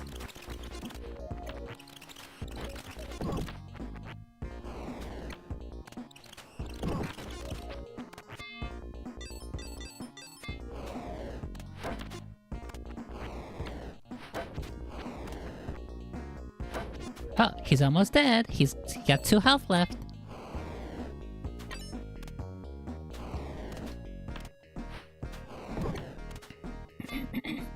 Okay, smoke grenades are not the way to go.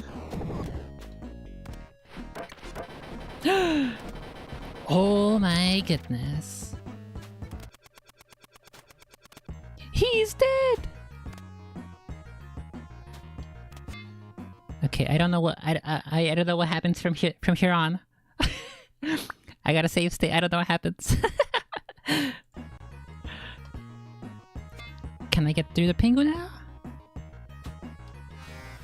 No, the penguin still kills you, sends you into the water. Okay, so he's just unmovable terrain now.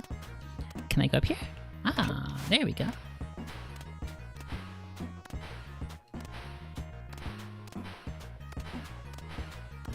Let's get out of these sewers. See you later, Ninja Turtles.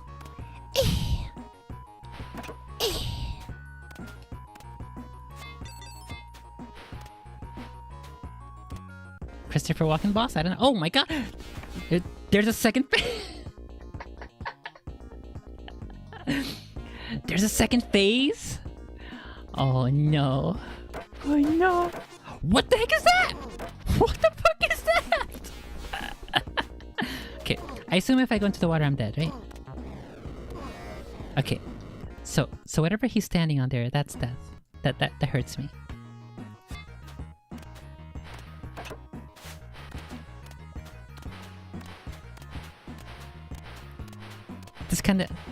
This kinda reminds me of Metroid when you're wall hopping back and forth left and right to climb up a wall.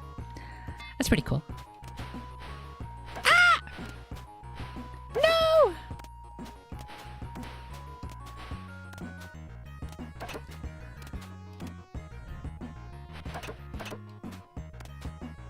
Okay. Oh, there's batarangs. Grab it.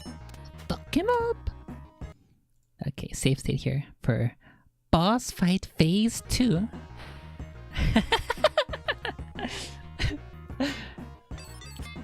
I guess we'll start with smoke bombs. He seems to be in a prime position to be smoked. May I offer you an egg in these trying times? Fuck.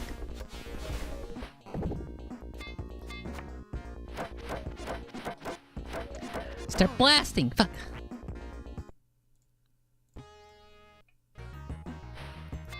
Gotta start blasting!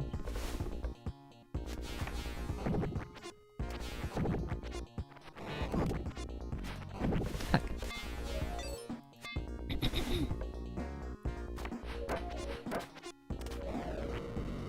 What? Wait.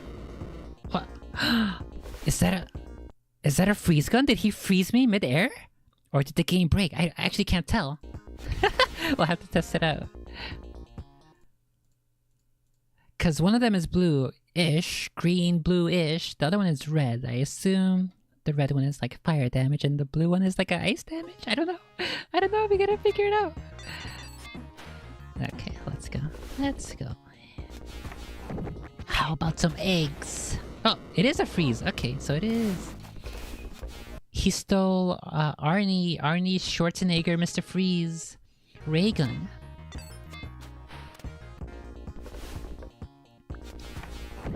May I offer you an egg in these trying times? Run!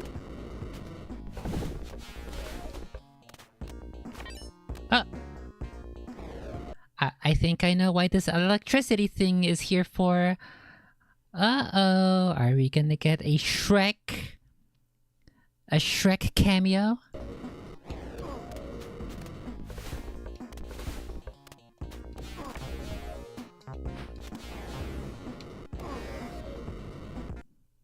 Okay, so that's the play area. I don't know if I'm supposed to use the electricity against him. I think it's just like a regular final boss thing, one-on-one. No environmental damage. Except I can't step on the water because he's Mr. Freeze now.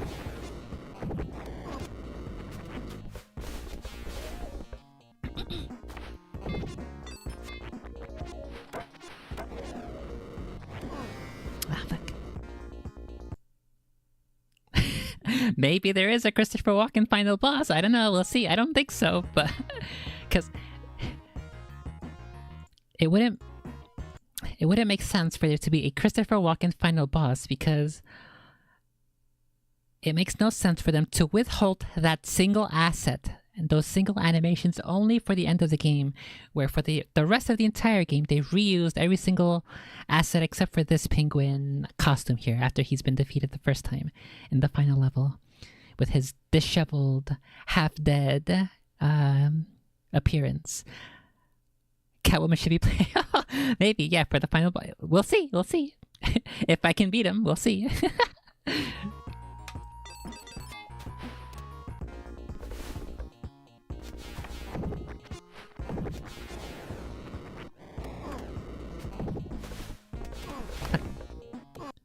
want to get that health up there after taking that first initial wave of damage.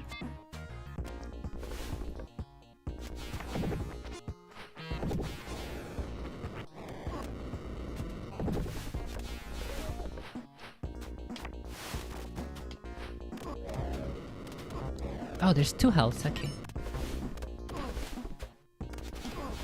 Fuck. Okay, so I will now operate knowing the fact that there are 2 healths.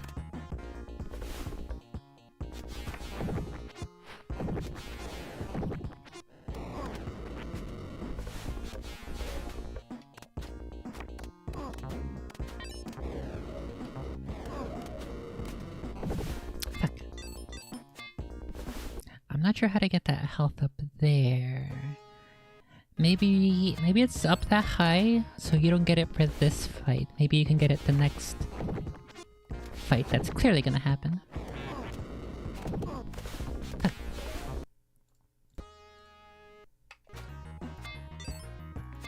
What if I go straight for the health? Fuck.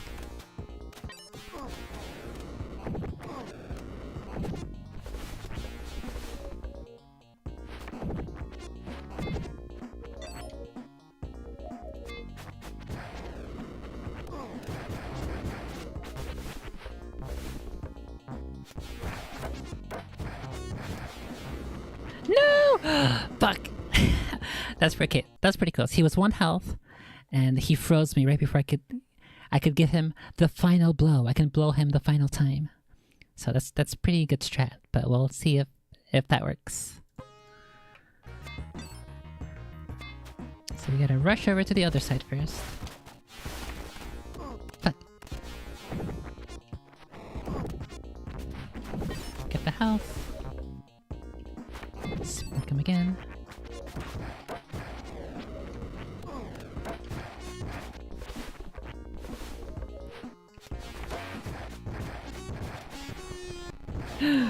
Wait, what? He had no health. You guys saw that. He had 0 health. What happened? He was basically dead. Batman and Catwoman does confront Christopher Walken after Batman defeats Pingu with gravity. No. They defeat him with static shock.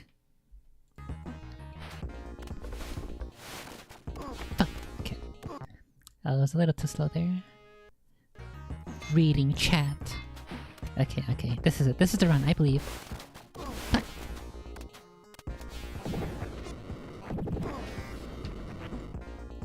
I don't know how I was able to make it last time, but not this time.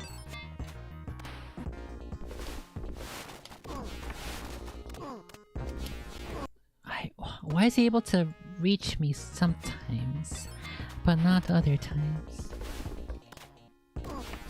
Okay, I think I see.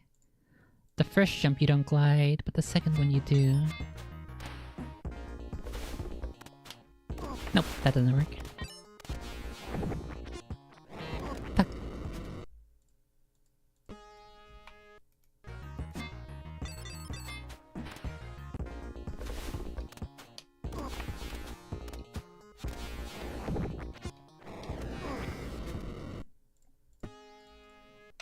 It sucks that sometimes it feels as if the game doesn't read your inputs.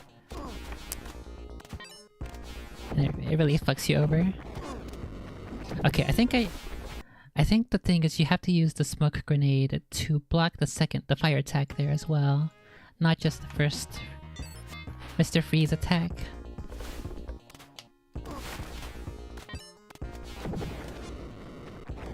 Fuck. You really gotta be pretty tight with your timings on this, I guess. Fuck. I can't even make the first jump!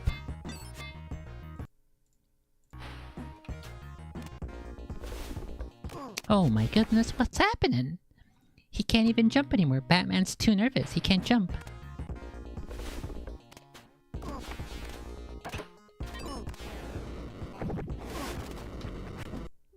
Okay, well. That wasn't gonna work.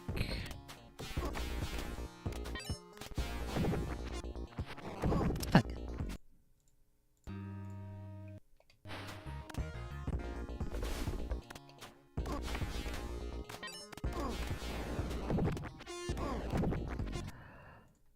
Fuck.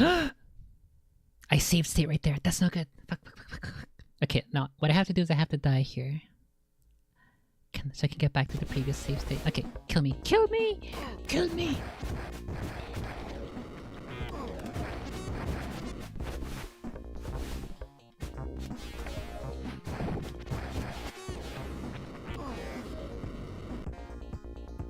Okay. This... Oh, fuck. Okay, no, I think this can work. This can work. Fuck, but I already spent most of my smoke grenades. Okay, well, we'll have to build up a new strategy then. Save state here and let's see if we can make this work. Let's go over to the other side. The hell's gone! Fuck!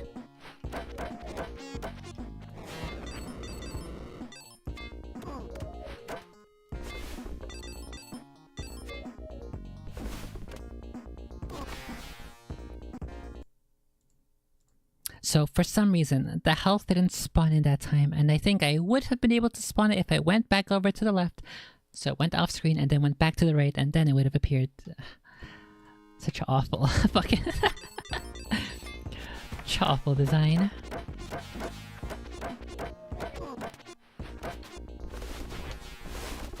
It's not there right now, unlucky.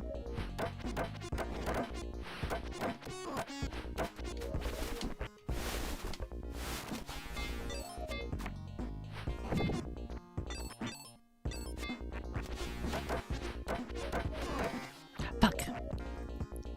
So if I can get the health, I can definitely beat him.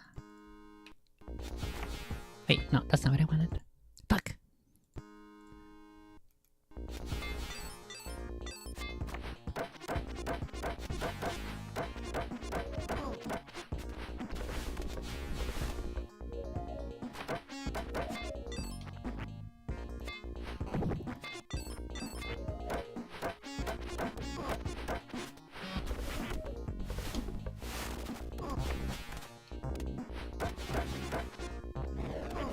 Fuck.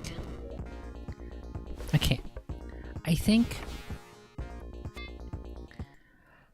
I think I have to hold on to this continue, because if I have to restart the entire thing, I will not have enough ammo.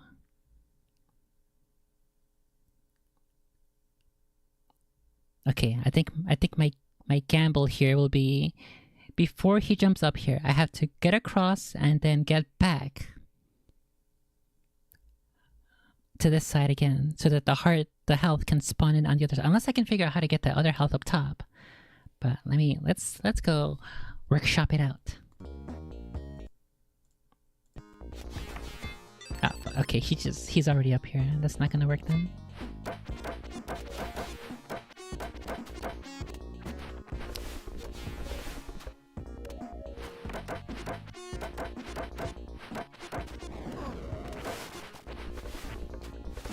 Maybe just get into this.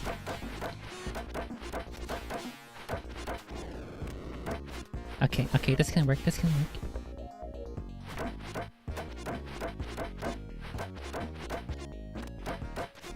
Okay. Easy peasy. Lemon squeezy. He's dead! Look at him! He's dead! Okay, so I guess now is the time we have to electrocute him. He has no health. I can continue to spam him with batarangs, but he's not gonna die until we electrocute him. Do I need to batarang the electricity so it hits the water when he's in there? I don't know. I don't know how far logically they coded this game to be.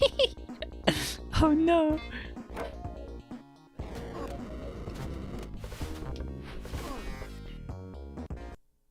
Okay.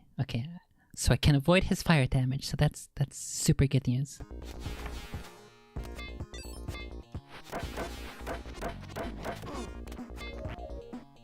Max Shrek him. Yeah, maybe we do have to Max Shrek him.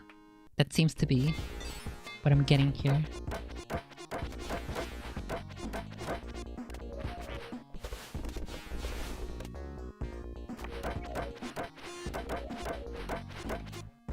Fuck.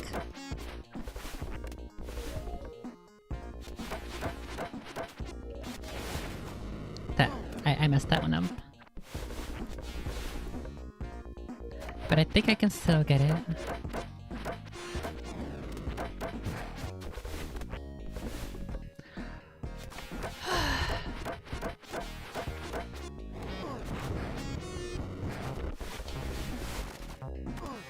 Fuck!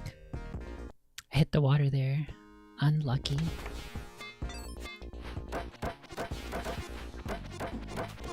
Oh my god, really? Okay. Alright then. The fire blast like pulled me down into its gravity or something.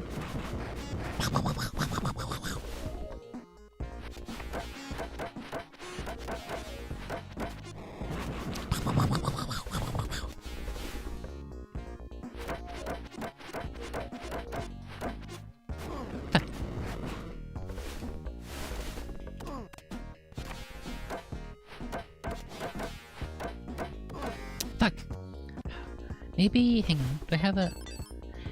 Maybe the remote, the homing batarang will hit the electricity thingy? Okay, so when he's down to 2 or 3 hit points, I'll try to cross over and see if that'll make it easier. It'll be one less cycle to deal with. Oops.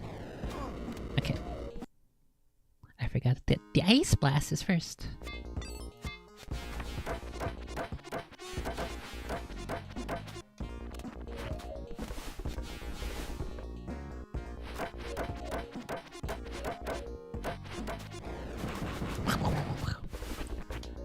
I'll just cross over here right now.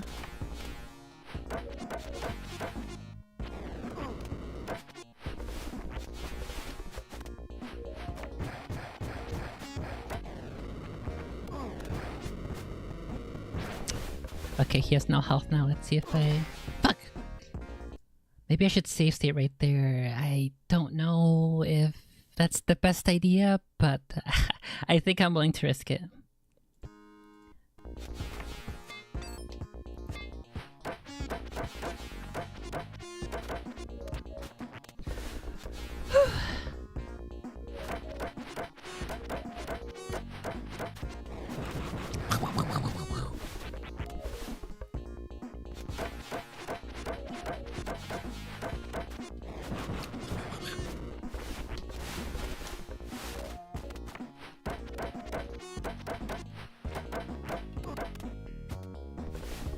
Let me go ahead and save state here.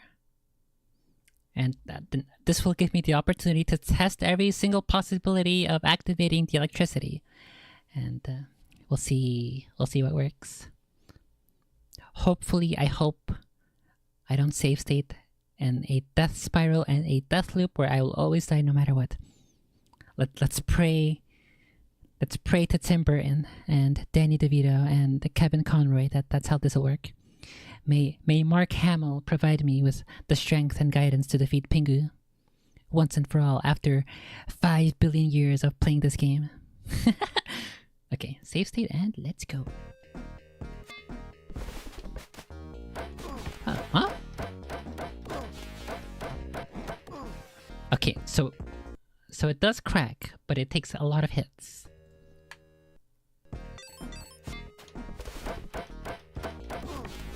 What if I punch it? If I punch it, does it take more damage?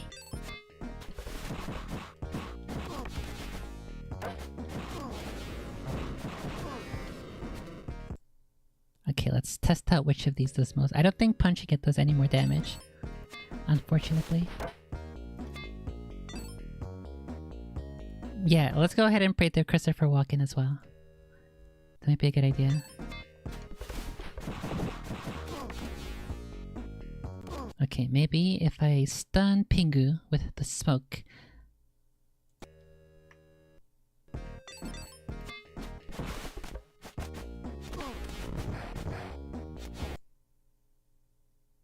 Okay, so I think what I have to do is like 2 or 3 things. First of all, I have to get back down when the electricity strikes come out.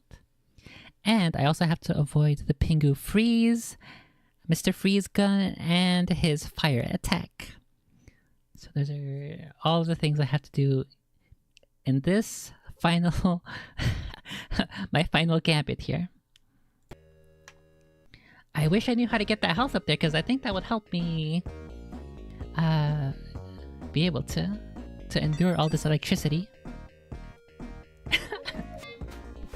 Fuck. Okay, let me see if I can figure out how to get that health first before anything else. Oh, okay. Okay, so you can hit the roof there, the horizontal roof. That is good news.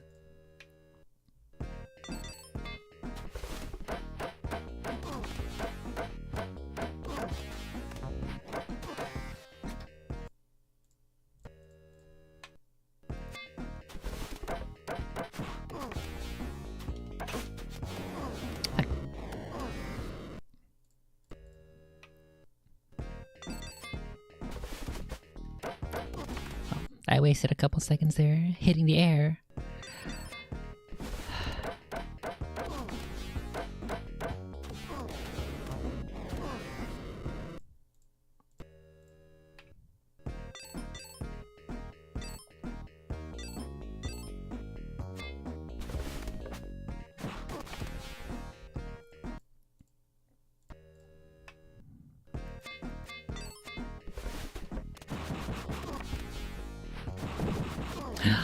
No way, that smoke doesn't stun him from here. Unlucky.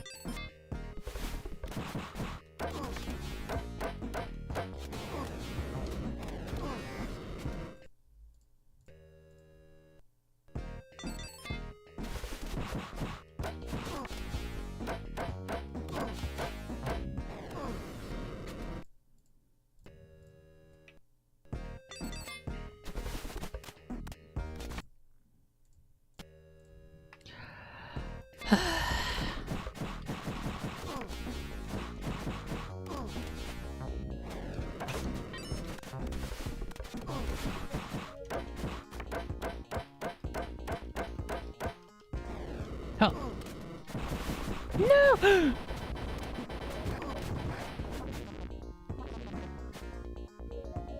Is he dead? What? The penguin exploded!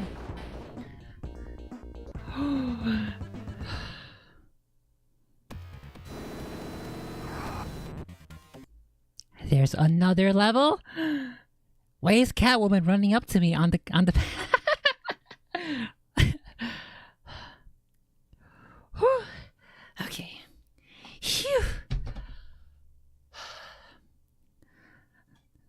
like the past hour, I have been hungry. So once I beat this game, which apparently there's another level, I think. Maybe it's the Shrek level.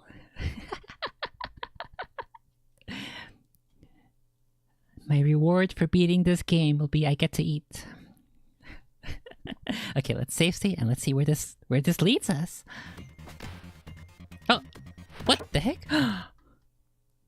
So Catwoman hits the Batmobile, and then Batman gets angry. He's like, "What the heck? You can't do that." He's gonna chase her down and beat the shit out of her.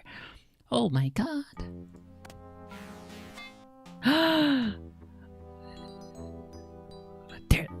There's new Catwoman boss music. Additionally, this is the same setting as the first Catwoman fight, and finally, there's electricity here. And this wasn't here before in the first level.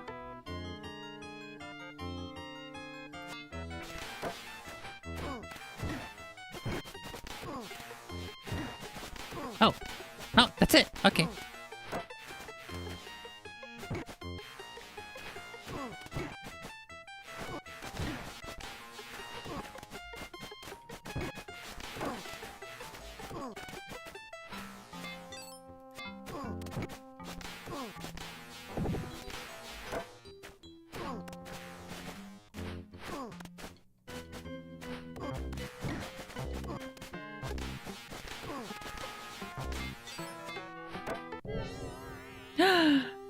She's dead! Bonk! What the? Wait. They went?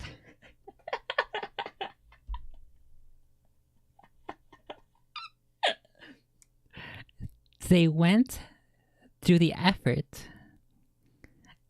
to make extremely detailed breasts and highlights and shadows for her nipples. Why? I thought this was a kid's game. The cats are eating her. She disappeared. They ate her.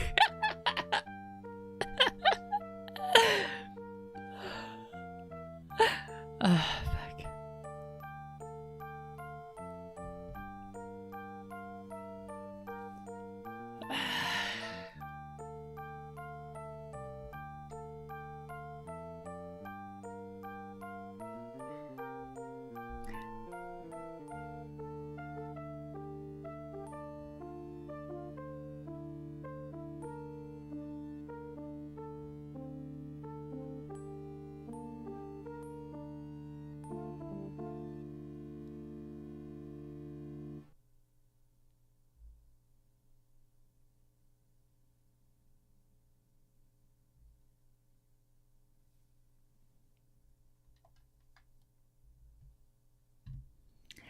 And that is Batman Returns for the Sega Genesis.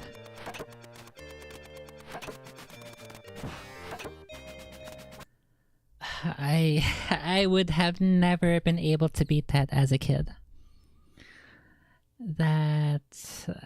Those final 2 levels are such a horrendous amount of bullshit. I can't believe...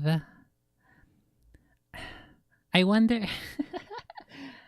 if in this game, if in development for Sega Genesis games, they have this thing like in Mario Maker for like the Wii U, and I think it's on the Switch now too, where like if you make a level, you can't publish it unless you can beat it, unless it's winnable.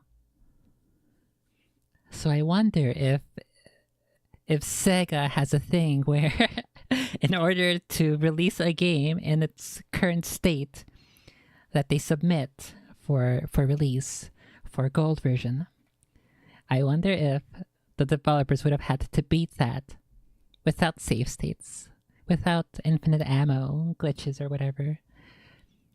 I highly doubt it based based on my experience and my PTSD of this game over my entire lifetime.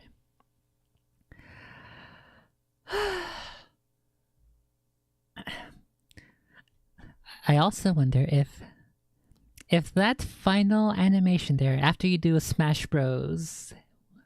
Fight with Catwoman, I wonder if the level of detail of her titties are at all correlated with how many continues you used up.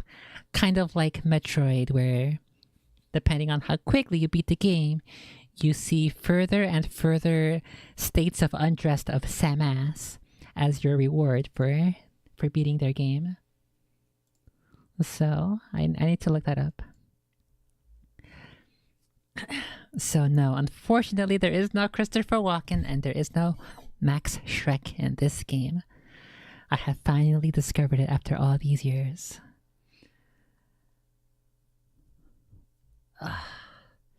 And now I am hungry. I played the sequel. The sequel. Batman Forever.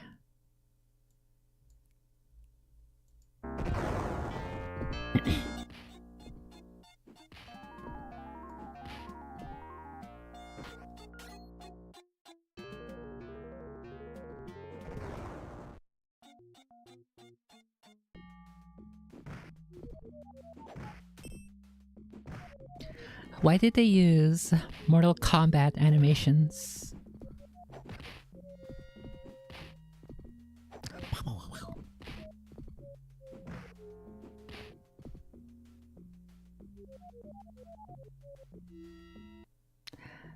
I guess the fact that they used the Mortal Kombat animation style and the fact that the character models, the character sprites are pretty detailed. They had to had to cut corners and pull back on some of the details in the background and the level design.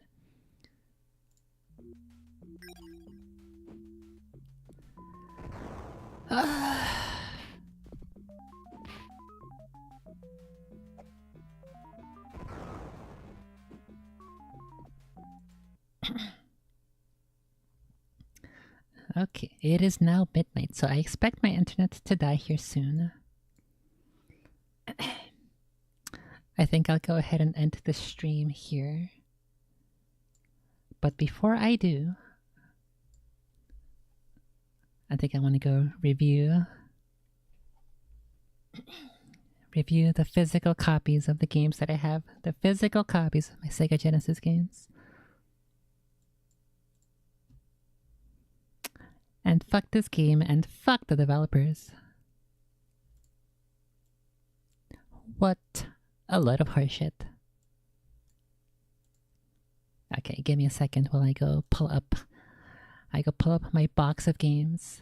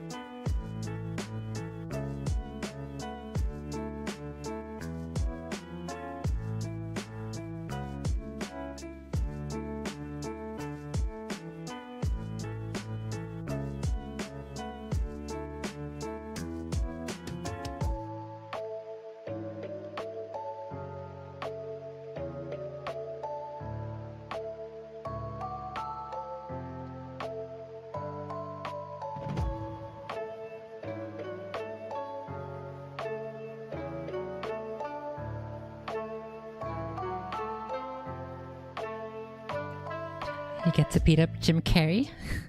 Well, I enjoyed beating up Danny DeVito, so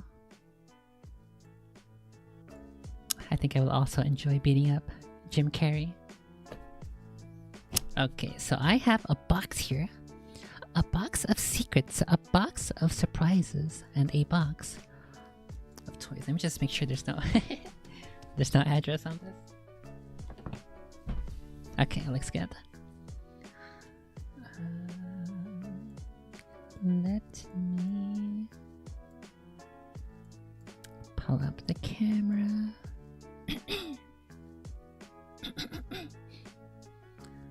Actually, I think I can do. I can do this. Here we go. Although it is flipped. Flip vertically. Here. Flip. No, not vertically, horizontally. It worked! Uh-oh. Flip horizontal. Hello? There we go. That's more like it. Okay, I think I can get rid of this. Okay, whatever. The keyboard's staying here. Okay. Who wants to see what's in the box? It's a pretty cool box. Ah!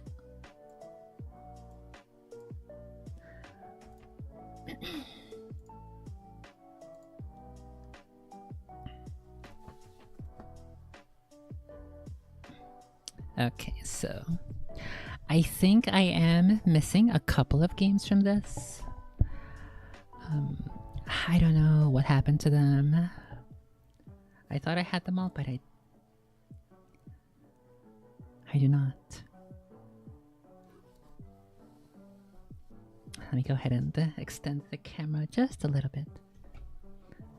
Just a little bit more to see more of the box without revealing too much.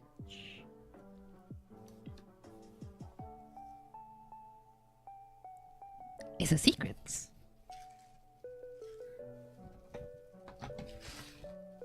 Oh, okay. I was wondering where the heck all the Genesis games are. I recently rearranged my boxes, so I guess first and foremost, we'll start with these out here. With Pokemon Stadium 2. I never had this as a kid. We only went over to a friend's house and I loved playing the minigames. Good times. Fun times. They should really make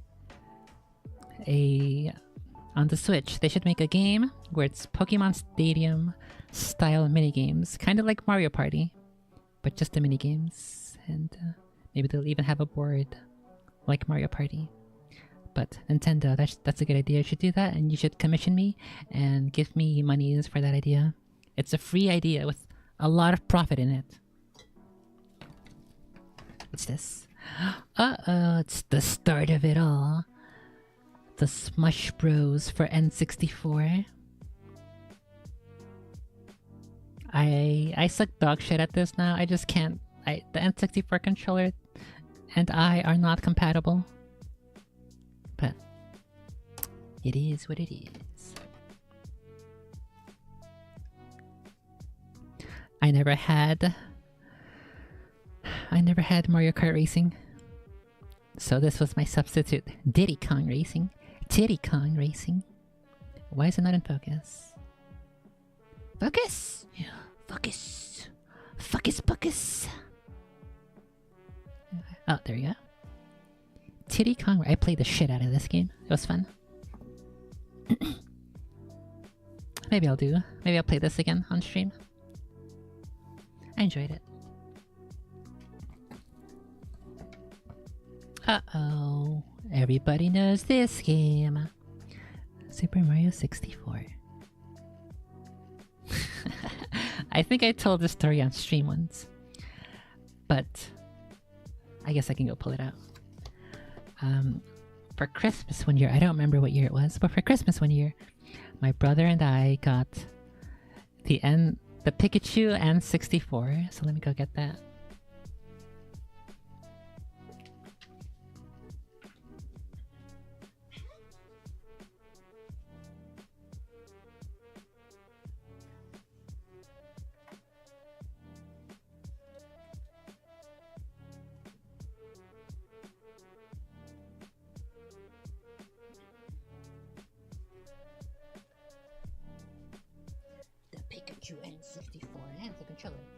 I need...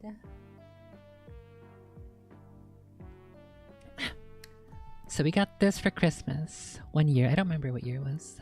I don't remember how old we were. But we got this game. And the controller's a little dusty. I need to... It's on display. The N64 is angled, like up like this against the wall. But the controller's just laying down, so this one collects a bunch of dust. So we got this for Christmas, which came with the Pikachu game with the microphone. And we also got Mega Man 64, which is on the PlayStation. I believe it's called Mega Man Legends. And we had a friend who we went over to visit a couple times. And we made a trade. The Hey You Pikachu game with the mic, which was pretty boring, and it's one of Nintendo's many tech demos. We traded that game with the microphone for Super Mario 64, and that was one of the best trades ever. And that guy is none the wiser. And that is how I got this game.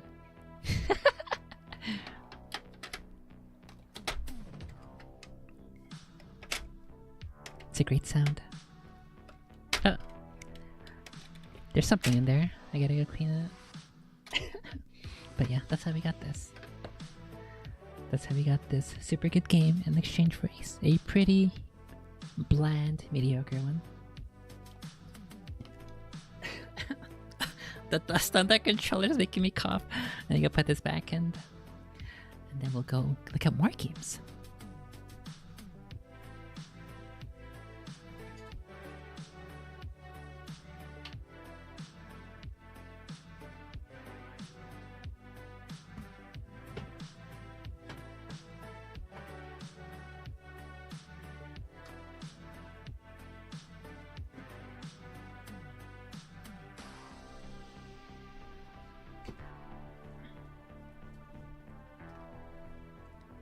Diddy Kong Racing is better than Mario Kart. Well, I never played 64. I only played, I think, either the NES or SNES one. Back in the day at a friend's house. And I remember we were playing the battle modes, and those were fun. I liked it. And so I wish we could have had Mario 64, but instead we got this one. I think we got these two from the same person. We traded.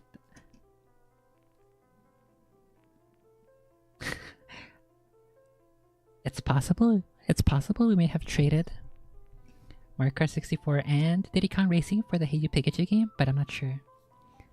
I don't know for a fact. Let's go see what other kind of gaming memories we can unlock. Oh. The Oak Arena of Time. It's perfect because we're listening to the musics right now. Right this very now.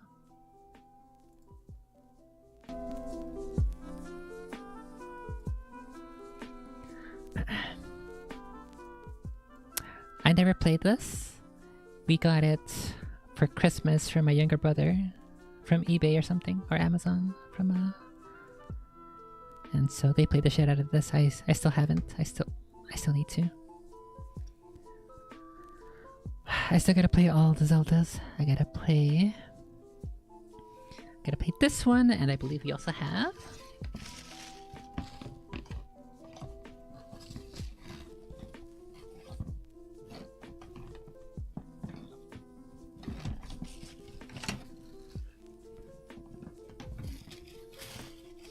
we don't have it?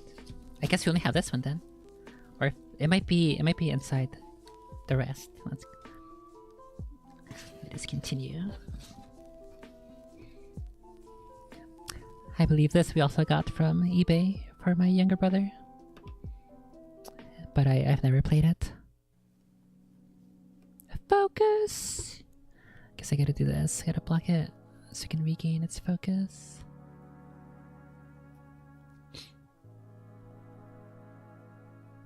Oh, I think it was there. Well, you know what it is. It's Mario Kart 64.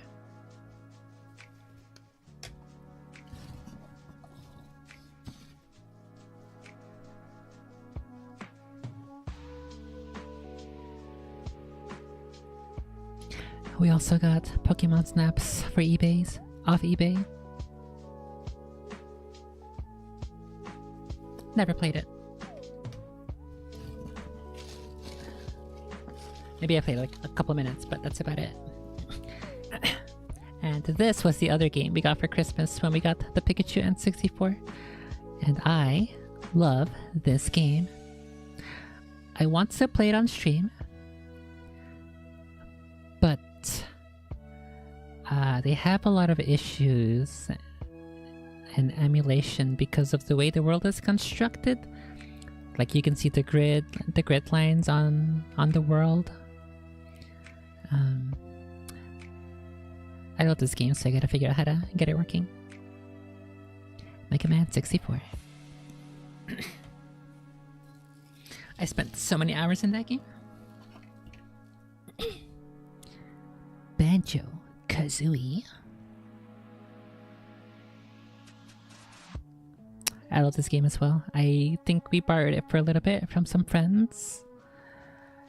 I remember playing through the first level, the first area, and then the pirate beach, and the sewer level, and the spooky haunted mansion. Spooky Gruntilda haunted mansion. Very fun. Oh, I also remember the pyramids with the fucking the Egyptian music, and the snow level where there's that huge Christmas tree, I believe. Good times. I don't think I ever beat it, so I am due for a Banjo-Kazooie playthrough where I win.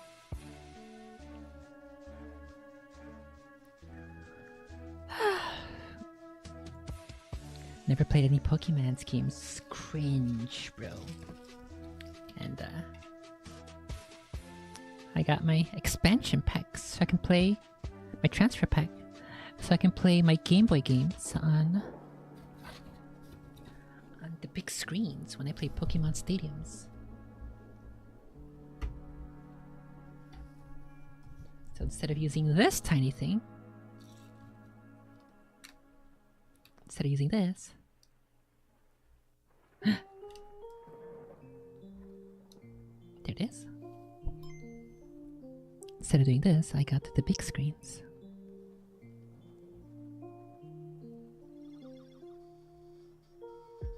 That's actually pretty clear quality on the camera. I didn't think it would pick that up. I've been playing this recently. I've only have 1 badge, 4 Pokédexes, and my name is Tiny Peepee, Baby Sword. So I could just get one of these guys in here. Easy peasy. Lemon squeezy.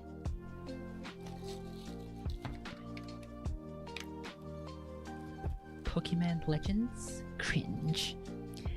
Imagine playing the recent Pokemon games instead of the good ones. Okay, what else is here? Oh yeah, so this is my... This is my DS Lite. I think this is the second DS Lite I had. I think I had a regular DS Fat first, and then I got a white DS Lite, which broke. The white one, that the hinge thingy, the hinge cover came off, and then the ribbon cable got wrecked, so that's rip. So here, this is Mario Kart. Mario Kart, I fucking love the shit out of Mario Kart. Yes, I loved snaking. I got all the shit, and it turns on, but it has a hard time reading DS game cards, and I don't know why. So I gotta fix that.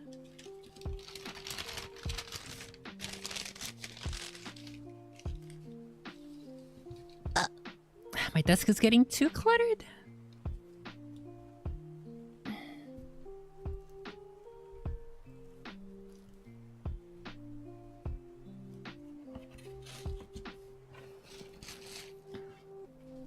Okay, the other games. The real reason I wanted to open this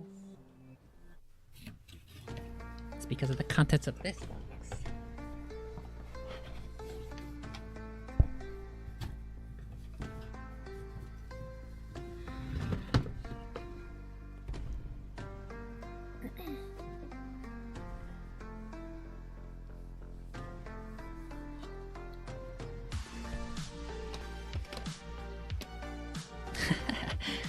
kind of a tight squeeze in there.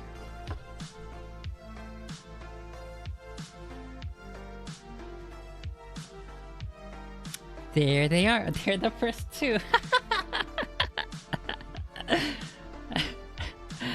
That's fucking hilarious. It's fucking hilarious. These are my original copies from way back in the day. That light's way too bright. Fuck off. Guess I could turn it off. Fuck this game, bro. Fuck this game. As you can see, I played this game a lot. Look at how badly it's banged up. Played the shit out of this one. That's how much I loved it. Especially, I'm glad I played the good Batman game as well as the bad one, who I could never beat. This game is so weird. It's so bizarre and so strange. I think the developers have never made a game before because the visuals are strange, the music is strange, the sound effects are strange. I don't know how a Muppet like him got past selection, and I don't even think I want to play it. I would rather replay this over and over again on the actual cartridge with no save states than this Tasmanian Devil game. I don't know. We'll have to go look up some stuff. I think I beat this game, The Jungle Book. I remember it being quite difficult toward the end, but the fact that I beat it leads me to believe that it's a better experience than the Batman Returns one. Maybe I'll play this one as well on streams. And this game is super duper fun. This is super old. Sega Genesis World Cup 1994 game. And I play this a lot as well. But even more than this, is it this one? This one has no cover. I believe it's either... It might be either Altered Beast, or it could also be...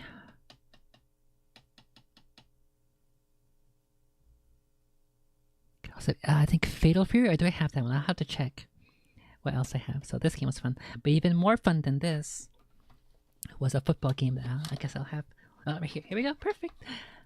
College football. National Championship.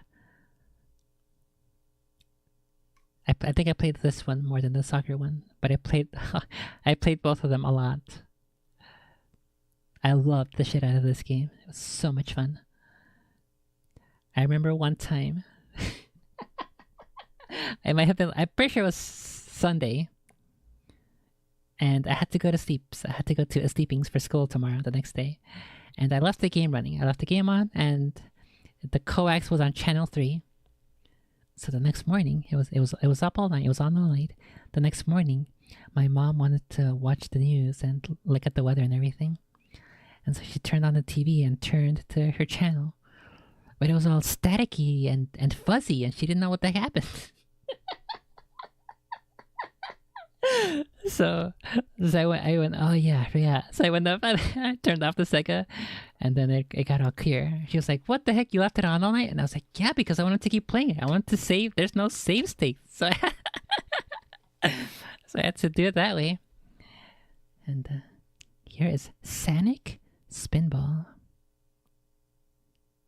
Yeah, I guess if you beat it too, then that means that this game is much more fair, because it's reasonable enough to beat as a kid. Sonic Spinball. I played this quite a bit. When I first played it, I sucked so much ass at it, but then I got better. I think I got close to the last level. I've been playing it again recently on the Switch because it is on the Sega store, and I fucking love the music in the second level. It's so good.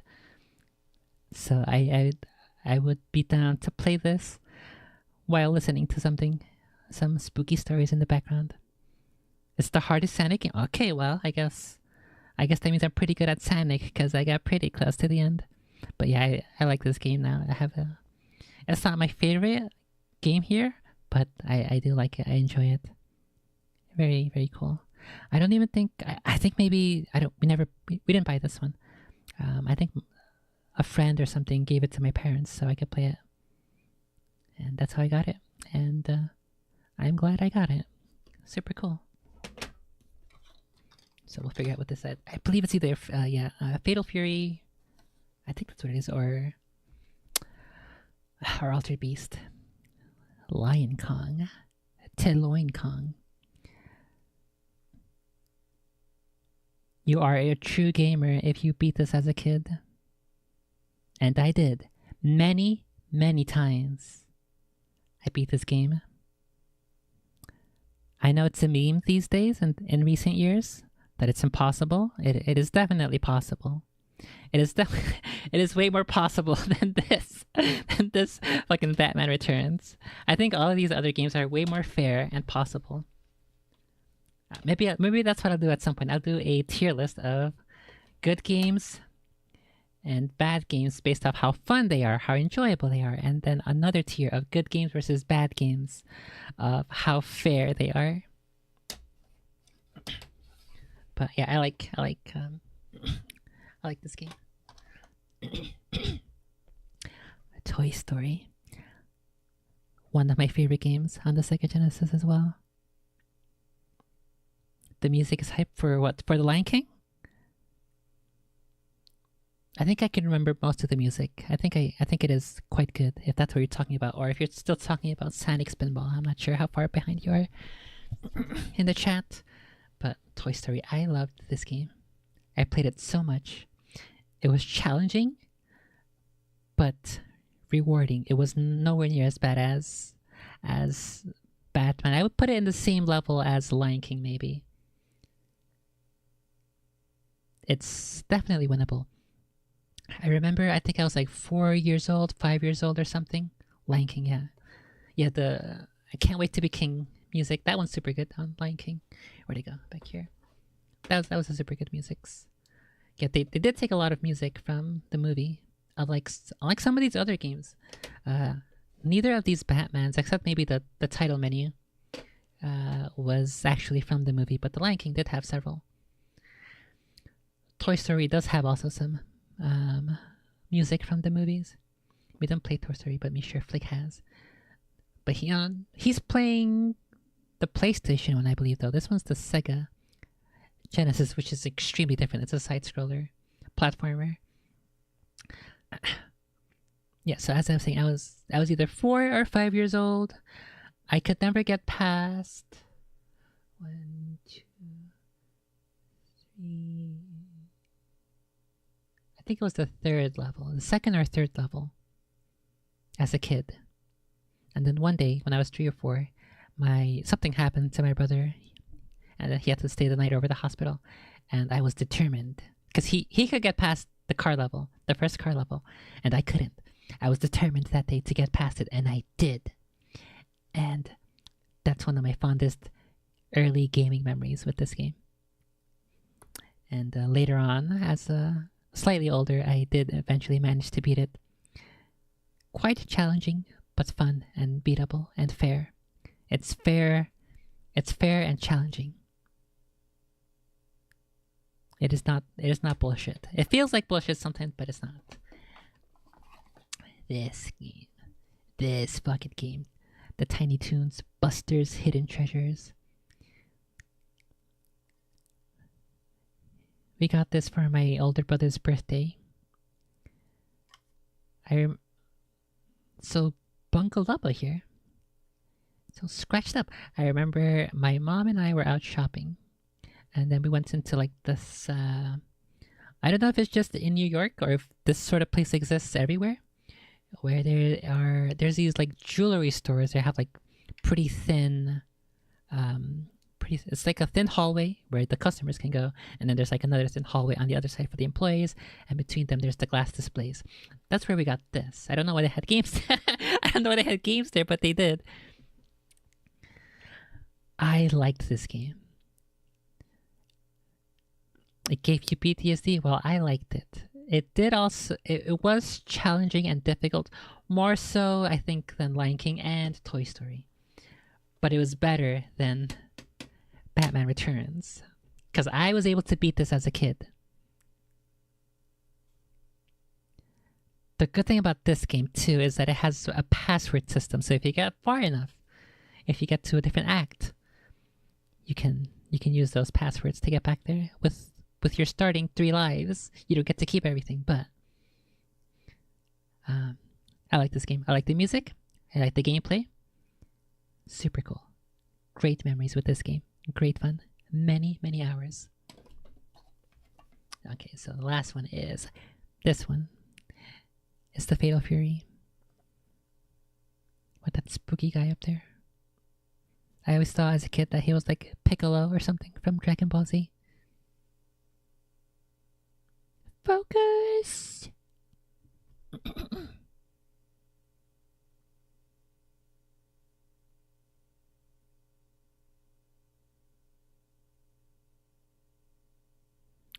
I think I played this game quite a bit. I think I even recall doing like a no-hit run. That's how good I got at it at the normal difficulty. Good times. I think we bought this. I don't recall. So then that means this one must... Is there another secret game over here? No, that's it. That's everything. So this one must be Altered Beast. Not sure what else it could be. So some other games that I had, I think we borrowed it. I mentioned when I was doing that Batman game the first time, I remember talking about the Spider-Man game that I had. I want to play that one. I guess I could technically play it for Halloween because he's wearing a costume, right? I'll think about it. So I borrowed that from somebody. I think I also remember an X-Men game. I remember like you're like on a platform. I believe the background is like black or dark, and then on the platform it's like gray or blue, and then on top it's a side scroller platformer kind of thing. And I remember the character of Gambit being there, but I don't remember too much more about that. Another game we had, I think I don't recall at all where we got them from. It must have been either rented or borrowed from a friend. Was a Power Rangers fighting game, kind of like this fighting game. We also had another game called Arrow the Acrobat. I thought we bought that one, but I guess it must have been rented. And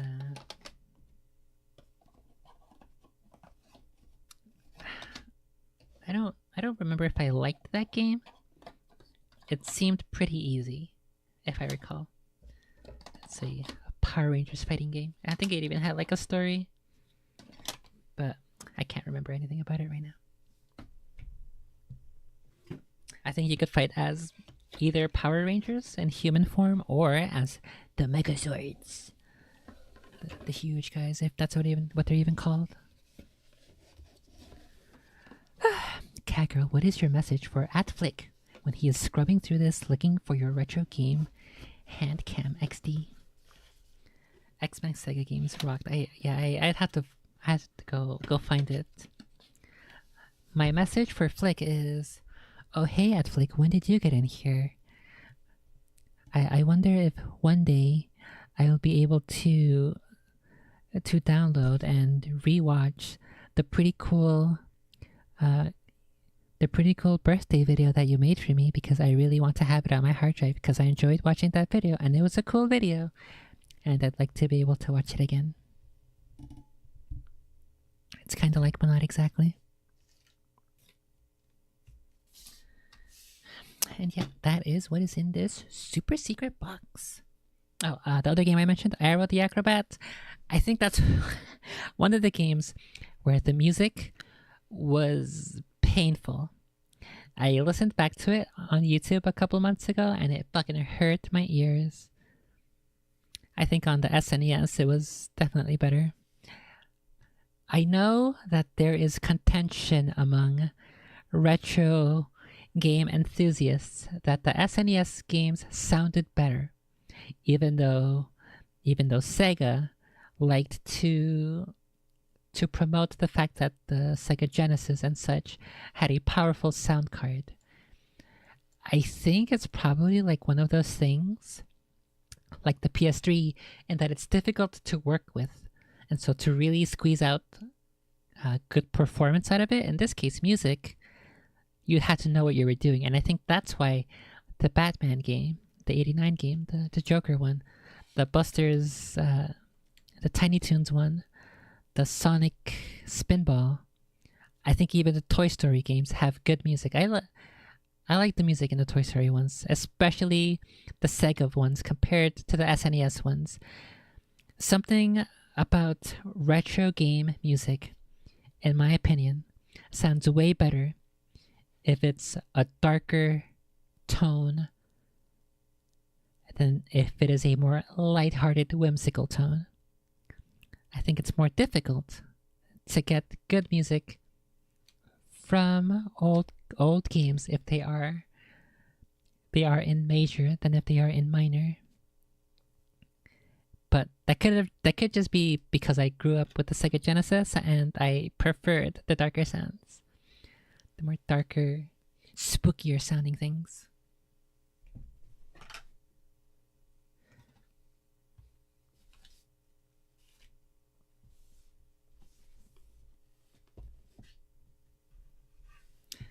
So I can definitely agree with some people that the SNES games of the same exact title sound a little better, but I think I actually prefer the harshness of the Sega sound effects and music. Okay, let's see if I can put this back the way it was.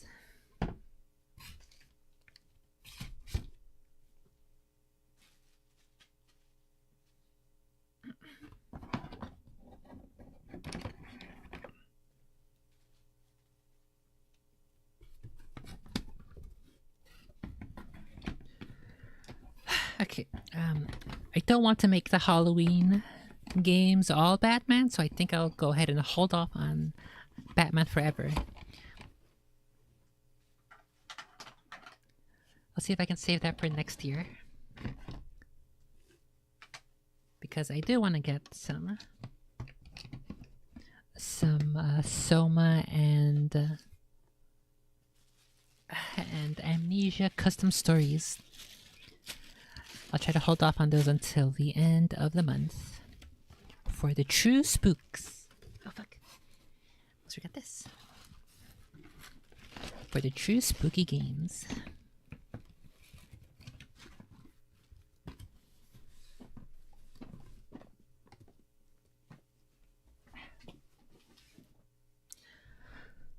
So I'll have to make a list of games. I think I do have a list of games actually. Let me check.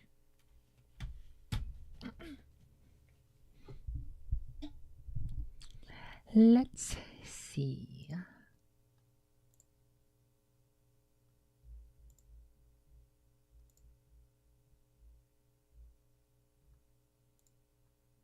Okay, so here is my stuff. Let me get back to this scene over here. So I have Sega Genesis here. For Spooky Ween games, we can go ahead and cross that one out.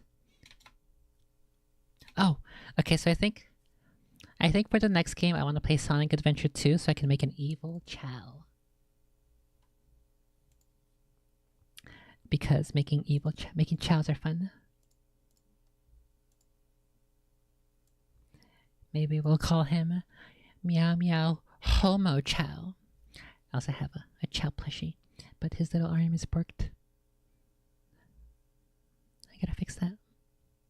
He's an evil Chow. He's got little wings, look. He's got evil wings. Evil wings and the evil Kuromi tail. He's an evil, just like me. The evil baby sword. He's my son. So I want to make a Chow. And I think that's gonna be the next game I focus on. Me is expert on Sanic. We'll see. Are you an expert in Chow breeding? Chow raising? Okay, so we'll move Sonic Adventure 2 Evil Chow to the top. We'll do Soma and Amnesia to the bottom. I also have a Spooky Doo game. We'll do that one after Sanic. And then I'll think about this Pokemon XD or Coliseum. Randomized notes like that might take too long, so maybe we'll skip on that. But I definitely want to do an Evil Chow. I definitely want to do my Spooky Doo Game Boy Color game, and then my actual horror games. And I think that's about it. I think that's all I have for today. I am definitely glad that I was finally able to defeat my arch nemesis, Batman Returns, for the Sega Genesis. And hopefully the subsequent games will not be as bad. Also,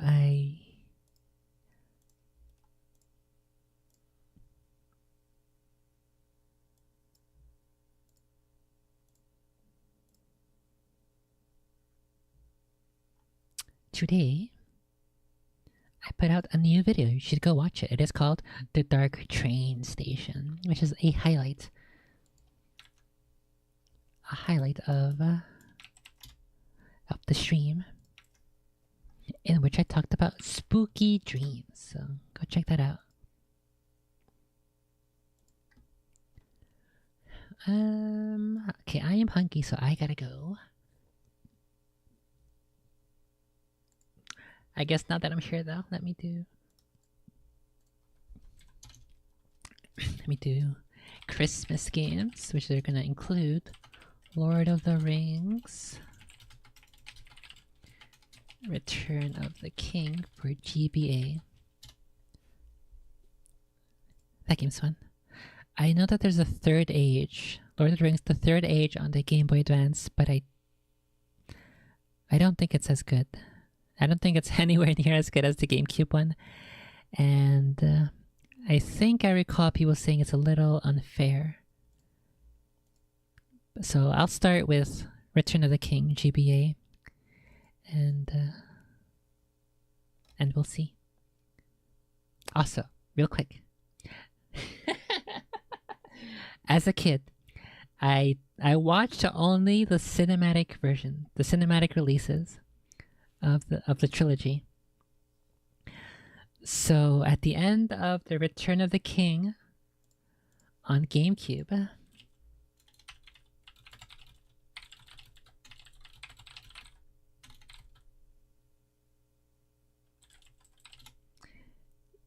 you fight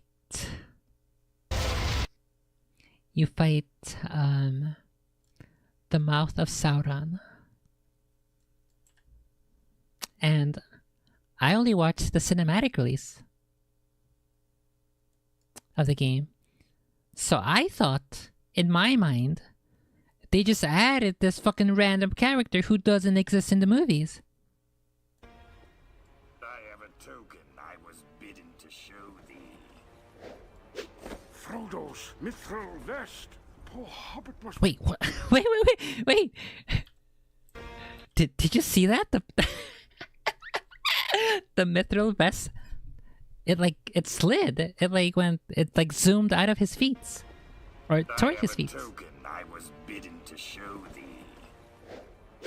Frodo's mithril vest. What? Why did it do that? And why is it like photoshopped in there? Look at this. Look, it slides. Whoop! See ya. He wants to. The mithril rest wants to go see under his skirt. He wants to see his panties. What the heck?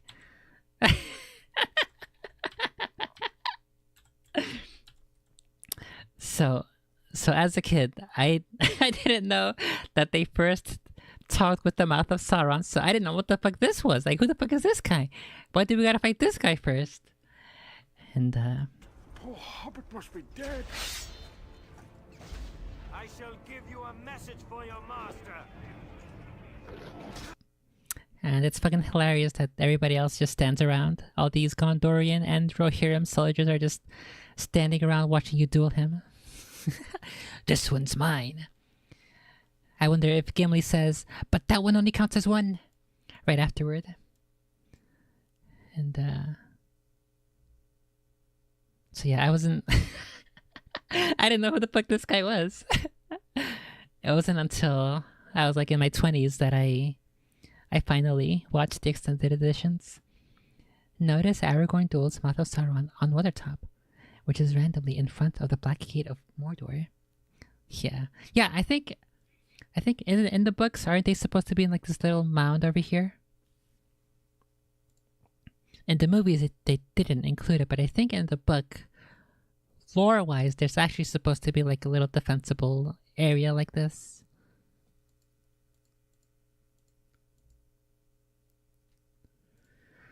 But yeah, I played this game a lot as well. It was super duper fun. And I really want to look into the... I want to find that spooky orc laughter in the Game Boy Advance Return of the King. The arena map is a reused Weathertop map. Yeah, no, I wasn't aware because I played the two towers and they had like statues and stuff. So I guess they must have reused it and then played around with it a bit, tinkered with it.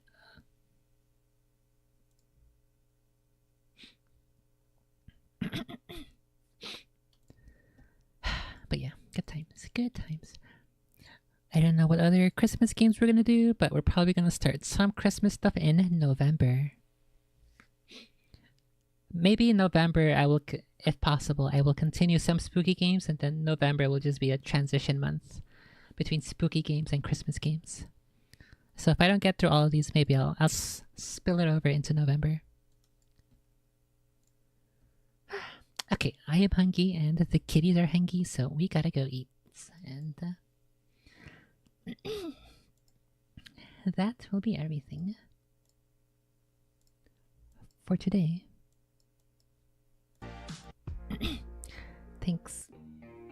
Thanks for chilling and memeing and watching and sending prayers to Kevin Conroy and Christopher Walken and Michelle Pfeiffer. I did have a couple other pretty cool thumbnail pictures that I am not able to use, but I will post them in one of my servers because I think they are pretty cool pictures of Catwoman, and I'll post it in the Goth channel, I guess, and I'm sure you guys will all appreciate those pictures.